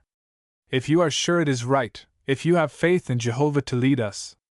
The priest's face, pale and emaciated, with the rapt look of the visionary stamped upon it, lighted up suddenly with a new exultation. "I am quite sure. Last night when I was praying, still in doubt, before the great crucifix, I heard a voice from above saying, 'Nicholas, you are absolved from further prayer and penance here. Go forth with the maiden you love and serve me in the world.' The joy of human hearts singing to me in grateful praise is more pleasing to me than these groans and tears and prayers. I have created the blue sky and the laughing seas and the green hills. Go forth and see my works, and praise me." The Jewish girl had listened intently, her face as rapt as his while he spoke, the fire of joy glowing in her eyes. "Come, then, at once," she murmured in an ardent whisper, and Nicholas stepped over the low boundary into the hill road, now wrapped in darkness. Before them still glimmered dimly the white outlines of the monastery behind the trees. The man stood motionless, gazing at them, the girl's hand tightly clasped in his and held against his breast. "The agony, the misery I have suffered behind those walls," he muttered, "for 16 years! It is over," murmured the girl. "Come away to the hills, we have no time to lose." She stooped to gather up the objects in the road. "I have brought you these things," she said confusedly, hardly audibly. "Change into them quickly, and then follow me up the road. No, I will take all the rest," she added, as he took the bundle of clothing she gave him and stretched out his hand for the other smaller things. "Hasten, Nicholas, it is so dangerous here!" With this parting entreaty she went on up the road carrying the bundles. After she had gone a little way she paused and listened. All was quite still. The stars now showed fitfully in the deepening purple of the sky. A little breeze blew gently up from the wilderness towards Jerusalem. The girl sat down by the wall, with her back against it, and her hands clasped round her knees. Her face had a strange, wonderful beauty as she sat waiting, white-skinned and softly molded, with resolute, dark eyebrows drawn straight across the calm forehead. A few moments passed, and then Nicholas approached. His flowing priest's robes were gone, the high, straight, black hat of the order was no longer on his head, it was bare, and the long, uncut hair, as the Greeks wear it, was twisted in two thick fair coils round his head. Esther sprang up, untwisting a broad sash from her waist. "Take this." "No, wait! Let me twist it round your head, yes, so. Now it looks like a Jewish turban. You have the robe and the hat with you, yes, bring them, bring them." And they hurried on, fleeing away from the monastery. Esther knew a short track across the hills which in a little while joins the great main road to Jericho, that descends down and down through the bare rolling hills of the wilderness to the fair plain of the Jordan and the shores of the Dead Sea. For the first few miles they sped on in silence with clasped hands, the night wind rushing against their faces, and no sound coming to their ears but the occasional whine of the hungry hyenas, prowling over the stony, starlit hills. In the man's breast swelled an exultation beyond all words. It lifted him up so that his feet seemed flying over the rugged ground without touching it. The night wind filled his veins with fire. His brain seemed alight and glowing.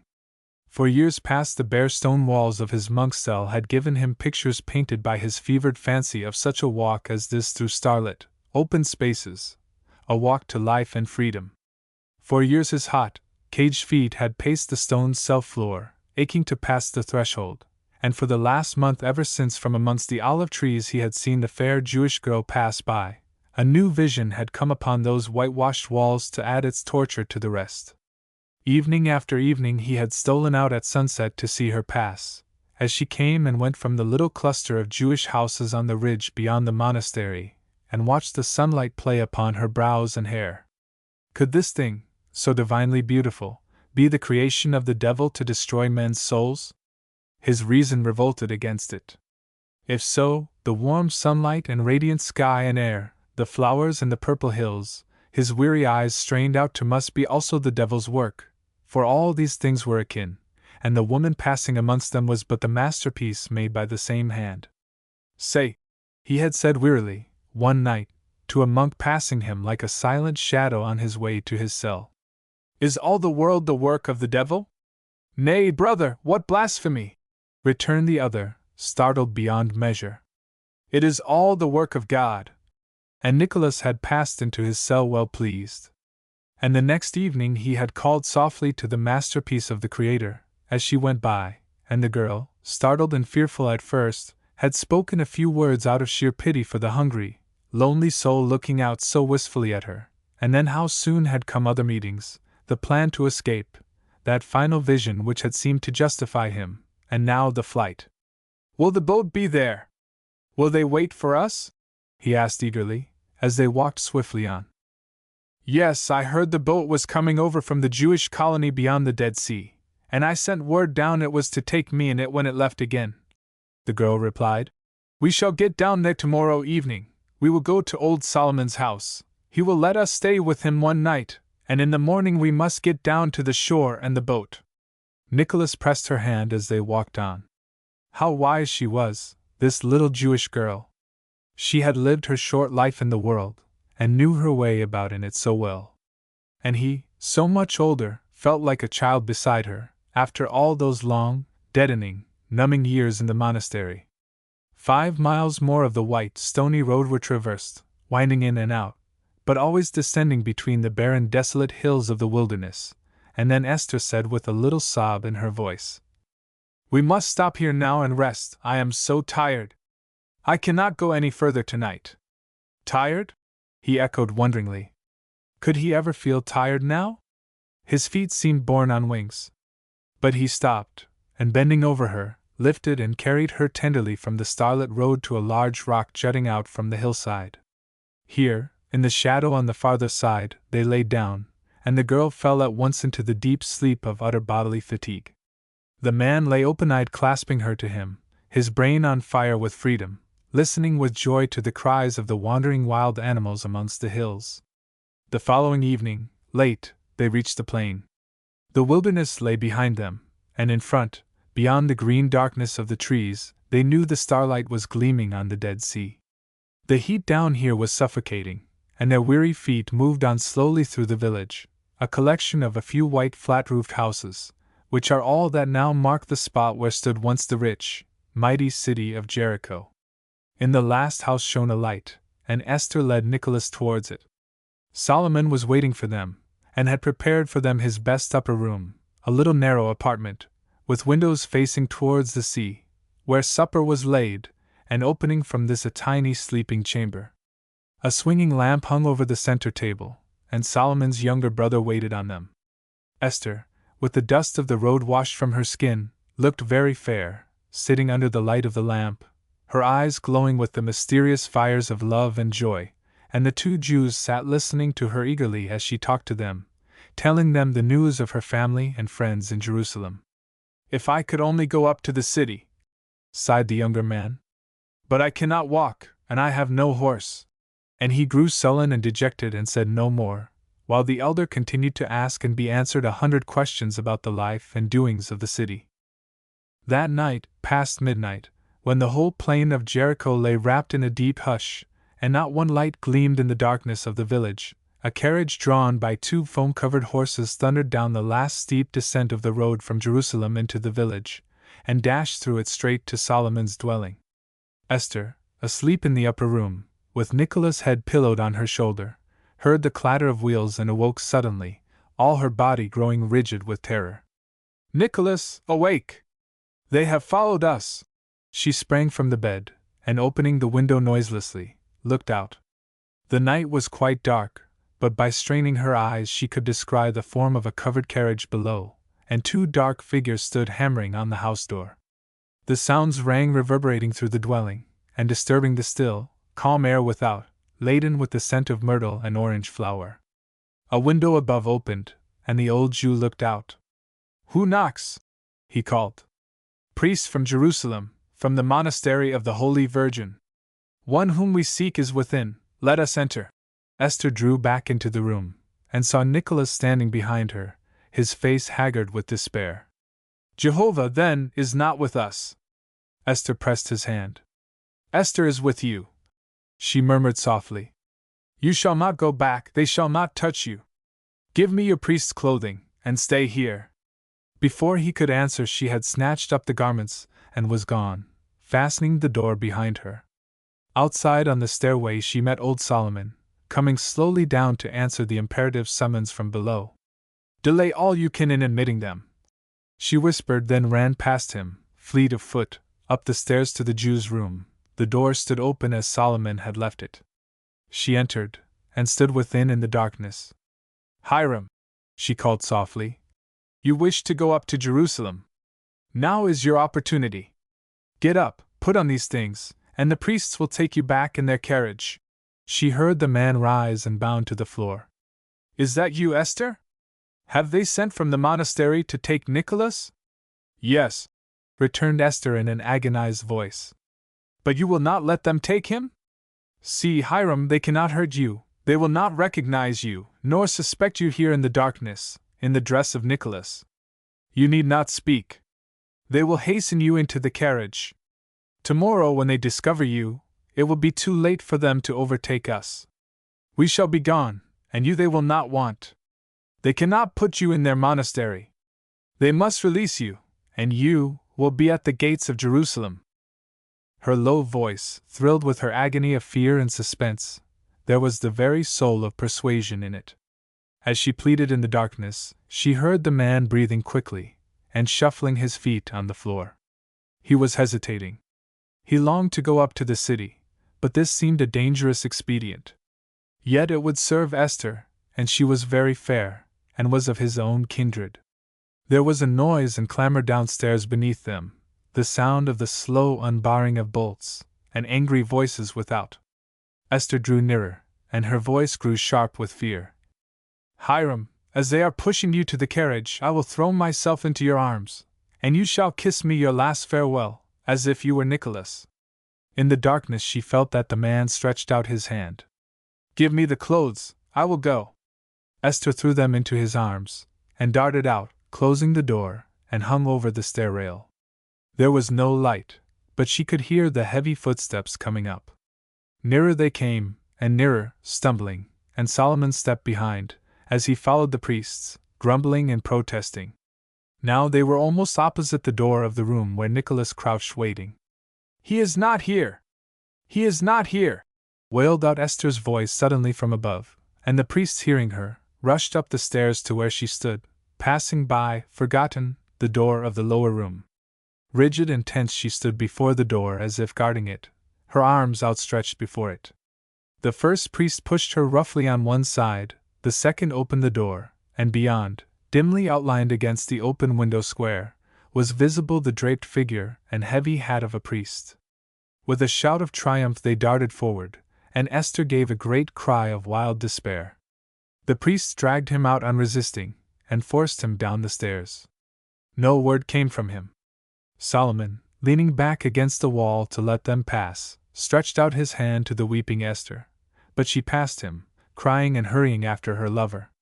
Down in the passage the large door stood wide, showing the waiting carriage in the dim starlight of the sultry night.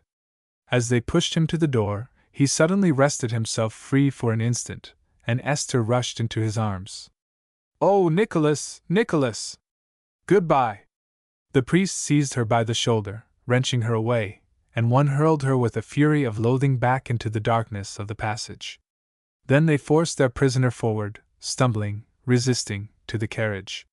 The door snapped to, the horses plunged forward, and the carriage thundered away into the night.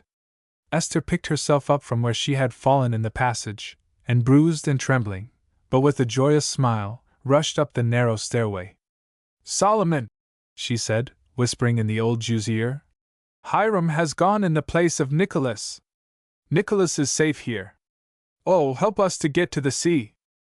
Solomon shook with laughter as he heard, for a Jew loves dearly a clever ruse, and he stroked Esther's soft hair as she stood by him. "Light us a lamp, and let us get away to the shore, that we can embark and be away on the water at dawn, before they discover it and return." Then she passed by him and entered the room where Nicholas awaited her. Solomon trimmed a lamp and a lantern for them, and put up some bread and meat for their journey, his shoulders shaking with inward chuckles as he did so. "Hiram a priest!" he repeated to himself. That is a joke indeed, and Esther, what a quick brain she has, a true daughter of Israel. And Esther was murmuring within to Nicholas, Jehovah has saved us. Now let us hasten down to the sea. The next morning, when the dawn broke soft and rosy over the fair plain of Jericho, the sea that is called the Dead Sea, yet seems, in its glorious wealth of color and sparkling brilliance to be rather the emblem of life, glowed and flashed like a huge sapphire in the sun's rays, and at its calm edge, that meets the shore without a ripple, swayed gently the ship of the pilgrims from the Jewish colony. Nicholas and Esther sat side by side watching the pilgrims' oars dip quietly in perfect rhythm as they sang. And the song of praise went up through the golden air, and echoed back to the sunny, silent strand vanishing behind them. The dawn was breaking over the desert. Steadily the triumphant rose spread upward in the pale opalescent sky, and broad waves of light rippled slowly over the wide level plain. The little keen breeze of the morning, the herald of the dawn that runs ever in front of its chariot, stirred the branches of the palm trees by the Nile, and played a moment idly with the flap of a tent door before it passed onward. Here, some 2 miles away from Kul Asuan, lying out in the desert, was the Bishareen encampment, and the last small tent of the long line had its door open, and the flap of the awning loose, with which the morning wind stopped to play. Within, seated cross-legged on the scarlet rug and sheepskin which formed their bed, were 2 girls braiding their hair before a tiny square of glass, which each in turn held up for the other. How cold the morning is! How I hate to hear the wind shake the door flaps, one said and shivered. Dolga, don't, you are holding the glass all crooked, I cannot see myself. Why should you feel cold this morning of all others, when Sheikh Ibrahim Darawaz is coming to claim you? Returned the other, and she laughed softly, with her slim fingers busy trying to bind up and restrain her dusky cloud of hair. How lovely she was, this young Bishareen, who had looked on the yearly fall of the Nile but 15 times, lovely as the tall slender palm of the oasis, or the gold light on the river at sunset. Tall and straight, with the stately carriage and proud head of her race, smooth and supple, with every limb faultlessly molded under the clear, lustrous skin. Silka, Silka! I cannot marry the sheik. I am in terror of him. Help me, save me! The little glass fell on the blanket between them. In the warm rose glow now filling the tent, Dolga's face was ashen-colored. Awestruck and startled Silka gazed wide-eyed upon her. For an instant the 2 girls sat staring in silence into each other's eyes. So much alike they were that one face seemed the reflection of the other, only there was a bloom, a light, a sweetness on Silka's that was missing in the other. Why? She breathed after that first startled silence. What is the matter, Dolga? Tell me everything. She drew nearer her sister, and put one arm round her. The pink light from without, striking through the tent canvas, touched her face, showing its delicately cut, exquisite features and the tender love filling the eyes. I hate the sheik, sobbed Dolga, putting down her head on the other's soft, bare shoulder. I don't want him. I love him. And Silka felt that everything indeed was told.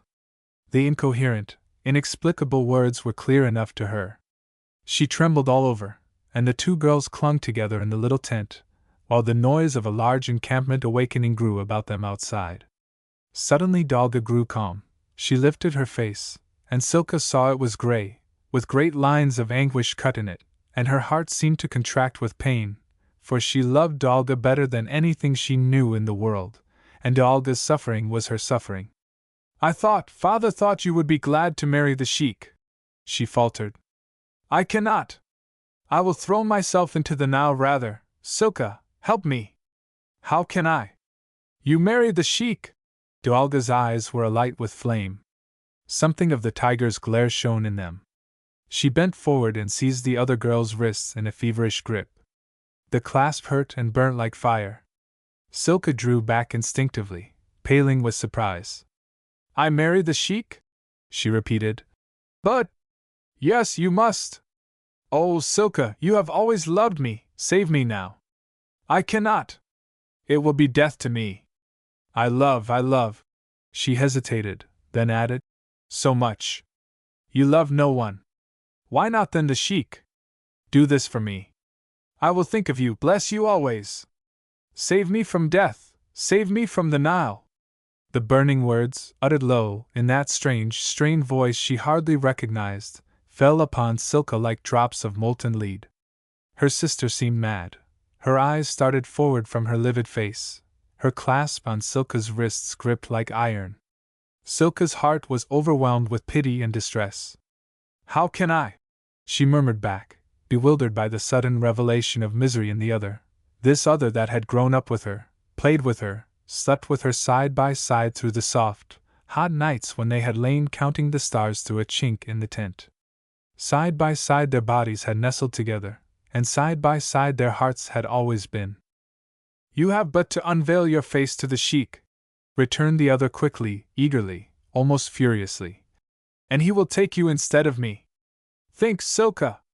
The head of the tribe, 50 camels, 1,000 goats.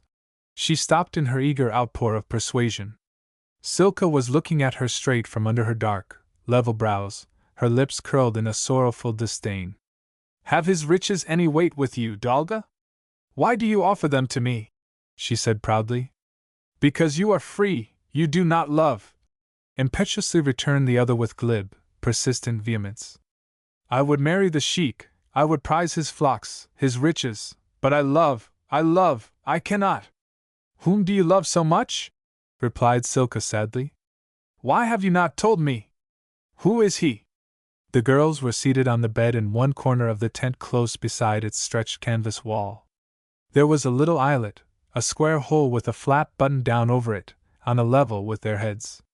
At Silka's question Dalga turned to the canvas, and with an impatient movement, tore up the flap and looked out. The plain was bathed in gold. Above, the pure, pink glow still hung in the limpid sky. The encampment was astir. The tents were open, and little cooking fires, sending up their spirals of blue smoke, were dotted over the sand. At a few paces' distance from the main row of tents, the camels, lying down, made a velvet-like patch of shade on the gleaming gold of the sand, and herds of white goats stood near, their silky coats flashing in the morning sunlight. Silka looked out, too, over her sister's shoulder. She saw the burnished gold of the plain and the luminous sky, and between these two a figure that stood by a low brown tent, with the sunlight falling full on its noble brow and the straight profile turned towards them. Dalga wrung Silka's hand, that she still clutched, as they knelt side by side on the sheepskin looking through the eyelet. That is he, she said, and Silka's lips parted suddenly in a little scream of pain. What is the matter? Asked Dalga roughly, drawing her back from the aperture, and letting the flap fall. You hurt me, replied Silka. Is that the one you love? Her voice sounded tremulous. Her eyes, fixed on Dalga, seemed to widen with increasing pain. Yes, that is he, that is Melon, answered Dalga softly. Is he not handsome, wonderful? Why do you stare so? Might not any girl love him? A little smile played round Silka's lips. Yes, indeed, any girl might love him, she answered. But not as I do, no, never. Oh, Silka, I cannot tell you how I love him. More than the Nile, more than the stars, more than we have ever loved each other. I have met him often when I went to draw water, and sometimes we have stayed together in the palm grove. I was so happy till father sold me to the sheik, and now I must part from Melon forever. Do not make me, dear, darling Silka, do not send me to the Nile. She spoke with increasing excitement, with passionate intensity. She was close to Silka, and she laid one arm softly round her neck and put her face close to hers. Such a beautiful oval face it was, the face that Silka loved. As she looked at it, her heart melted within her. See, dearest Silka, continued the other coaxingly, you have nothing to do but to unveil before the sheik. You are just like me, only 1,000 times lovelier. He will not want me then, but you. You can say to our father, as I am fairer than my sister, he will give you 2 more camels. Father will be pleased with the camels, and I shall be left free to marry Melon. But suppose I don't want to marry the sheik either, said Silka, slowly stroking the curls of the sheepskin as she looked down upon it. But why should you not? He has flocks and herds, he will give you necklets and bracelets, and a camel to ride, and take you to the oasis? Why should you mind? It is late, Dolga. Father will be returning soon. Go, fill your urns at the well. But will you promise? I can promise nothing yet. Go, go, leave me, you must let me think a little. Dolga got up well satisfied. She knew Silka had never refused her anything since they had first played as babies together in the sand. Silka loved her. Silka had never denied her anything. She took her large earthenware jar, poised it on her shoulder, and went out of the tent into the hot light. Silka lay on the sheepskin where her sister had left her, and turned her face to it, shaken with a storm of feeling that convulsed her slender body from head to foot. She heard none of the cheerful sounds of life stirring round the tent. She heard only Dolga's thread of the Nile, her passionate pleading for help. Her face was buried in the sheepskin, yet she saw plainly in the wall of darkness before her eyeballs the figure of the Bishareen standing out against the pink light of the morning sky. So it was Melon that Dolga loved? And to Melon all her own passionate, impulsive heart had been given through her eyes. Had she not, morning after morning, gazed out through the square islet to catch a glimpse of him as he came from his tent, dressed in his snowy white linen tunic, and with countless strings of colored beads twisted round the firm column of his throat and hanging from his arms? Melon, the necklace seller of Asuin. Melon, that the foreign tourist stopped to gaze after, as he walked with slow and stately steps beneath the lebbek trees on the boulevard, by the Nile. Young and straight and slender, with a beautiful face and form, he never offered his wares for sale. He simply stood and looked at the tourists, and they came and bought largely. They came up to him with curious eyes to chaffer for his blue glass beads, and stare at his smooth, perfectly molded arms and throat, at the wonderfully straight features, and the lofty carriage of his head, at the thick hair, like fine black wool, that waved above his forehead and clustered round the nape of his neck, interwoven with his brilliant blue beads. Ah! How she loved Melon! How she had dreamed of the day when her elder sister, happily married, she herself could go to her father and say, "Let Melon, the necklace seller, come to the tent and see my face." And now, not for him, but for the old hard-visaged sheik, she was asked to unveil. "I cannot do it, no, I cannot," she muttered to herself, and the thought of Melon came to her softly. "I have but to look at him, and he must love me, he is mine." Did not her mirror tell her this each morning? Had not her sister but now said the same? She smiled to herself, and balm seemed poured through her. Then there came another thought piercing her like a dagger. Melon is not mine but hers. She loves him, he loves her. They have met in the palm grove. Never, never, could she unveil for him now. He must never see her. Though he loved her 1,000 times, yet would she never take him from Dolga. Dolga, bright, graceful, and beautiful, the light of her eyes, the joy of the tent. Could she bear to see her brought through the door cold, motionless, lifeless, killed by the embrace of the Nile? When Dolga returned with the flush of warmth on her cheek and the jar full of shimmering water on her shoulder, Silka was sitting upright on the bed with dry, wide eyes. One glance at her told Dolga that she herself was free, that the other would take up her burden and bear it for her. She crossed over with a quick, beautiful movement, lithe, free, untamed. "Darling Silka, you will consent? You will promise? Do you meet him often in the palm grove?" returned Silka. It was now her eyes that were full of flame as she met her sister's. "Why, Melon? Yes, whenever it was possible. Tonight there will be no moon. I was going, but why should you ask?" She bent forward quickly, eagerly, some faint suspicion stirring in her. "If I do this for you, if I save you, if I show myself to the sheik, then you must let me go to the palm grove tonight." Dolga fell back from her, surprise and terror and horror mingling in her face. She clasped her small, soft hands together and wrung them. "Oh, Silka! You know, if he sees you, he will not look at me again, he will not care." Silka smiled a slow, painful smile. "Do you not see?" she said in a whisper. "I shall go as you. Who will know it is not you? Not Melon. He will be expecting you. He has never seen me. I will not betray myself nor you, but this is my condition. Tomorrow I go in your stead to the sheik, tonight I go in your stead to Melon." Dolga stared at her, barely comprehending.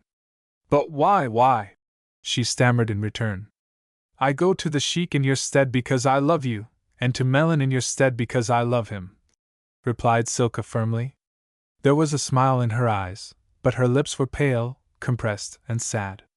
Dolga gazed at her in silence, both hands clasped tightly now over her swelling breast.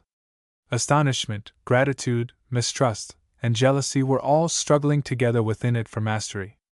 You love Melon too? She said at last. Then why do you not take him? One glance from you and he is yours. He was yours first, answered Silka miserably. I cannot take him from you. And you will marry the sheik to save me? Yes, replied Silka. Then Dolga fell on her knees and thanked Silka and kissed her, and Dolga's kisses were very sweet, and while those lips pressed hers Silka forgot everything else in the world. At last Dolga said in a sudden recrudescence of jealousy, In the grove tonight you will not. And the rest was whispered. No, answered Silka. I am the bride of the sheik. You need fear nothing. But I must see Melon. All my life long I shall feed on your happiness. There will be nothing else for me. I shall live on it. To do this I must have a vision of it before I go, and it will stay by me forever. That afternoon the tent was gay with unrolled silks and scarlet rugs, and coffee stood out in little porcelain cups upon the floor, for the Sheik Ibrahim had come to the final parley for his bride. He sat before the coffee cups on a black goatskin, the pipe of honor placed beside him. A grave, quiet man, with kind eyes, but already far on in the winter of life. Opposite him sat his host, the owner of the tent and father of the girls. Shrewd-eyed, keen-faced, quietly he did his bargaining. Earlier in the day the elder girl had laid the plan before him, herself for Melon, the necklace seller of Asuan, who owned neither camels nor goats, but would pay well in silver straight from the hands of the tourists, her younger sister for the sheik, who would give doubtless 2 more camels for her wonderful beauty. The father listened placidly. It was not a bad bargain. But, he answered finally, why should you not go to the sheik now for 2 camels and buy another will come for your sister and give 4 camels? Then shall I have had 6 for the 2 of you. But she may die, objected the ready Dolga, the keen-witted daughter of her father. Better secure the camels now, father. True, she may die, and the bargain be lost, mused the father, and at last he spread out his hands with a gesture of conclusion. It is for the sheik to decide, he said merely, and Dolga was content. She knew beforehand what the sheik would decide when he saw her sister. Now the 2 girls sat clasped in each other's arms behind a curtain hung across a corner of the tent, and waited silently till they should be summoned. If she be fairer than your daughter Dolga, they heard the sheik say good-humoredly. She must be fair indeed, and worth 4 camels. Let me see her. At those words Silka rose and stepped from behind the little curtain. With timid steps she came forward to the center of the tent. A linen tunic clasped round the base of her throat fell almost to her ankles, caught lightly in at the waist by a scarlet cord. Loose sleeves falling from the shoulder half concealed her rounded arms. But her lovely face, with its arching brows and liquid eyes, looked out unveiled from her frame of cloudy hair, and drew the sheik's heart towards her. Wrapped in the enthusiasm of the holiest of all loves, that of sister for sister, tense with the ardor of her sacrifice, a light shone out from the tender soul within that fired all her beauty, making it burn like the sun, and intoxicate like wine. Her father eyed her, and wished he had asked 5 camels. The sheik stretched out his right hand towards her. Are you pleased to come, my daughter, to the oasis of roses with me? My lord beholds his slave, answered Silka, and her eyes were full of light, and her lips were curved in smiles. My camels, 4 of the best, will find their stable behind your tent tonight, said the sheik to her father, and he filled the cup he had drunk from and handed it to the girl. Silka raised it to her lips. Does it please my lord that he fetch me tomorrow, and leave me in my father's tent tonight? The sheik laughed good-naturedly, his eyes fixed on the pleading, youthful face. It pleases me not to leave you, but if you asked me, little one, I will not refuse. Let it be so. As he spoke Silka drained the coffee cup he had given her, and by so doing bound herself to him henceforward.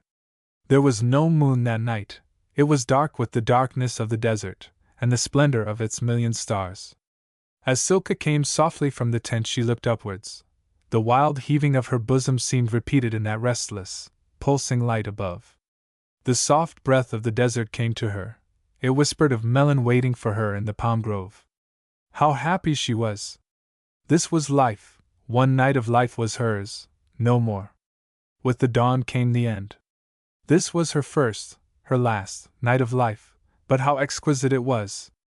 The voice of the desert sang in her ears, the light soft sand caressed her flying feet. Within bounded her heart, buoyant with leaping joy. Never had she realized the strength of her swift, straight ankles, never till now the free, joyous power in her supple limbs. Before her rose the palm grove, distinct in all its beauty of feathery-topped trees against the gorgeous starlit sky. By her side gleamed now the line of the river, silver in the starlight, smooth and lovely, studded with its fierce black rocks, flanked by its orange sand, and here and there, on its edge in the radiant darkness, rose a lofty palm lifting its swaying branches towards the jeweled sky. Silka looked at the river curiously. Now she was keenly alive. Life was sharp and alert in every fiber, but it was the last. This night of life was also a night of goodbyes. Tomorrow she would look on the river again, but she would be dead then, dead to joy and to love. It would only be Dolga who would be living rich in both these gifts, gifts given by her. The thought ran through her with a tumultuous gladness. She entered the palm grove and went straight to the tree that Dolga had told her of, a withered palm. A figure sat at the foot of the tree. The starlight gleamed on its white clothing. Silka's feet stopped mechanically as she saw him. Her heart beat so that she could scarcely breathe. But he had caught sight of her, and sprang to his feet and came towards her. How wonderful he was with his fine head set on that long, firm throat, and how sweet the face when his beautiful mouth broke into smiles as he saw her. "Dolga!" he exclaimed, and then paused. She heard the little note of wonder, of joy, in his voice, as she looked up at him in the soft starlight, filtered through the palms. She was close to him, and his voice, his presence was a new wonder to her. "You are lovelier tonight than ever before. You have a new beauty, what is it?" And he stretched out his arms passionately to her, and enfolded her in them close to his breast, and kissed her.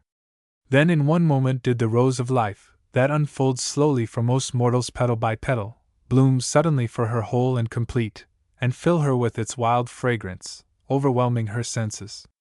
The happiness of 100 lives was compressed into that one perfect moment when his lips touched hers, and she saw his face hang over hers in the starlight, blazing with the fires of love.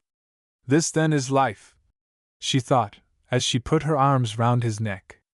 "This is what I am giving to Dolga. Am I really more beautiful tonight than I have been?" she asked presently, as they sat crouched close side by side at the foot of the palm, looking towards the silver river. "1,000 times," he answered passionately. "I have never loved you, never seen you as I do tonight. Then you must always remember me as you see me now. However Dolga looks to you in the future, always remember this night, and how you loved her then." And he took her more closely into his arms, and pressed kisses on her eyes, and told her in low murmured words of the tent he was preparing for her, pitched where the cool breeze from the Nile would reach them, and of the coming sunsets when she would sit awaiting his return in the doorway, and of the still radiant hours of the desert night which would pass over them full of delirious joys. And the girl listened and lived out her life in those moments against his heart. And ever as she listened, the thought of the sheik and his withered arms rose before her. Still it was Dolga's future she looked into, the secrets of Dolga's happiness she learned. As often as he murmured, "Dolga!" and caressed her, a wave of joy passed through her. 3 hours before the dawn they parted, and with slow, sad steps she returned to her father's tent. Her strength was spent. Life and she had finally separated. Entering the tent with noiseless feet, no sound disturbed the sleeping chief, and she crept to where her sister sat up, wild-eyed and sleepless, on the bed. "This he gave to Dolga," she said, with her lips pressed to Dolga's ear, and passed over her head a necklace of faultless beads of jade. The following day, when the last flare of the sunset lit up the sky with flame, and the delicate branches of the palms of the oasis showed before them tipped with gold, the Sheikh Ibrahim bent over his bride sitting before him on the camel, decked out with gold ornaments in her hair. He saw her smiling, and a glory that was not of the sunset on her face. "Of what is my beloved one thinking?" he asked her. She looked up, but she did not see his face above her. She saw only the tent where the wind from the Nile could come, and Dalga within radiant with the joy she had given her. "Of what should your slave be thinking, Lord?" she answered. "But love and happiness?" 6. It was evening. A sky of purest emerald, luminous, transparent, and divinely calm, stretched over the city of Damascus, that lies in its white glory, wrapped round by its mantle of foliage, in the heart of the burning desert, unhurt, cool, invulnerable in the jaws of the all-devouring desert sand. In the east, with the first cool breath of evening comes a spirit of rejoicing. The heat and burden of the day are over, and there is 1 hour of pure delight before the darkness. This hour had come to Damascus. The roses lifted their heads in the garden, the birds burst into joyous floods of song, and the trees waved and spread their branches to the little breeze that came rippling through the crystal air. Almost on the confines of the city, where the belt of protecting verdure grows thin and the gaunt face of the desert presses against the city walls, rose the square, white dwelling of Ahmed Ali, and his garden was the largest and most beautiful of the city. High white walls enclosed it on every side, and from the broad, traveled highway that ran beside it the dusty and wearied wayfarer often lifted his eyes to the profusion of gay roses, the syringa, and star-eyed jasmine that tumbled jubilantly over the edge, and hung their scented wreaths far above his head. The tinkling of a fountain could be heard within, and the mad rapture of song from the birds in the evening, when the scent of the orange blossom stole softly out on the radiant golden air. On the other side of the garden was a grove of orange trees. The rich, glossy, green foliage rose in dark masses above the high wall, and some inquisitive, encroaching boughs stretched over and occasionally dropped their golden fruit into Ahmed's garden. On the inside of the old, moss-grown wall were numerous buttresses, and in these angles and corners, sheltered from any breeze, the roses and the small fruit trees fairly rioted together, blending their masses of pink and white bloom. On this evening, when the sky shone like one sheet of purest mother-of-pearl, green and rose and faint purple, the garden was very still. The only sound was the murmur of the falling water, the coo of some white doves in a pear tree, and a very light step pacing on the tiny narrow path that wound its way round the whole garden amongst the rose bushes and lemon trees. Delama, the youngest of the ladies of the harem, was walking in the garden with her white veil thrown back and a smile on her small, red, curling lips. She stooped here and there to gather a flower whenever a bud or blossom of particular beauty caught her eye, and fastened now one against her thick brown hair, and now one or two upon the rich embroidered muslin that covered the upper part of her bosom. She was intensely happy, in the spring at Damascus, at 17 and in love. Who would not be happy? The fires of youth and love and joy burned in her flesh and danced in her veins and shone in her eyes, and she sang and smiled to herself as she gathered the flowers.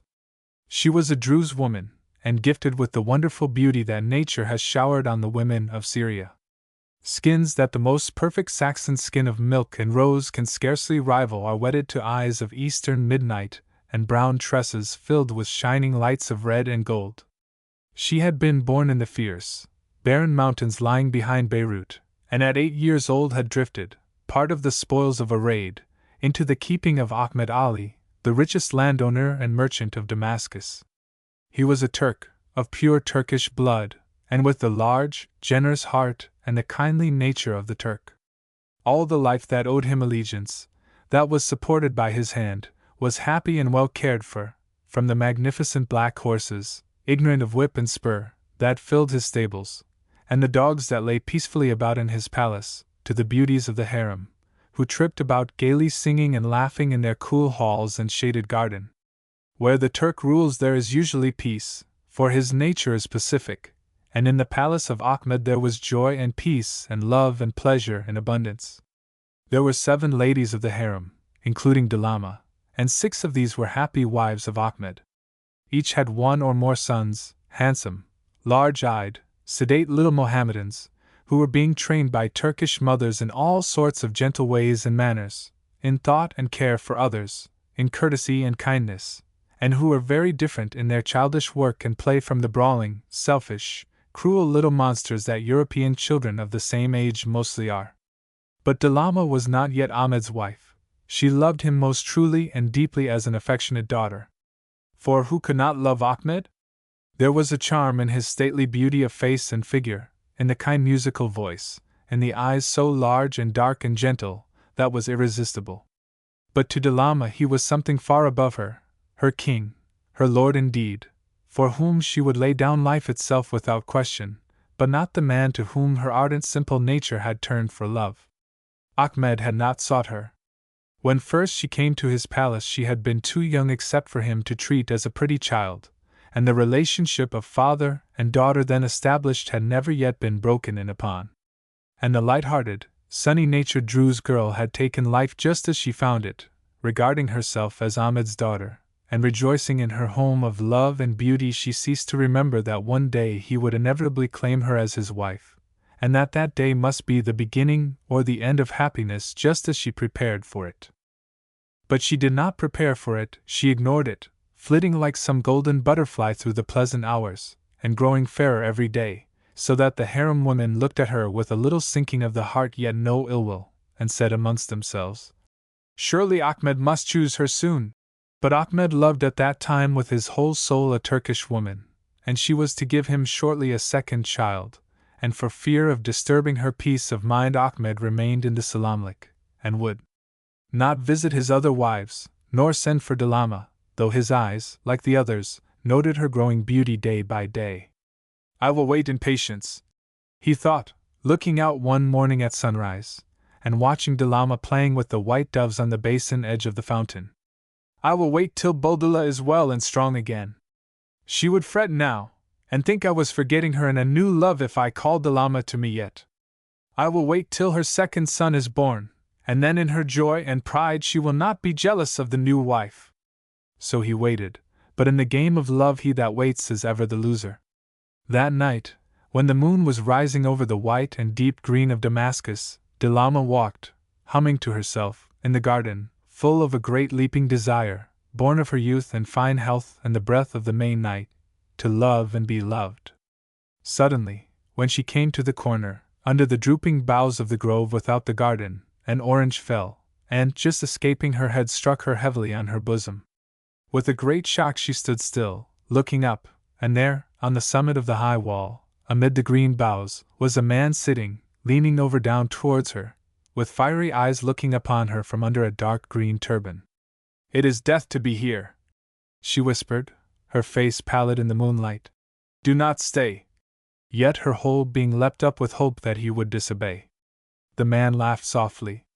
"It is life to look on you," he said merely, and to her terrified joy and horrified delight he slid down between the lemon trees and the wall, and stood before her in the angle it made, where two buttresses jutting forward hid him from all view unless one stood directly opposite. Delama shook from head to foot.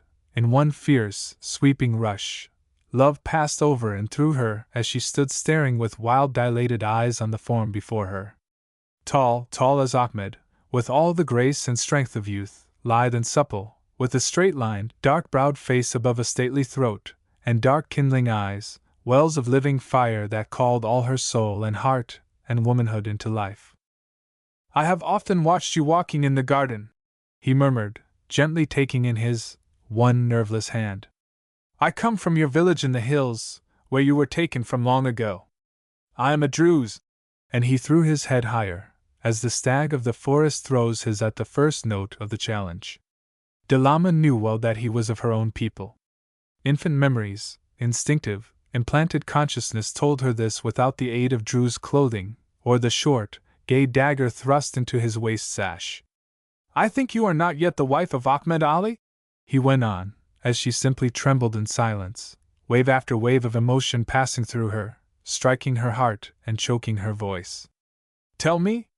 Delama shook her head, and a triumphant smile curved the handsome lips before her.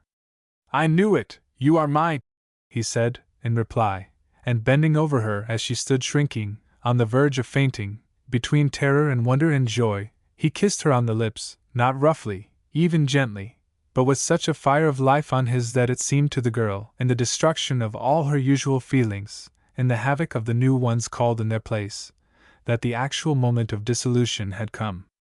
That had been some 3 weeks ago, and now, on this soft, pearly evening, she was waiting eagerly for the sky to deepen, and the light of the stars to sharpen, and the orange to fall over the wall. For the Drews had come many times, and no one had discovered the lovers, screened by masses of roses in the buttress-sheltered corner of the wall. In fact, for the last weeks no one had had time or thought for anything but Buldellah, who lay sick within the palace walls, and attendants waited anxiously or ran hither and thither on various errands, and Ahmed was in the depths of anxiety, and no one thought about Delama or paid any attention to her, and she was radiantly happy and self-engrossed, and came and went between the garden and her own little chamber as she listed, undisturbed. And this evening, as usual, she slipped unobserved amongst the roses into the corner of the buttressed wall. A moment after the boughs overhead parted, and the lithe Drews dropped down noiselessly beside her.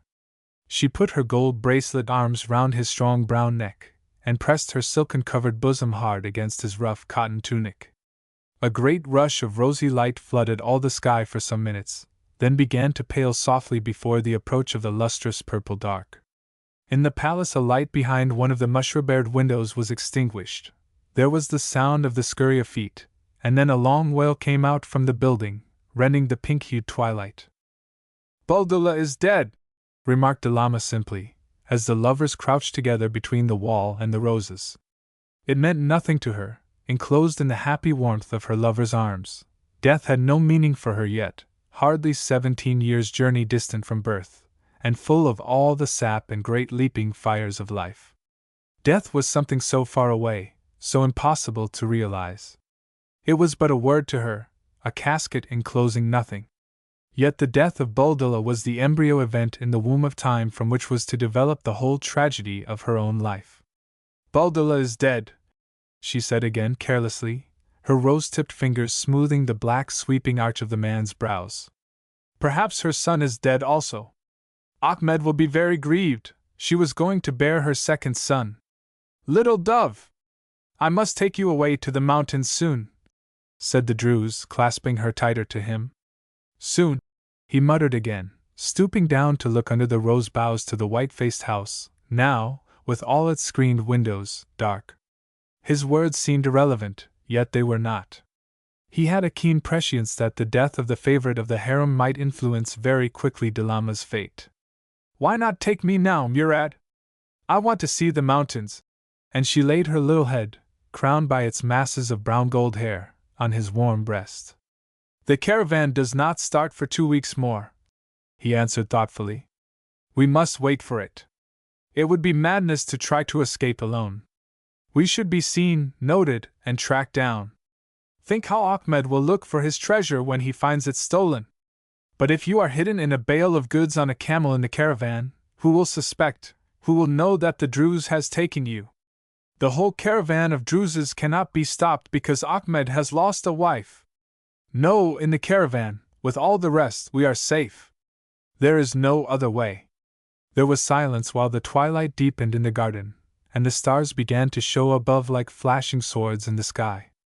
In the languor of love that knows no fear and has no cares, that opiate of the soul, Delama lay in his arms and sought his lips and eyes, and asked no more about caravans and journeys and mountains, drugged and heavy with love. In an hour when all was velvet blackness beneath the wall, they kissed farewell. He scaled the crumbling bricks, and regained the sheltering orange grove, and she walked slowly back, drawing smooth her filmy veil, towards the darkened palace. 5 days later at noontime, as Delama was sitting in the garden playing with the tame white doves by the fountain, one of the black female slaves approached her. Delama looked up questioningly, holding a dove to her bosom. "The Lord is sorrowing within for his dead wife and dead son. He has sent for you. Go in, and lead him away from grief." And the woman smiled and prostrated herself before Delama, who shrank instinctively away like a frightened child. But there is only one law and one will in the harem, and she rose obediently, letting the dove go, and stood ready to follow the slave.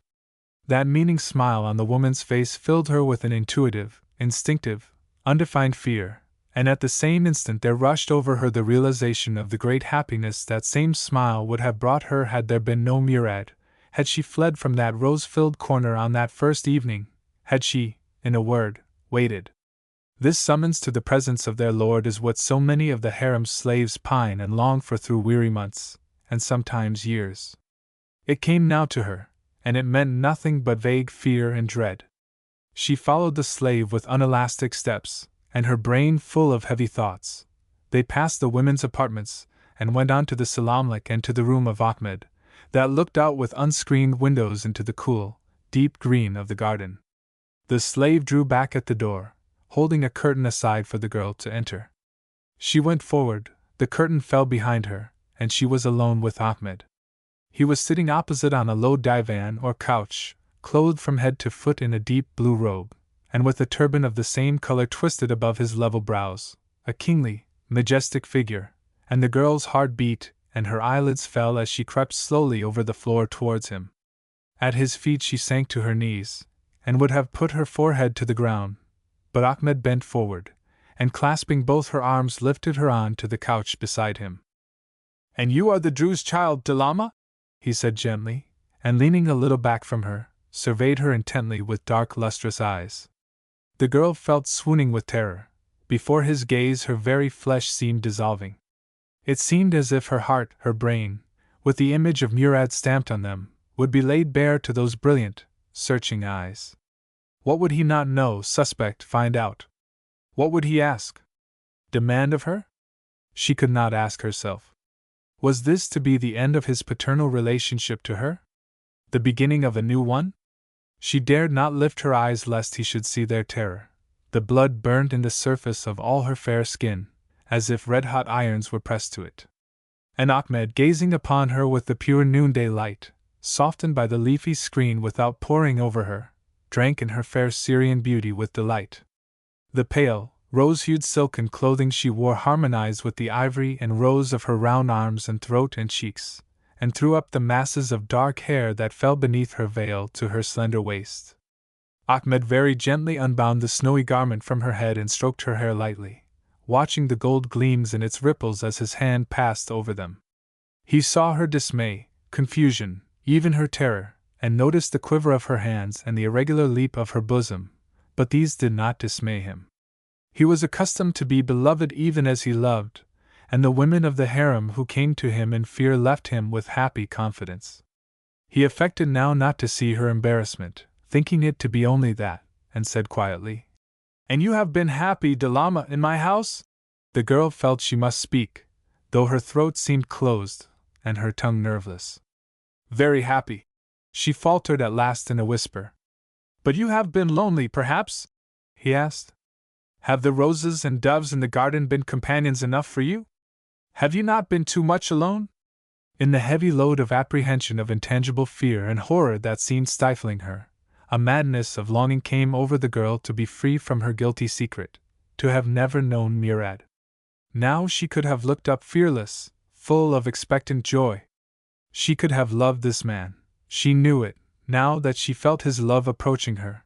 Hope was dying within her that ever again would he regard her simply as his daughter.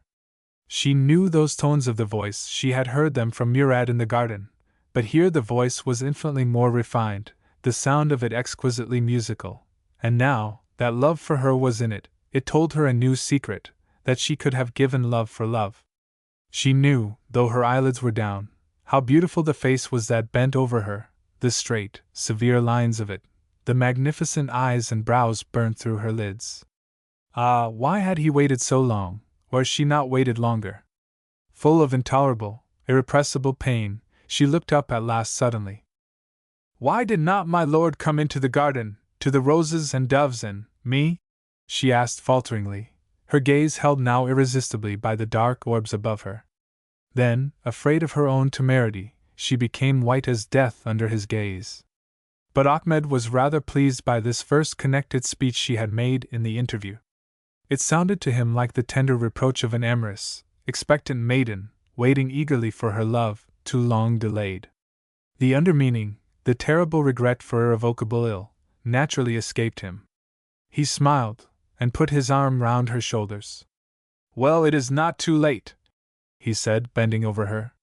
But the girl shrank from his arm, and he realized it instantly. He was aware directly that there was some feeling in her not quite fathomed nor understood. It puzzled him.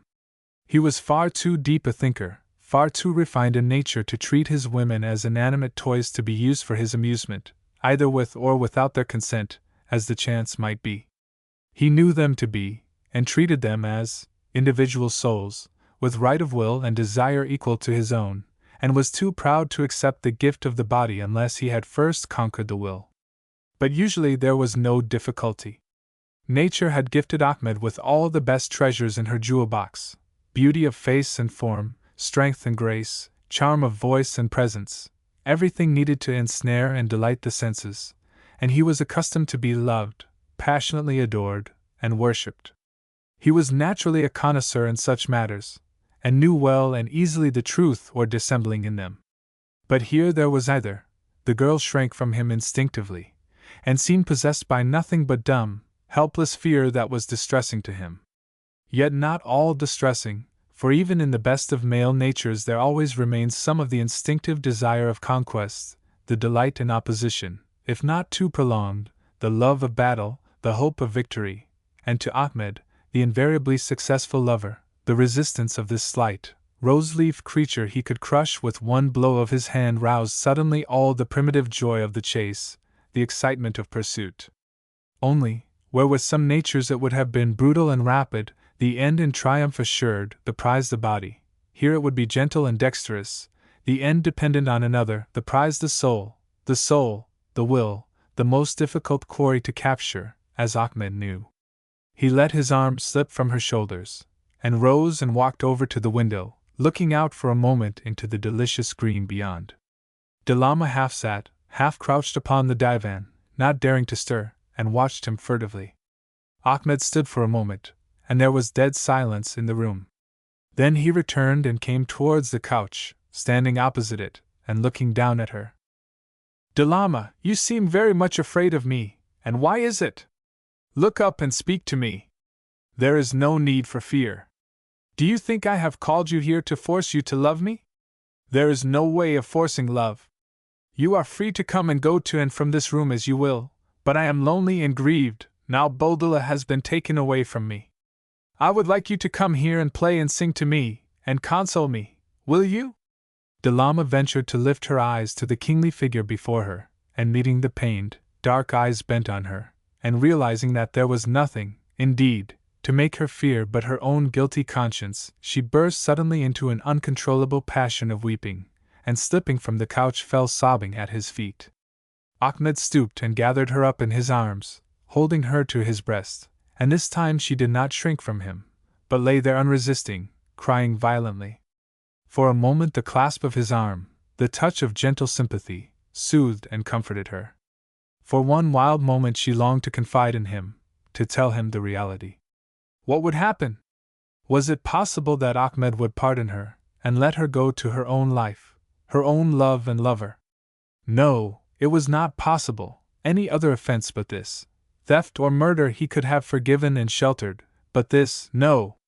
Instinctively she knew and felt it would not be possible to him, a Turk, free from prejudice and superstition, liberal as he was, to forgive her crime.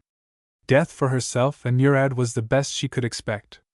Ahmed's own honor, the traditions of all his house, his great position would make it impossible for him to let her pass from his, a Turk's harem, to a Druz lover. The thought whirled from her sick brain, leaving all confused and hopeless as before, and her tears rained fast.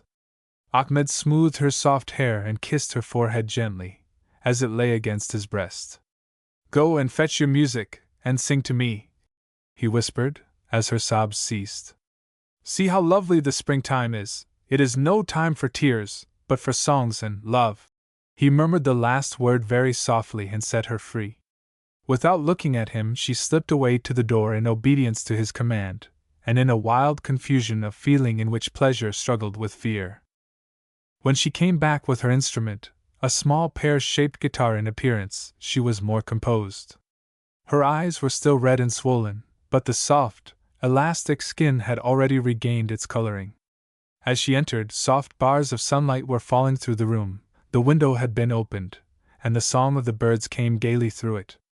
Ahmed had ordered coffee and sweetmeats to be brought, and these now stood on a small inlaid table before her, on whose glistening arabesques of mother of pearl the sunbeams twinkled merrily.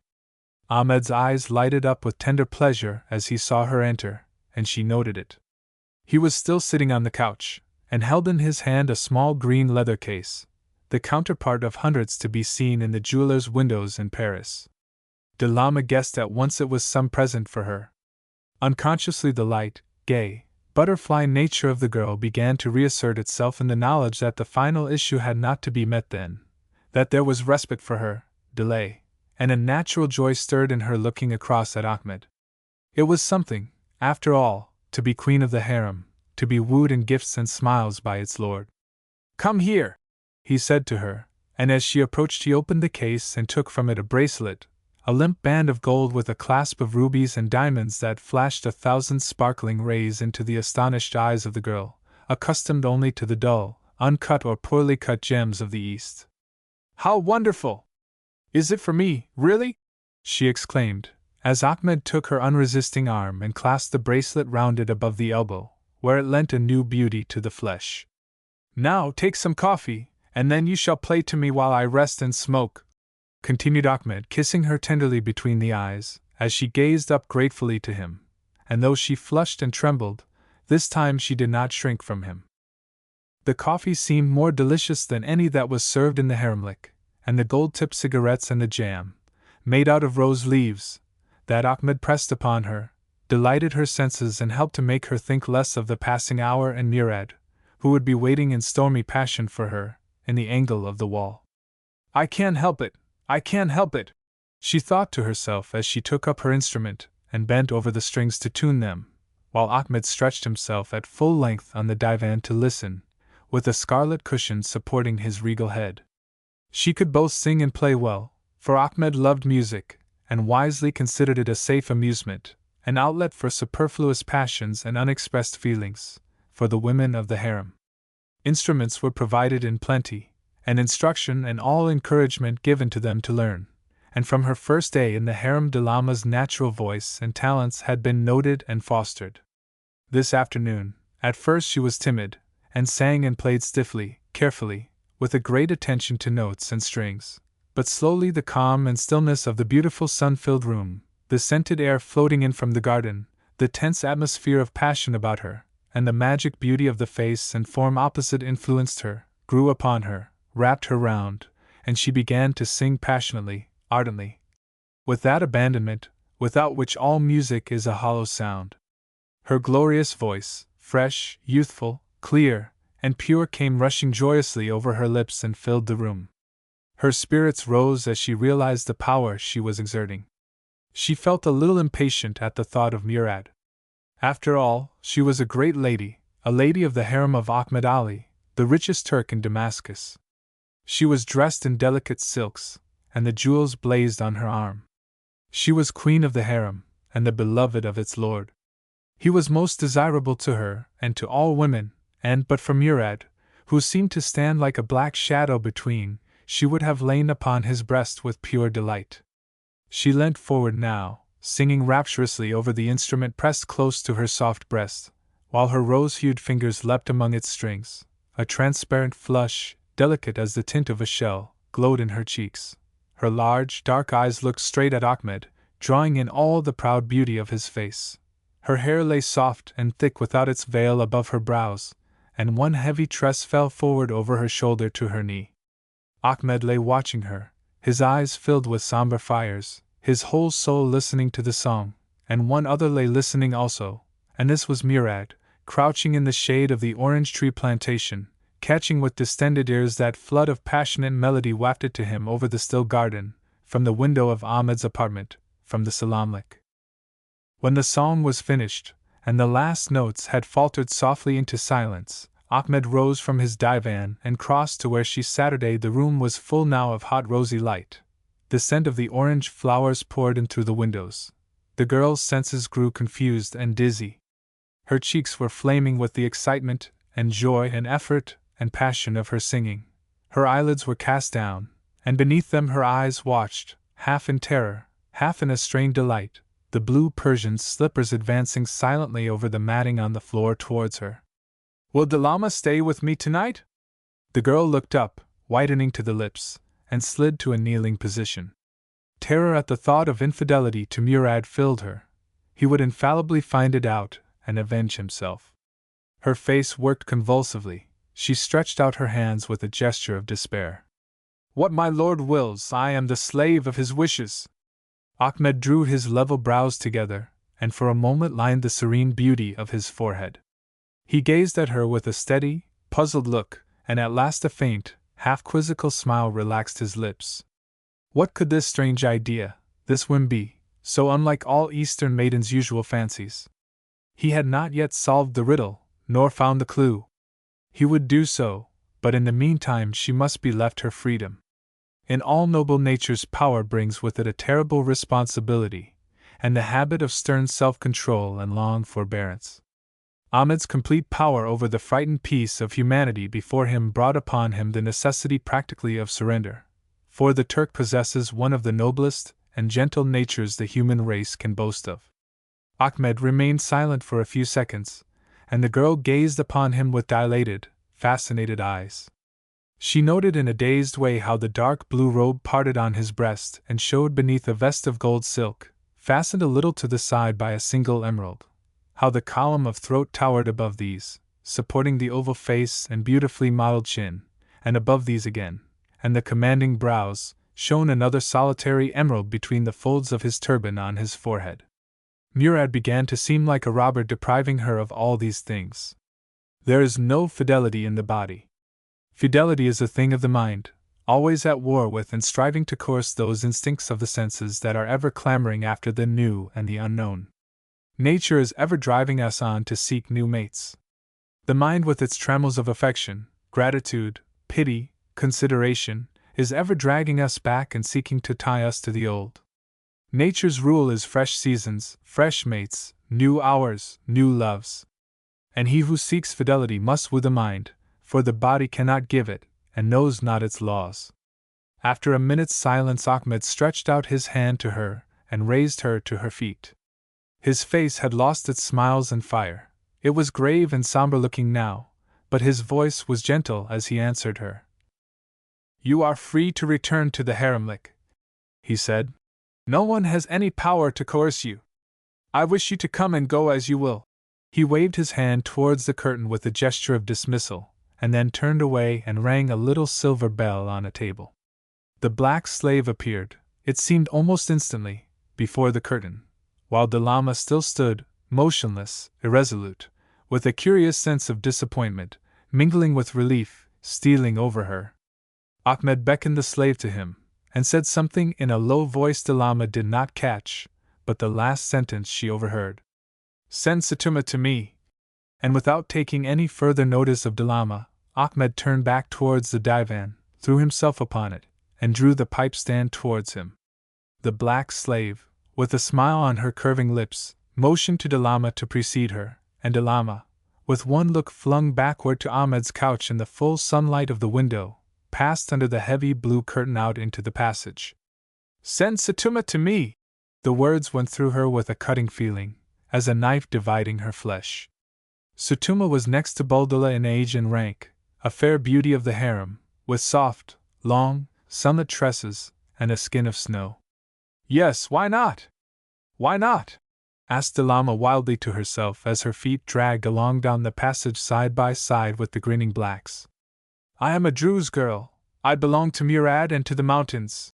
But the insidious charm of Ahmed's personality worked on all the pulses of her body, pulses that know not fidelity, though her brain kept telling her that Murad would be waiting for her in the garden.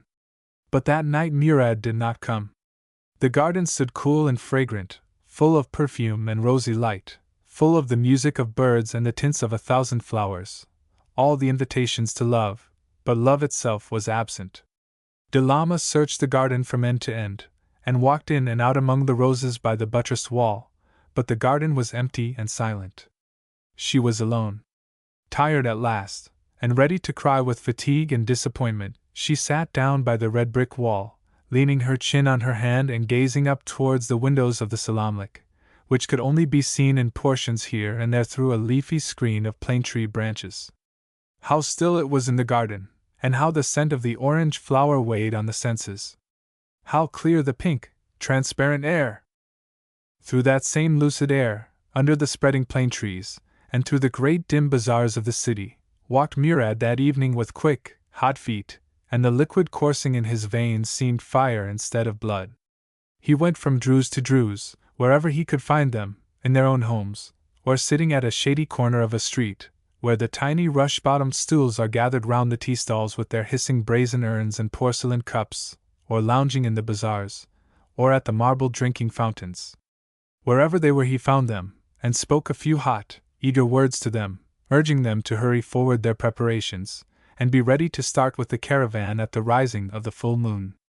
Then, as the rosy light changed into violet dusk, he went home to his low, yellow, square-roofed dwelling on the edge of the desert, and sat there in his one unlighted room, sat there gazing out with unseeing eyes into the lustrous Damascus night beyond the open door, and with the fingers of his right hand playing absently with the handle of his knife.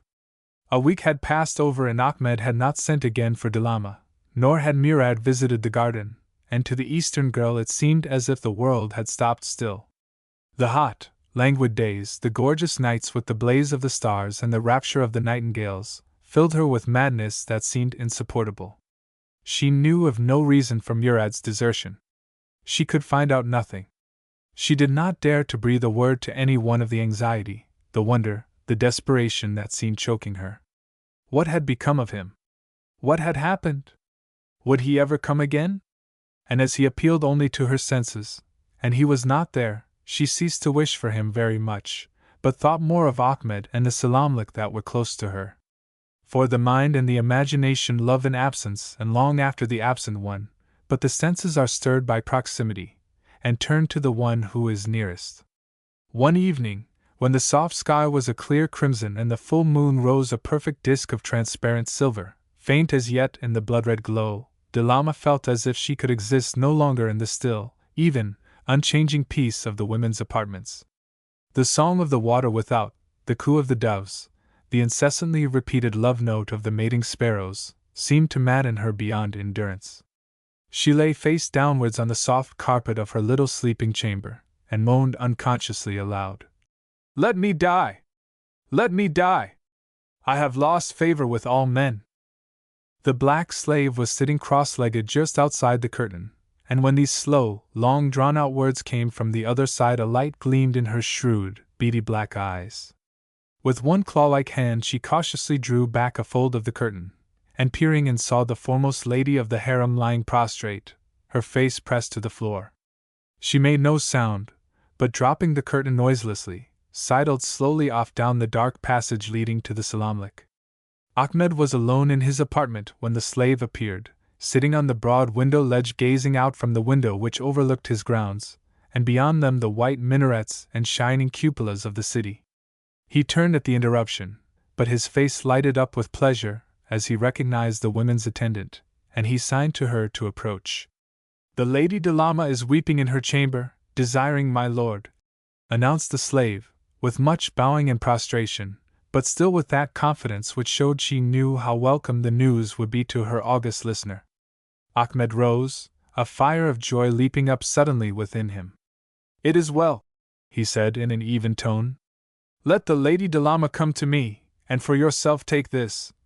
And he dropped beside the crouching heap of black back and shoulder a small velvet bag. The slave grabbed it and put it in her breast, muttering 1,000 thanks and blessings, and withdrew. Once outside, her lean black legs carried her swiftly back to Dilama's room, where she pushed aside the curtain without ceremony. "Come," she said imperiously. "You are Ahmed Ali's chosen one. He has sent for you. Put off that torn veil, and all that weeping. I have new robes here for you." Dilama, who had hurriedly gathered herself up at the slave's entry, shrank away now into a corner of the room, white as death. "Has he sent for me?"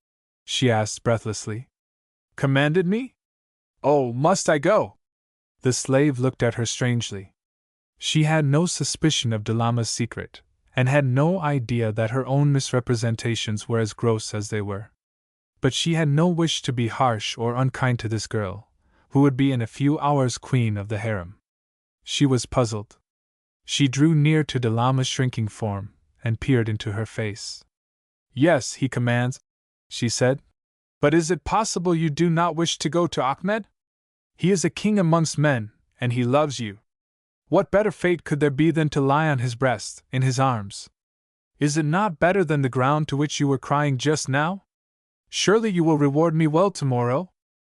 Delama answered nothing. Long shivers were passing through her. It was decided, then, she could no longer avoid her fate, and already with that thought the oriental calm of acceptance came to her. Besides, where was Murad? She could not tell. Fate had taken him from her, perhaps, the same fate that gave her to Ahmed. She was helpless. She had no choice but to obey. And the words of the slave, accompanied by those piercing, meaning looks, inflamed her senses. After that unbearable week of solitude the summons came to her not all unwelcome, and the supreme thought of Ahmed himself loomed up suddenly, bringing irresistible joy with it. A flame passed over her cheeks. She caught the slave's skinny black hand between her own rose-leaf palms. "Yes, I will reward you," she murmured. "Dress me beautifully, decorate me that I may find favor with Ahmed." The slave laughed meaningly. "Does the desert traveler burn and sigh after water, and then do the springs of Damascus not find favor in his eyes?" she asked, and laughed again as she approached Delama, and began to undress her. In a few minutes the whole of the haremlik was in a state of pleasant excitement. The news of the dressing of the bride spread into its furthest corners, and the women came to talk and jest, and the servants fled hither and thither upon errands. Delama was led into the large general room, and there bathed from head to foot with warm rose water, while the others sat round and chatted together, and admired her ivory skin, with the wild rose Syrian bloom upon it, and her masses of gold-tinted chestnut hair.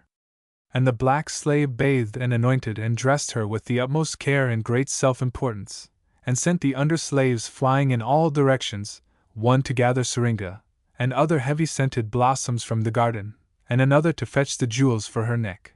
And as the attar of rose bottle was found to be empty, a slave was sent with flying feet to the bazaar to purchase more, and Delama, excited and elated, surrounded by jest and laughter and smiling faces, felt her youth leap up within her, and rejoice at coming into its kingdom, love.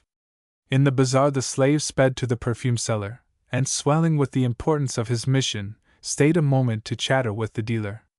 "They are dressing a new bride for my master, and I must hasten back," he gossiped, lounging on the merchant's little stall. "Ahmed Ali awaits her in the salamlik. I must be going. They say her beauty is wonderful. She is not a Turk, but a Syrian from the mountains by Beirut. I must hasten, they will be waiting." "Yes, hasten on your way," returned the perfume seller. He was a Turk, dignified and gracious, and of no mind to listen to gossip from the harem, of which it was little short of scandalous to speak so publicly.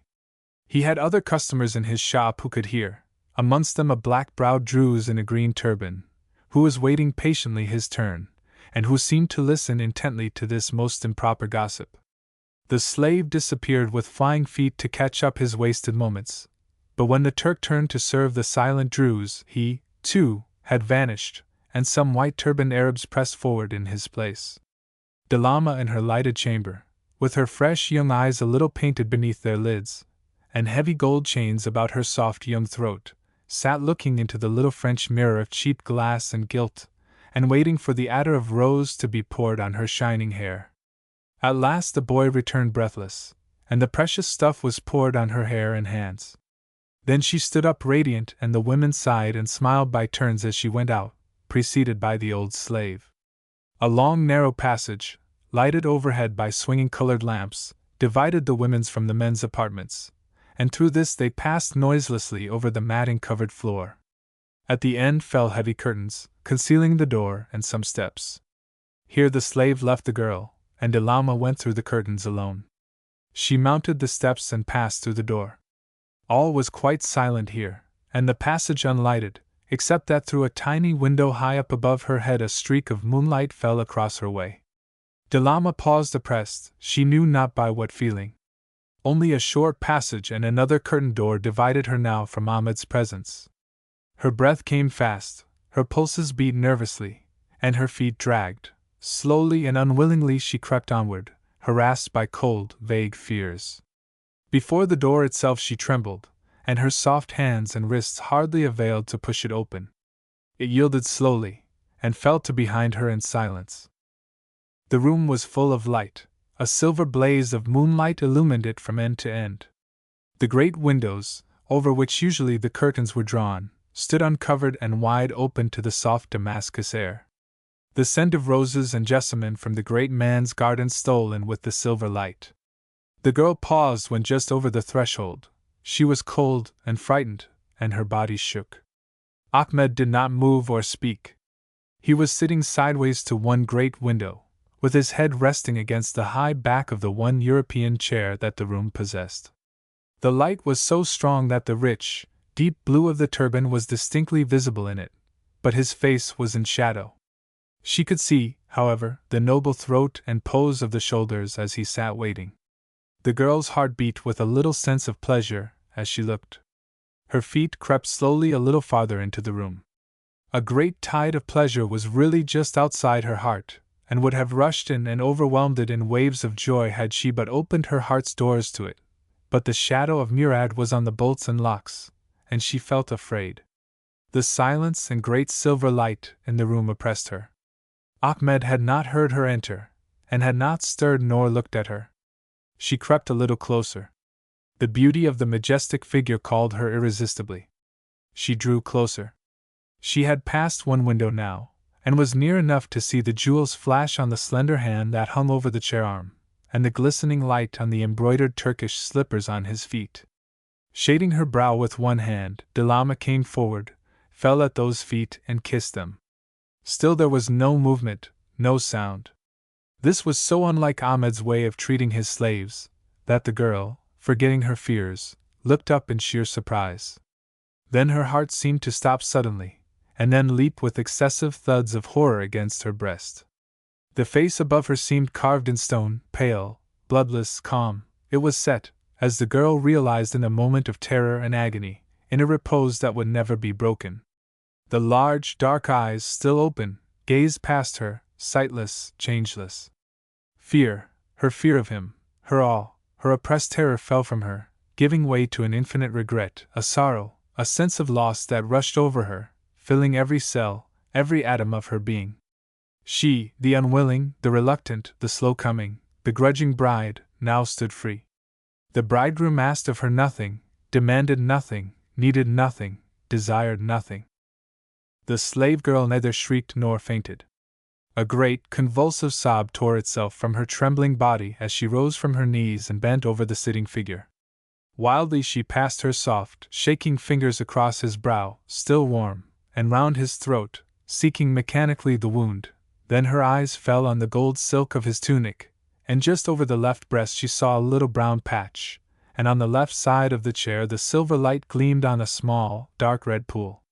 He had been stabbed as he sat there, waiting for her, stabbed from the back, and the dagger thrust through to the little brown spot in the front of the tunic. And through that tiny door his life had gone. Lying at his feet, Delama sobbed uncontrollably, rolling her head, with its wonderful crown of flower-decked hair, and her pink silk-clad body amongst the rugs on the floor. What was the worth or use of anything now, silk or bridal attire, or beauty, or flower-decked hair? Never would any of them now be mirrored in his eyes again. Never could anything change that awful serenity, that implacable silence, out of which she felt her own love, her own desire rush upon her and devour her. Ahmed had been hers and she had shrunk from him, and now all the blood in her body she would have given willingly to replace that little scarlet stream that had borne away his life. As she lay there, weeping in an agony of despair, a dark shadow suddenly grew in the window, and fell a black patch in the panel of white light upon the floor. A lithe figure balanced a moment on the ledge of the open window, then leapt with the silent elastic bound of a cat into the room. Delama sprang from the floor to her knees with a smothered cry of terror. Murad! Why have you come here? The Druze leaned over her and caught her arm fiercely. To claim my own. It is not the first visit I have made tonight, as you see. And as he dragged her up from her knees, he indicated the motionless figure beside them. You killed him, she whispered, gazing up with dilated, terrified eyes. Who should if not I? Had he not taken my wife? Come, we must be going. With the nail-like grip on her arm, and the low, savage tones in her ears, and the blazing eyes like a tiger's, inflamed with the lust of murder above her, the girl felt sick and half-fainting with fear and misery. He did not take me. I was always faithful, Murad. I love you. She stammered. It is well, returned Murad with a grim smile. And these tears, I suppose, are because I was too long absent? It is true I have been some time, I had much to do, and then I knew I was quite safe, now I had settled all accounts with him. Come! The caravan is ready, the camels wait for you. He dragged her towards the open square, the great square of the window. Without, the night flies and the moths danced in the silver beams, the trees rose motionless and stately in the sultry air, the gracious hours moved on with all the tranquil splendor of the oriental night. The girl threw her eyes over the sitting figure, unmoved by all the strenuous passions fighting round it. Wildly, in despairing agony, she stretched out her arms towards it in a vain, unconscious, passionate appeal.